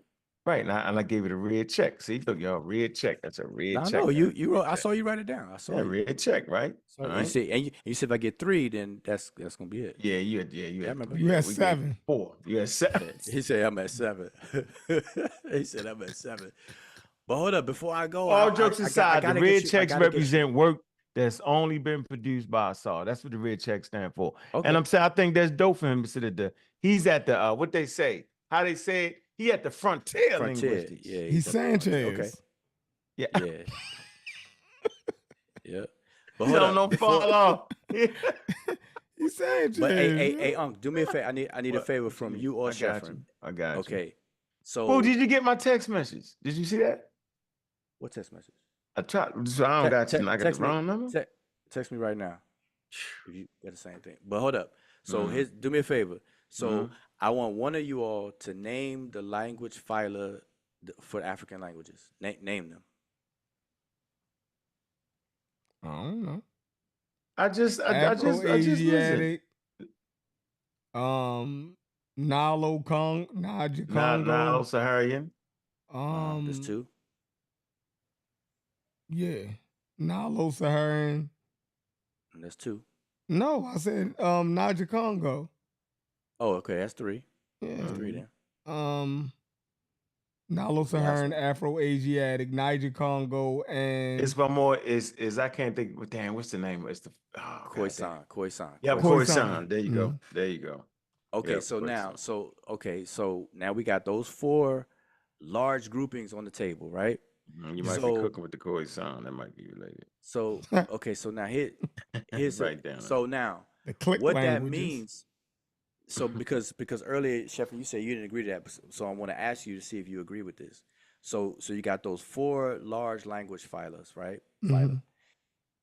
Now the consequence of that is the way we named them. What we're also saying, even without saying it, is that no one should find cognates between a Khoisan language and an Afro-Asiatic language. Do you get that? I didn't never agree to that. I'm saying, do you get what I'm saying though? No. Okay. In order for a Khoisan language to be up under the umbrella of Khoisan and not under the umbrella of Afro-Asiatic, what that's saying is that the Khoisan language is not related to the Afro-Asiatic language. Because they would put it over there if it was. No, just because they have some core I don't think. I think there has to be more of a genetic connection for them to have to switch a language out of its category, right? No, I'm not saying to switch. I'm saying that these 4 groups that we named, there can be overlap. There can be overlap. There you go. You got the text. You heard it, Woo. You got the text. Yeah. Yep. Yeah, there could be overlap. Okay. Woo. Yeah, it came from. I had to lock your number in, man. I if you call me on that number, I wouldn't answer that. I texted. Look, I say this uncle, lock me in. Okay. I said Happy Father's Day. You said fuck you. You lying? Man. He lies. That's why he laughing. Shit, you ain't hit me back, nigga. Shit, there had to be nobody. I told everybody Happy Father's Day. Nah, you ain't put no name on that.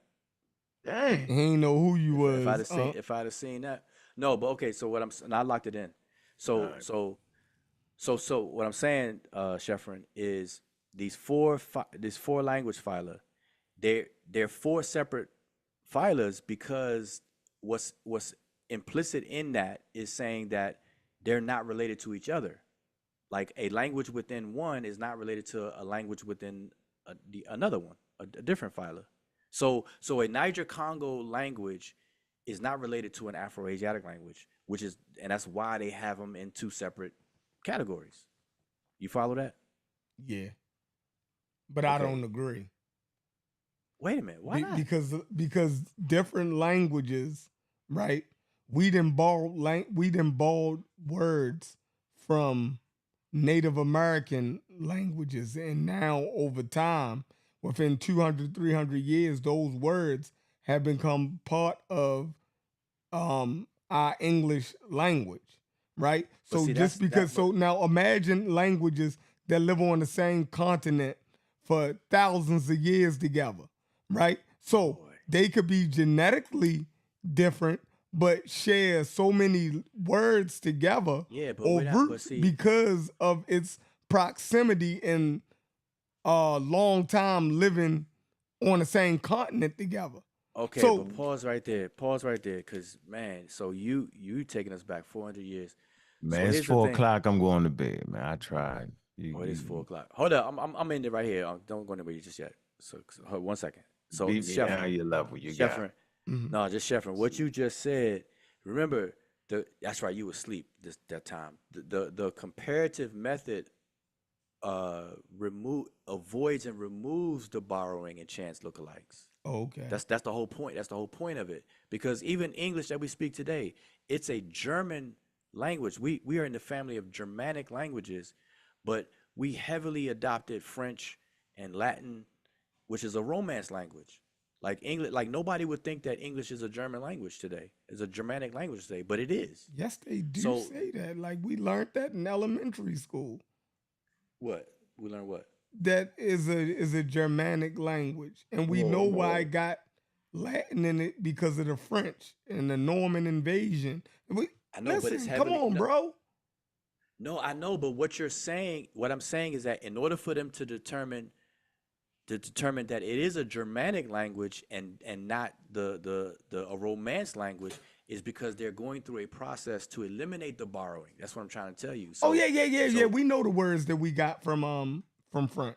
Yeah. Okay, so what you just said when you say you disagree is because of borrowing. I'm saying borrowing is not included in this. Like you have to exclude all the chance lookalikes and exclude the borrowing.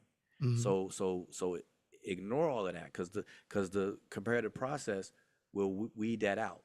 So what I'm saying is that a Niger Congo language is not related to an Afro-Asiatic language based on today's snapshot standard. I'm with you. Yeah, yep. In separate things. Okay, and so that's all I was saying. So regardless of. So when is y'all gonna show this? In Asar's 2027 work. You said 20. You said what? 2027. Now Asar's gonna prove this in his 2027 work. He said 2027 work. Like as long as we got that. No, you're saying it like I already got y'all. So well, I mean, because you're saying you got this thing. All I'm saying is as long as y'all have that understanding, we good. I'm good, boy. And why y'all ain't show this to a linguist or an expert? Right. How long that take to do? Shit. It took me one phone call and email at this. Hey, y'all move slow. Y'all, oh man. Hey, you gotta ask them. That'd be a good question. No, I'm asking you. You got some groundbreaking shit here, bro. Nah, I don't do comparative work. You gonna get a Nobel Peace Prize. No, the stuff I do. Listen, I'm tried and tested. You can ask me about my stuff. Yeah, you straight. I'm tried and tested. Like the Egyptian grammar Yeah, and you there. morphology, syntax. Nobody's holding a candle to that stuff. And you Except the experts, right? Right. The experts right there with you. And he's Right. done Yeah, the only. but the experts agree. Like all experts that I've seen that y'all interview, I seen a full interview and I seen clips of some other ones. Yeah. And don't nobody disagree with anything I ever said. So where did you find Kemet? What other language did you find the root of Kemet in for the etymon? Yeah, that's what we know. You would know that off the top of your head. Well, yeah, that's you what could we just want. give us a flat out answer. Yeah, because I wasn't prepared to do that off the top of my head. I wasn't. Oh, okay, I'm going to bed. You supposed to memorize that. That's a key fact. Nah, I wasn't. That's the smoking gun. What I was going to show y'all. Gun that is smoking. That's the crux of your whole position right there. He said the crux of my whole position. Yes, it will have to be. Oh, you supposed to commit that to memory, yo. Nah, I could do better. That's why I said we can have a conversation. Oh my God, Yo, he playing sound now effects you done fucked with us for 3 hours, yo. I ain't giving up on you. I ain't giving up on you, yo. That I'm not intervention giving is up there. on you, Anytime you need the help, yo, we there for you, yo. Bro. Yeah, boy. You spoke. Now, see, that's a tell for me. Yeah. It's a tell. You know how when you You gambling, knew all of every this time I got other to hold shit. on. Look, every time goddamn they got a smart good for this hand, he shit. do like this, nigga do like this, look. Look, he knew all this other shit off Hold the on, top of his head. Here go Woo tell, right? He was tell. Hey, Woo, you get that word? He was like, I wasn't prepared. That's the tell. Woo, you always prepared. I ain't never seen you not prepared, bro. He answered that shit quick too. Quick too, bro. I'm like, oh, we got him now, boy. He was no time. Yeah. So you you're not hiding prepared to tell us. You told us that there was only one Egyptian etymological dictionary, and you knew the name of it straight off the bat. So you like let me know ChatGPT that you with did that your shit. research. So Heavy. if you're telling me that you don't know where you found the etymology to the word Kim after y'all done wrote books and then fought and won't tell us. No, it ain't that That's he the don't want to tell. tell us.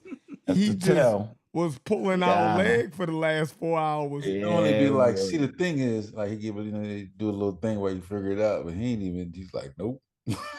Yeah, he ain't got nothing. He ain't got nothing. Dr. Sheffrin T. Howard. No, listen, I'm saying, here's the thing. Don't call that man. See, there it is. Here's the thing. Here's the thing. Here's the thing.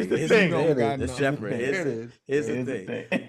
Nah, about 2 minutes ago, Unc was about to rock to sleep. And you woke everybody back up. You woke me up with that, yo. He said it's 4 a.m. And then Sheffrin was asleep. Sheffrin had a It's nod. like this. Sheffrin like this. I had a power with that. Sheffrin had that heroin power nap. He was laying to the side, slobbing and whatnot. No,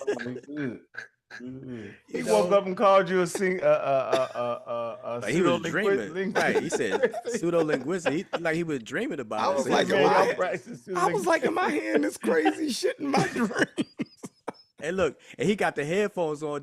That means he was sleeping, hearing us. So it was all in his subconscious. It was spooky. It was spooky. So, nah. You know every time I talk to Wu Jai, yo, I just learn more and more. Yo, this how I learn. Yo, I've learned more and more, man. Shit, what? Well, yo, give me about another week. Yo, I'm be doing linguistic charge. Yo, watch, yo. Hey, that's why I know he's that's crazy. Yeah, he driving yo, with drunk, ChatGPT. Hey, yo, with ChatGPT. Hey, y'all know I stay ready. That's why I'm asking y'all these questions. No, so watch, I don't believe it. I don't believe. I seen you do this a couple times. I stay ready. Man. Whoa, I seen you do this a couple times. I stay ready. Right? I swear, man. I just wanted to build. I remember 2019, right? In 2020, when you took us on that 2-week tirade over, you was giving yourself some type of test every day. What? Hey, yeah, that was a good one, yo. You said it was you said you woke up every morning, ate your CMOS, and then gave yourself this PCR test or something. And I said, what? Just go take the damn test. Y'all crazy. He had a machine. Yo, I machine. care about you. Take the vaccine. Right, he had a machine. PSIs. But check it Yo out. got technical. He I was like, the what? He said he had a machine where he could test his PCR levels every day. And no, he take it every 5 hours. We like, bro, why would you go through all that? Get the vaccine, yo. Y'all are wild. No, I'm checking another. It's elevated. It ain't elevated yet. You remember that, Woo? Yeah, I know you remember that shit was funny as shit, yo. You lucky I can't find the show, Woo. That shit was funny, yo. He was like, why you keep messing with me about the vaccine? I said, because I care about you. I want to just take the vaccine. Yo said he doing his own test every day. Ask you that. Y'all funny, man. Yeah, That's you good. did, yo. That's funny, man. It must be the hours. You said you had a test, yo, the PSI, yo. I'm sorry. I remember like he it said, was yesterday, he said PSI. He said PSI test. Y'all crazy. It was the PCR. It was the PCR, wasn't it, Wuja? Yo had that shit before Kroger's, yo. Nah, Uncle had it right. It's a PSI. I was testing my pressure, man. Tire pressure, the PSI. Your tire pressure. PSI. I was testing the PSI. Yeah. Pressure per square inch. Got it right. I fucked with Wuja, yo. I ain't never. Yeah, that was crazy. So I seen you on this road. Wuja, I seen you on this nasty road before.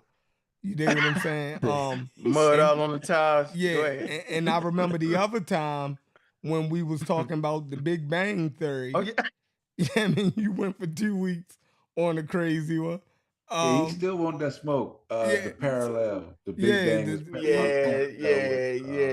Yeah. So you get caught in your own arguments with.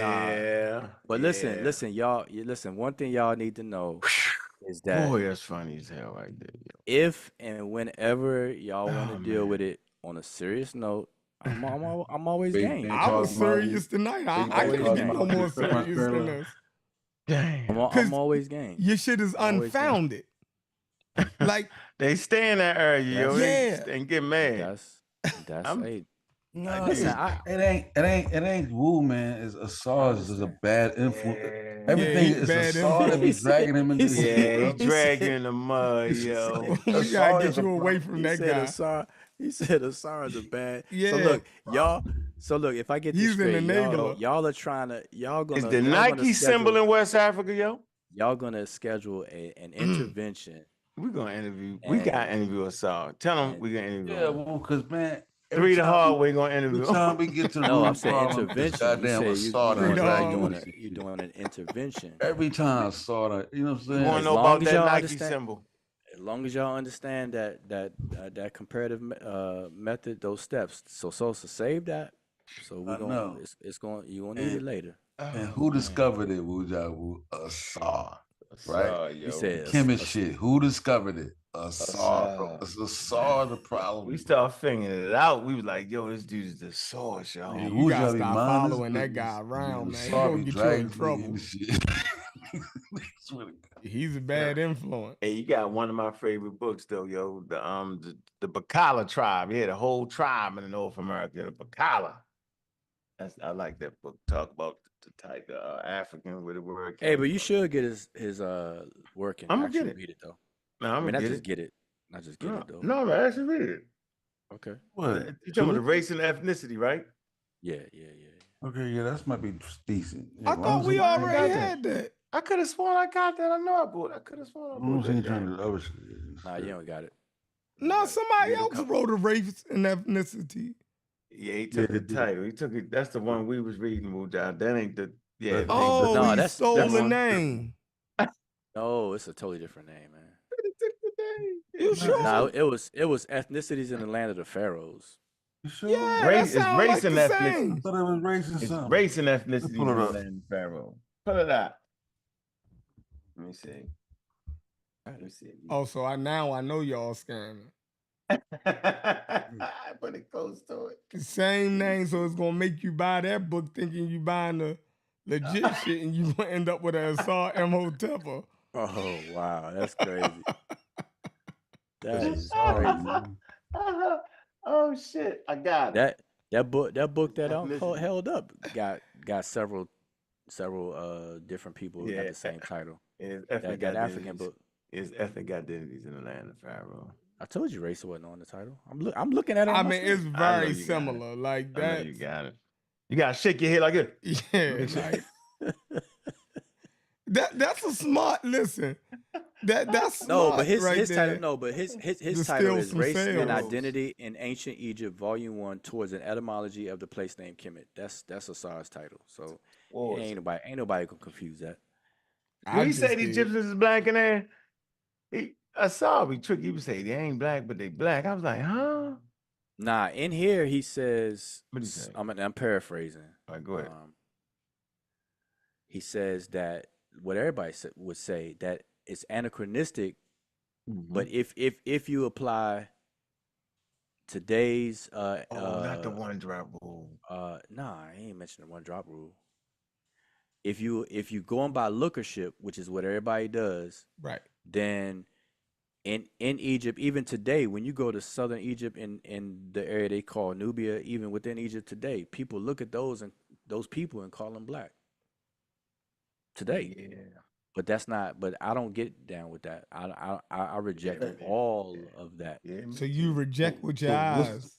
What's the significance of that face glyph in race and ethnicity that y'all be showing with the ears out? Oh yeah, with the big eye. Yeah, Asar definitely said that was a black man. Yeah, no, he played with that, yo.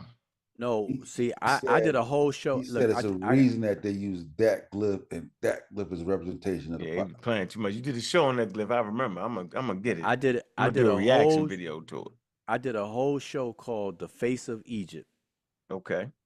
Yeah, look at it. It's not even. It shouldn't be that long. But I did a whole show, and I'm showing because the word for face in Egypt is the word hair, and they use a glyph of a picture of a face for that word, and all of them. And my point is that all of them look African. And I leave it. Well, I leave it right there. Look African. That don't mean nothing. No, you know what he's saying. No, I know. I know, Chef. But no. I can't. You know, Wuja, you can't let I don't use. You gotta say it. I don't use the black. I don't call He's Egyptians. saying they look sub-Saharan African. What look could you show? They don't say sub-Saharan African. What look? That's basically what he's saying. It's not African. He's saying they ain't. You know what I mean? They don't look like North Africans. No, my point. Hold up, Chef. Sosa. The point of me doing that was along the lines of the whole black and white thing. Like all that stuff is retarded and stupid.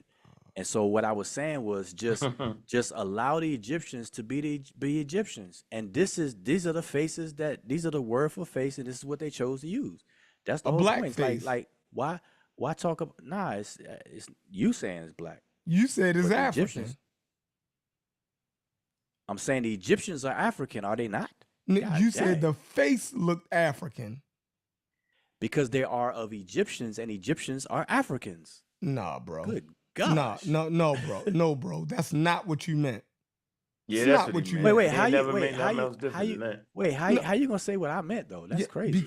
Because you he said don't trust you, yo. He trusts me when I say you should tell me the same thing. He trusts me now. I gotta prove my potential. You gotta prove. No, that's crazy. No, because if you're saying that face looks African, right, and you double down on it, you were making a distinction about that face.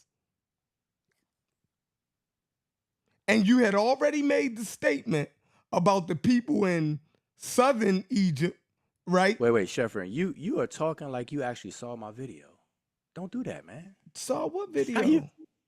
I'm going off of the conversation that we're having right now. So I'm misinterpreting what I'm saying, the shit that you're saying right now? Yes, because what I said was impossible. I did a whole well, video. Then you're a bad communicator. Nah, you're a bad listener. No, you're a bad communicator. Think about it. We were just talking about Asar saying that the ancient Egyptians was black. And he uses this face glyph. And I said you were backing him up. You were backing him up. I was not. Listen. Even Unc said, I'm right. Listen. You wasn't even talking to Unc. You was talking to Sosa. No, I wasn't. I didn't say I was talking. I said even Unc said it. Like Unc said it to you that's not what I mean. Like Unc is trying to tell you. I don't trust Unc right there. Unc got his own argument right there. He like to throw his thing on wherever he can piggyback his mess at, right? But I know y'all two are saying two different things, and I'm not gonna let y'all play the almond rod shuffle on me right now. Y'all not gonna do that to me. Because y'all disagree with each other, but y'all act like y'all agree with each other on this point, and it'll throw everything off. Like, so, and then you'll piggyback. No, then Wuja a piggyback off of something that Unc is acting like y'all agree on, and then it's going to try to give validity to all of the crazy shit that he done said tonight. Hey, I'm going to sleep. Hold up, can you put my screen on the spotlight on the Oh my God, what did he got up here? I see a white man. Look, y'all can go to sleep on this. Now, just make my screen you know how you can showcase what do you call it? Showcase or highlight? I don't know. Highlight my I can do that. Let me see. all I'm seeing is black right now. There you go. There you go. There you go. There you go. So what's that? That's the face of the Egyptian? No, that's the thumbnail I used for the video. This was March in 2022. And I said the face of Egypt. And so you can clearly see by just a thumbnail, I'm addressing the whole white or black thing. But I use this face because people are saying, you know, obviously people are pushing back that the ancient Egyptians are Caucasians or white and all this other kind of stuff. And blackologists or anachronists on the blackologist side, they're pushing back and doing too much extra stuff, trying to say the ancient Egyptians are black, trying to make them African Americans in some instances and all this other kind of stuff. So I was showing these glyphs to educate everybody that if this is how the people are arguing that the ancient Egyptians are, that they're white in terms of today's standard of a white man, then the question would be, why would they choose this kind of glyph for the very word for face? That's the argument that Assar made.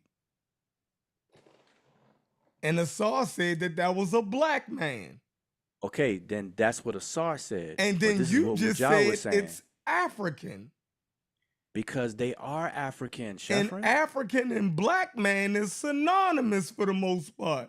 No, it's not. Yes. Okay, to you it is. But in a context where I use it, and I make sure I'm clear on this. Like, listen, that's one thing you're not going to be can put on me ever.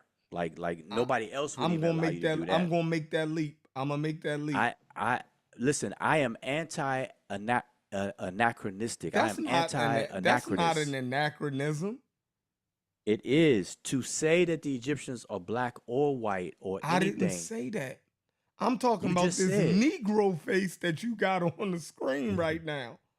No, this is an Egyptian face. Huh? This is an Egyptian face. This is you throwing Negro in there. This is an actual primary. If I had to put that face into a category, you see this one right here. You see this one right here. Mm-hmm.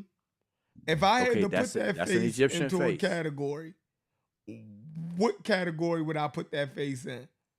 Whatever category you do, you're going to be using the modern social construct to do it. That's the whole point. And that's anachronistic. Listen, we're looking back on ancient people and how they depicted themselves, and we're trying to see what people nowadays would they be closely resembled to. That's what we do. And when you do, I'm not saying it's like when you go to Cambodia, right? And you see those statues of the Cambodians that they carved out thousands of years ago, right? And we look at the Cambodians and we try to see if their faces match what they. Who doesn't do that? When we look at the Aztec drawings, hold on. When we look at the Aztec drawings, right? When we look at those drawings when they drew people, we look at the Mexican people, right? And we try to see if we see those features, whether they was drawing some foreign people or was they drawing themselves. How can we do that with every other people who drew themselves or make carvings? But when we get to Egypt, now we throw all of that out the window. Okay, so y'all Sheffrin, full of pause it, for man. a second. Wait, Sheffrin, you accuse me of being a bad communicator. So let me make this very crystal clear to you. Everything you just said was a waste of time because I've never made the claim that that's not what you that's not what you do. That's not what people do. I never said that that's not what is done. No, listen what I'm The saying. experts do it and everybody do it, but you don't do it. Listen to what I'm saying. Somehow See, that's what you're I'm saying. divorced to that. But I'm accused of being a bad communicator when you don't comprehend what I'm saying because I can't even get to the point. So here's Go the ahead, thing. my bad. Go ahead. I said I've never claimed that this is not what's done. I know it's being done. See, that's what I'm saying. You need to watch the video. Like I've done several videos on this. This one's specific, but anyway, Yeah, I already know what where I'm you at saying. with that. You just showed What the I'm white saying- man, so you Oh, playing. Gosh, man. So Listen. so that's Wait, not hold accurate right there, though? up. Wait. Let me say this because he accused me of being a bad communicator. What I'm saying is that when you do it, and when other people do it, just understand that when you do it, notice I said when you do it, and when it's done, it is an anachronistic thing to do. I don't have a problem with anachronisms. Okay, you know what I mean? That's how we merge the past. That's how we Okay. merge the past with the present. We got to Okay, have and some that's type fine. of correlation. Y'all are not going to get me to turn off my goddamn brain just when we're talking about Egypt. You're not going to get me to do that. That Okay, doesn't so make sense Sheffrin, to do that. Sheffrin, That's like saying Jesus Christ died in a damn gas chamber, yo. or yeah, but so Damn. Sheffrin, let me ask you a question though. Go ahead. Why can't my stance? See, I am against anachronisms. I am against it, and I know that you and I are different, but I'm against that. You're okay with it. As long as you understand that that's what you're doing, then I'm okay with you being okay with it. I'm Remember that smart Facebook enough to post you did 4 navigate years through ago, Woo, about the Huh? colors? You say ain't nobody white, ain't nobody, but that was 4 years ago, yo. We been on this. You remember that?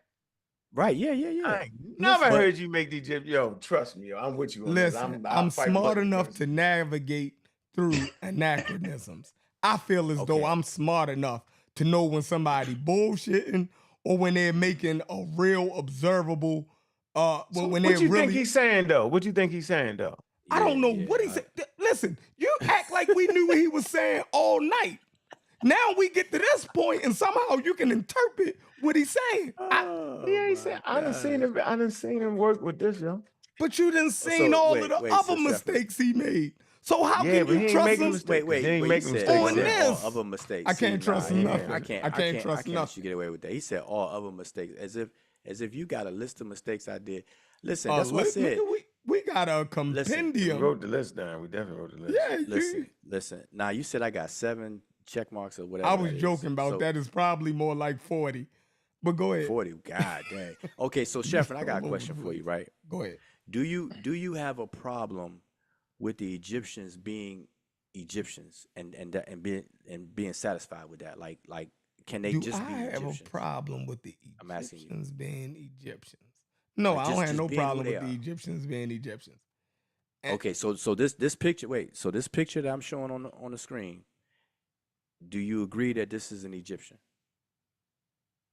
I don't know if that's the Egyptian. That's a face that the Egyptians drew. I don't know if they were saying that was an Egyptian. So you got a dictionary where they were saying that was an Egyptian? Why would a dictionary say that? Why would That's crazy. Woo! I know you ain't just say that. No, I'm saying why would a dictionary say what you just said though? Dictionaries don't even function that way. That's crazy, man. All right.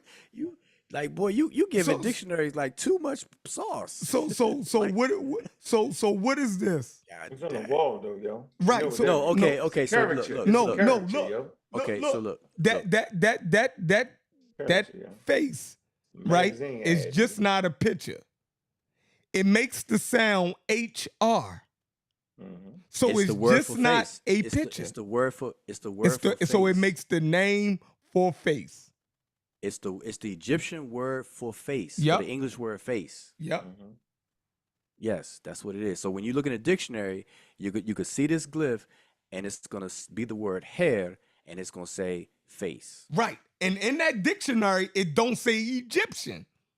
That's my point. What was it? A face? No, it's not. It's not gonna say you Egyptian. Said is it an Egyptian? No, what I'm saying to you is it's an Egyptian glyph for face. No, I said you're okay with Egyptians being Egyptians. Right. And I'm saying that the Egyptians used these particular glyphs, and they're all not exactly identical, but they drew a face, a literal face that we could see for the very word face. Yeah. Okay, so what I'm saying is that, and if I go, that's just one, that's two. Here's a third one. Here's a fourth one. Here's a fifth one. Here's a sixth one. They all look like Diop. Here's another one. Like a So I Chinese. show what? 1, That 2, shit don't 3, look 4, 5, Chinese. 6, 7. So I show seven different variations of this glyph. How for what they don't see use a for things. Chinese man? Doing the eyes. Look at them eyes. eyes. Oh, you talking about that one? The other one, the one you just had? I'm just saying a Chinese man. You talking about that one? Look at No, that. Look at the epileptic. The little You talking epileptic. about that one? You talking about that one? The other one with the Nubian locks. Oh, Look that at one. again. Yeah, right there. Look. Y'all niggas could be in the middle of Africa and see everything but a nigga. That's crazy to me. No. But my point is that if these are examples of Egyptians, the Egyptians. Okay, let me ask you this question differently. Then, do you believe that the Egyptians are going to carve a face for their very word face of people of people who don't look who are not them? Pray bananas. Yeah, that would be crazy. Yeah, that'd be crazy. Come on. That would be Okay, crazy. so- But look, but that's my point. Woo, I don't have a problem with anachronisms. I just told you that if it makes sense. So if the Egyptians, listen to me real clearly. If the Egyptians were black, I don't have a problem with it. Unc has the problem with the Egyptians if they turn out to be black, being black because somehow it's a social construct and this, that, and the third. Yo, Right, if they they never end could up turn out being to be black black. people, they was black Never. people, yo. Now they couldn't never ended up being that. You feel me? But listen, but see, anachronisms in everyday life and whatever, it don't have any effect on anything. So it's like blah, whatever. But when you start a study or you start to do some scholarly type of work and stuff like that, anachronisms is to be avoided. Everybody and their mother knows that. Matter of fact, you could pull up the wiki article on the race of Egypt, and there's so many books on this where they don't even. Matter of fact, they even stopped doing it in medical field. They stopped using the racial categories even in the medical field because they know that through biological anthropology, anthropologists have definitely said that race has no biological reality. And blah blah blah. So they're trying to change the language, but it's slow. But they're trying to change the language, but everybody still uses it and deals with anachronisms. But it's something that's going to have to be done because it's a problem. The ancient Egyptians they didn't look at things that way, so it's best to use if people want to use things, use ethnicities. And the Egyptians are the Egyptians, and we should leave it at that. Why they have to be black or white or whatever? Why can't it just be them? My daddy said the Egyptians was black. And Yeah, right. And that's just what it And is. he probably told you, well, not him, but like our parents and grandparents probably at one point told us that Jesus was real.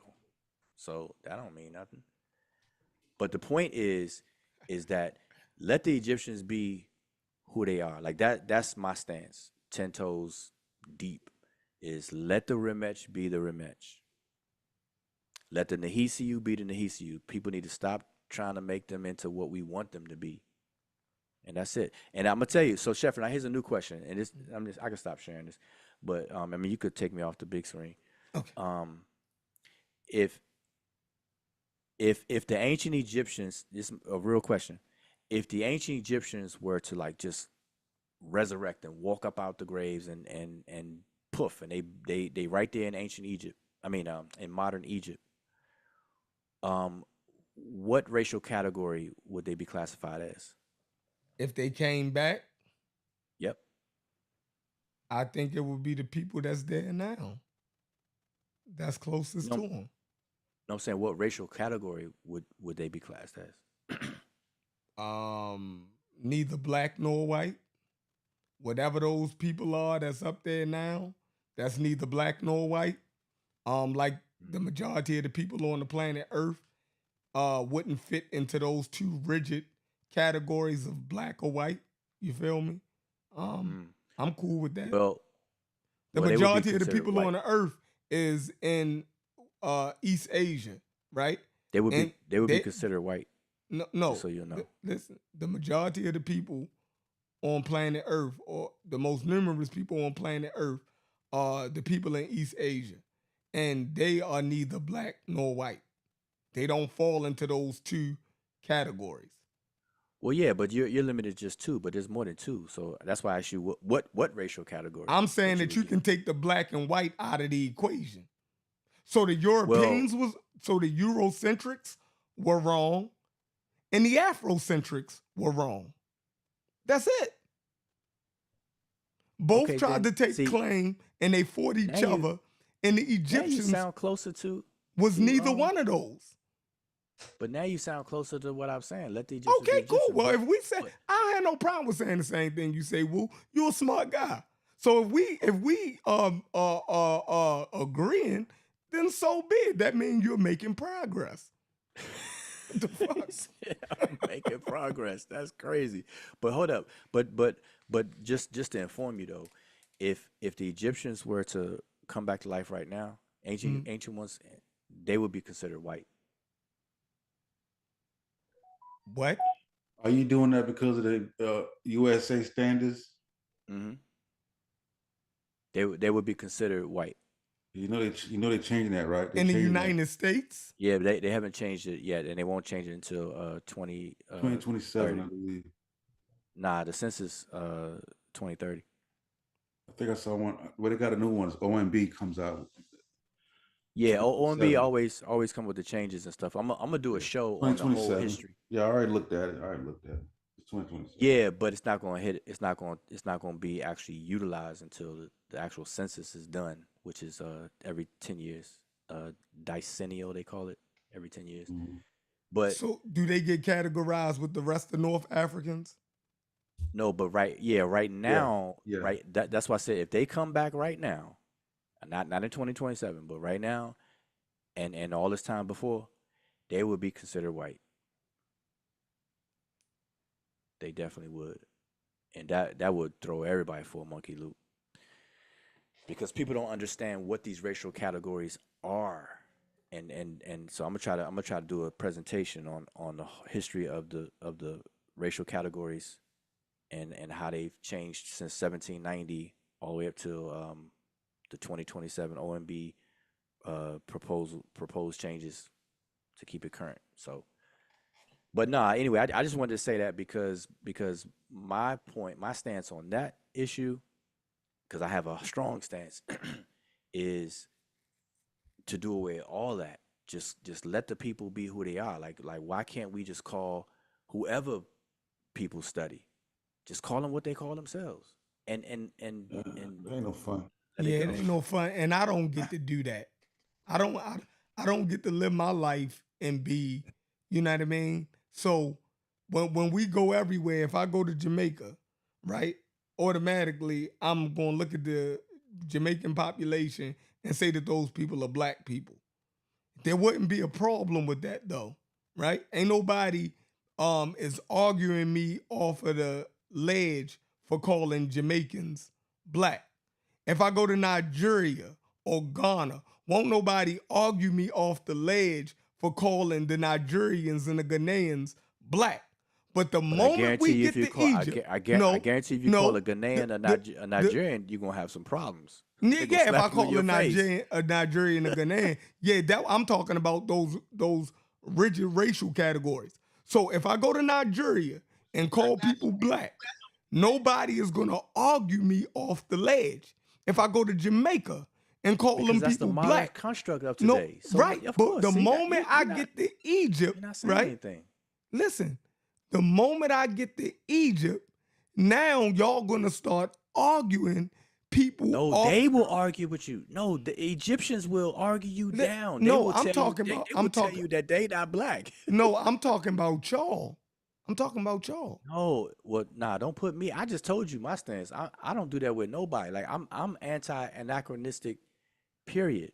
There's no way you're gonna be in the middle of Nigeria telling them people they not black.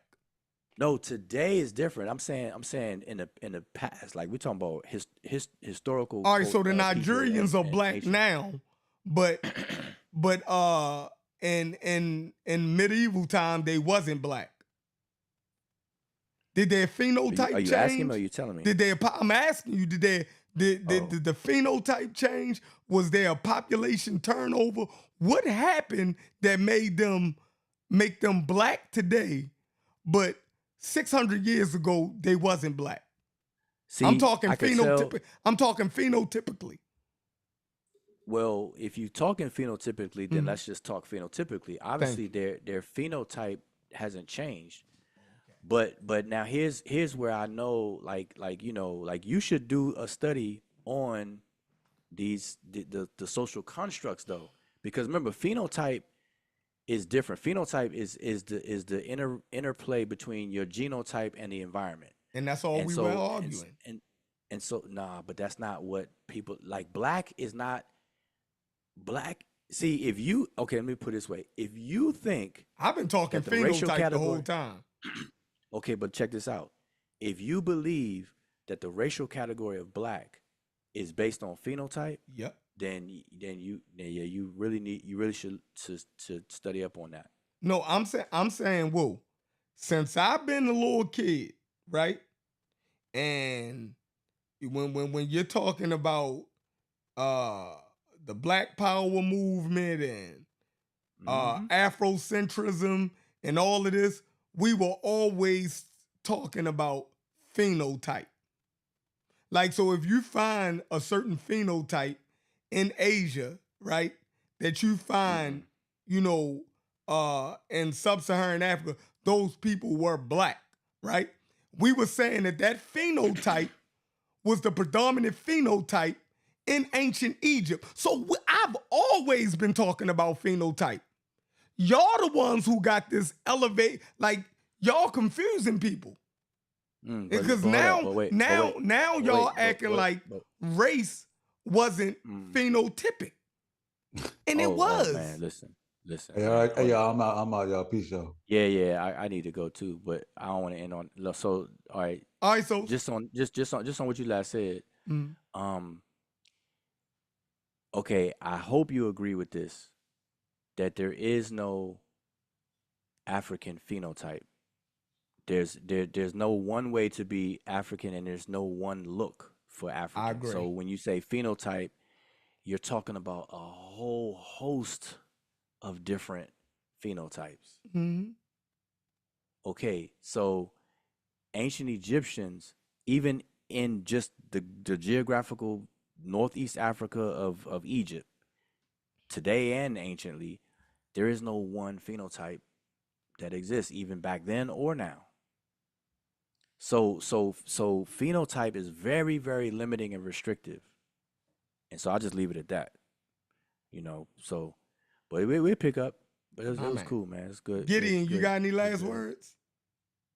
Gideon probably sleep. There's no way that Gideon is still up. I'm gonna be mad if Gideon is up.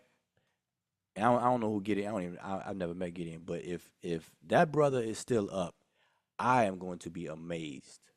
You are amazed. Damn, he is up. God dang, God, I am amazed. You're right. I'm amazed, the discipline that Gideon got. This guy has been quiet the whole time. Discipline. I thought he was just a goat. You know how you leave your computer up?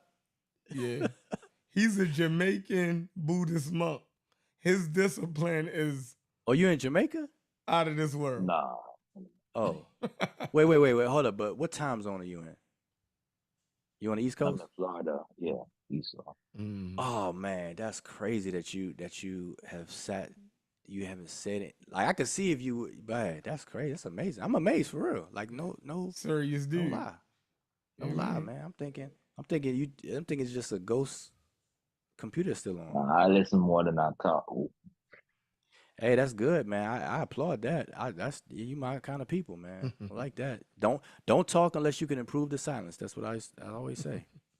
Yeah. Man, All right, that's y'all. I'm awesome. gone. It's been real. Yeah, I'm gone too. All right, so we do this All again, right, man. peace, y'all. I appreciate you, bro. Peace. All right, Peace. get in. Peace. All right. Yeah. All right, y'all. Y'all done heard it here. These guys done lost their mind. I gotta go. Peace out. I'm out. I ain't even saying bye to y'all. How do I end this show? Right there. The finish button.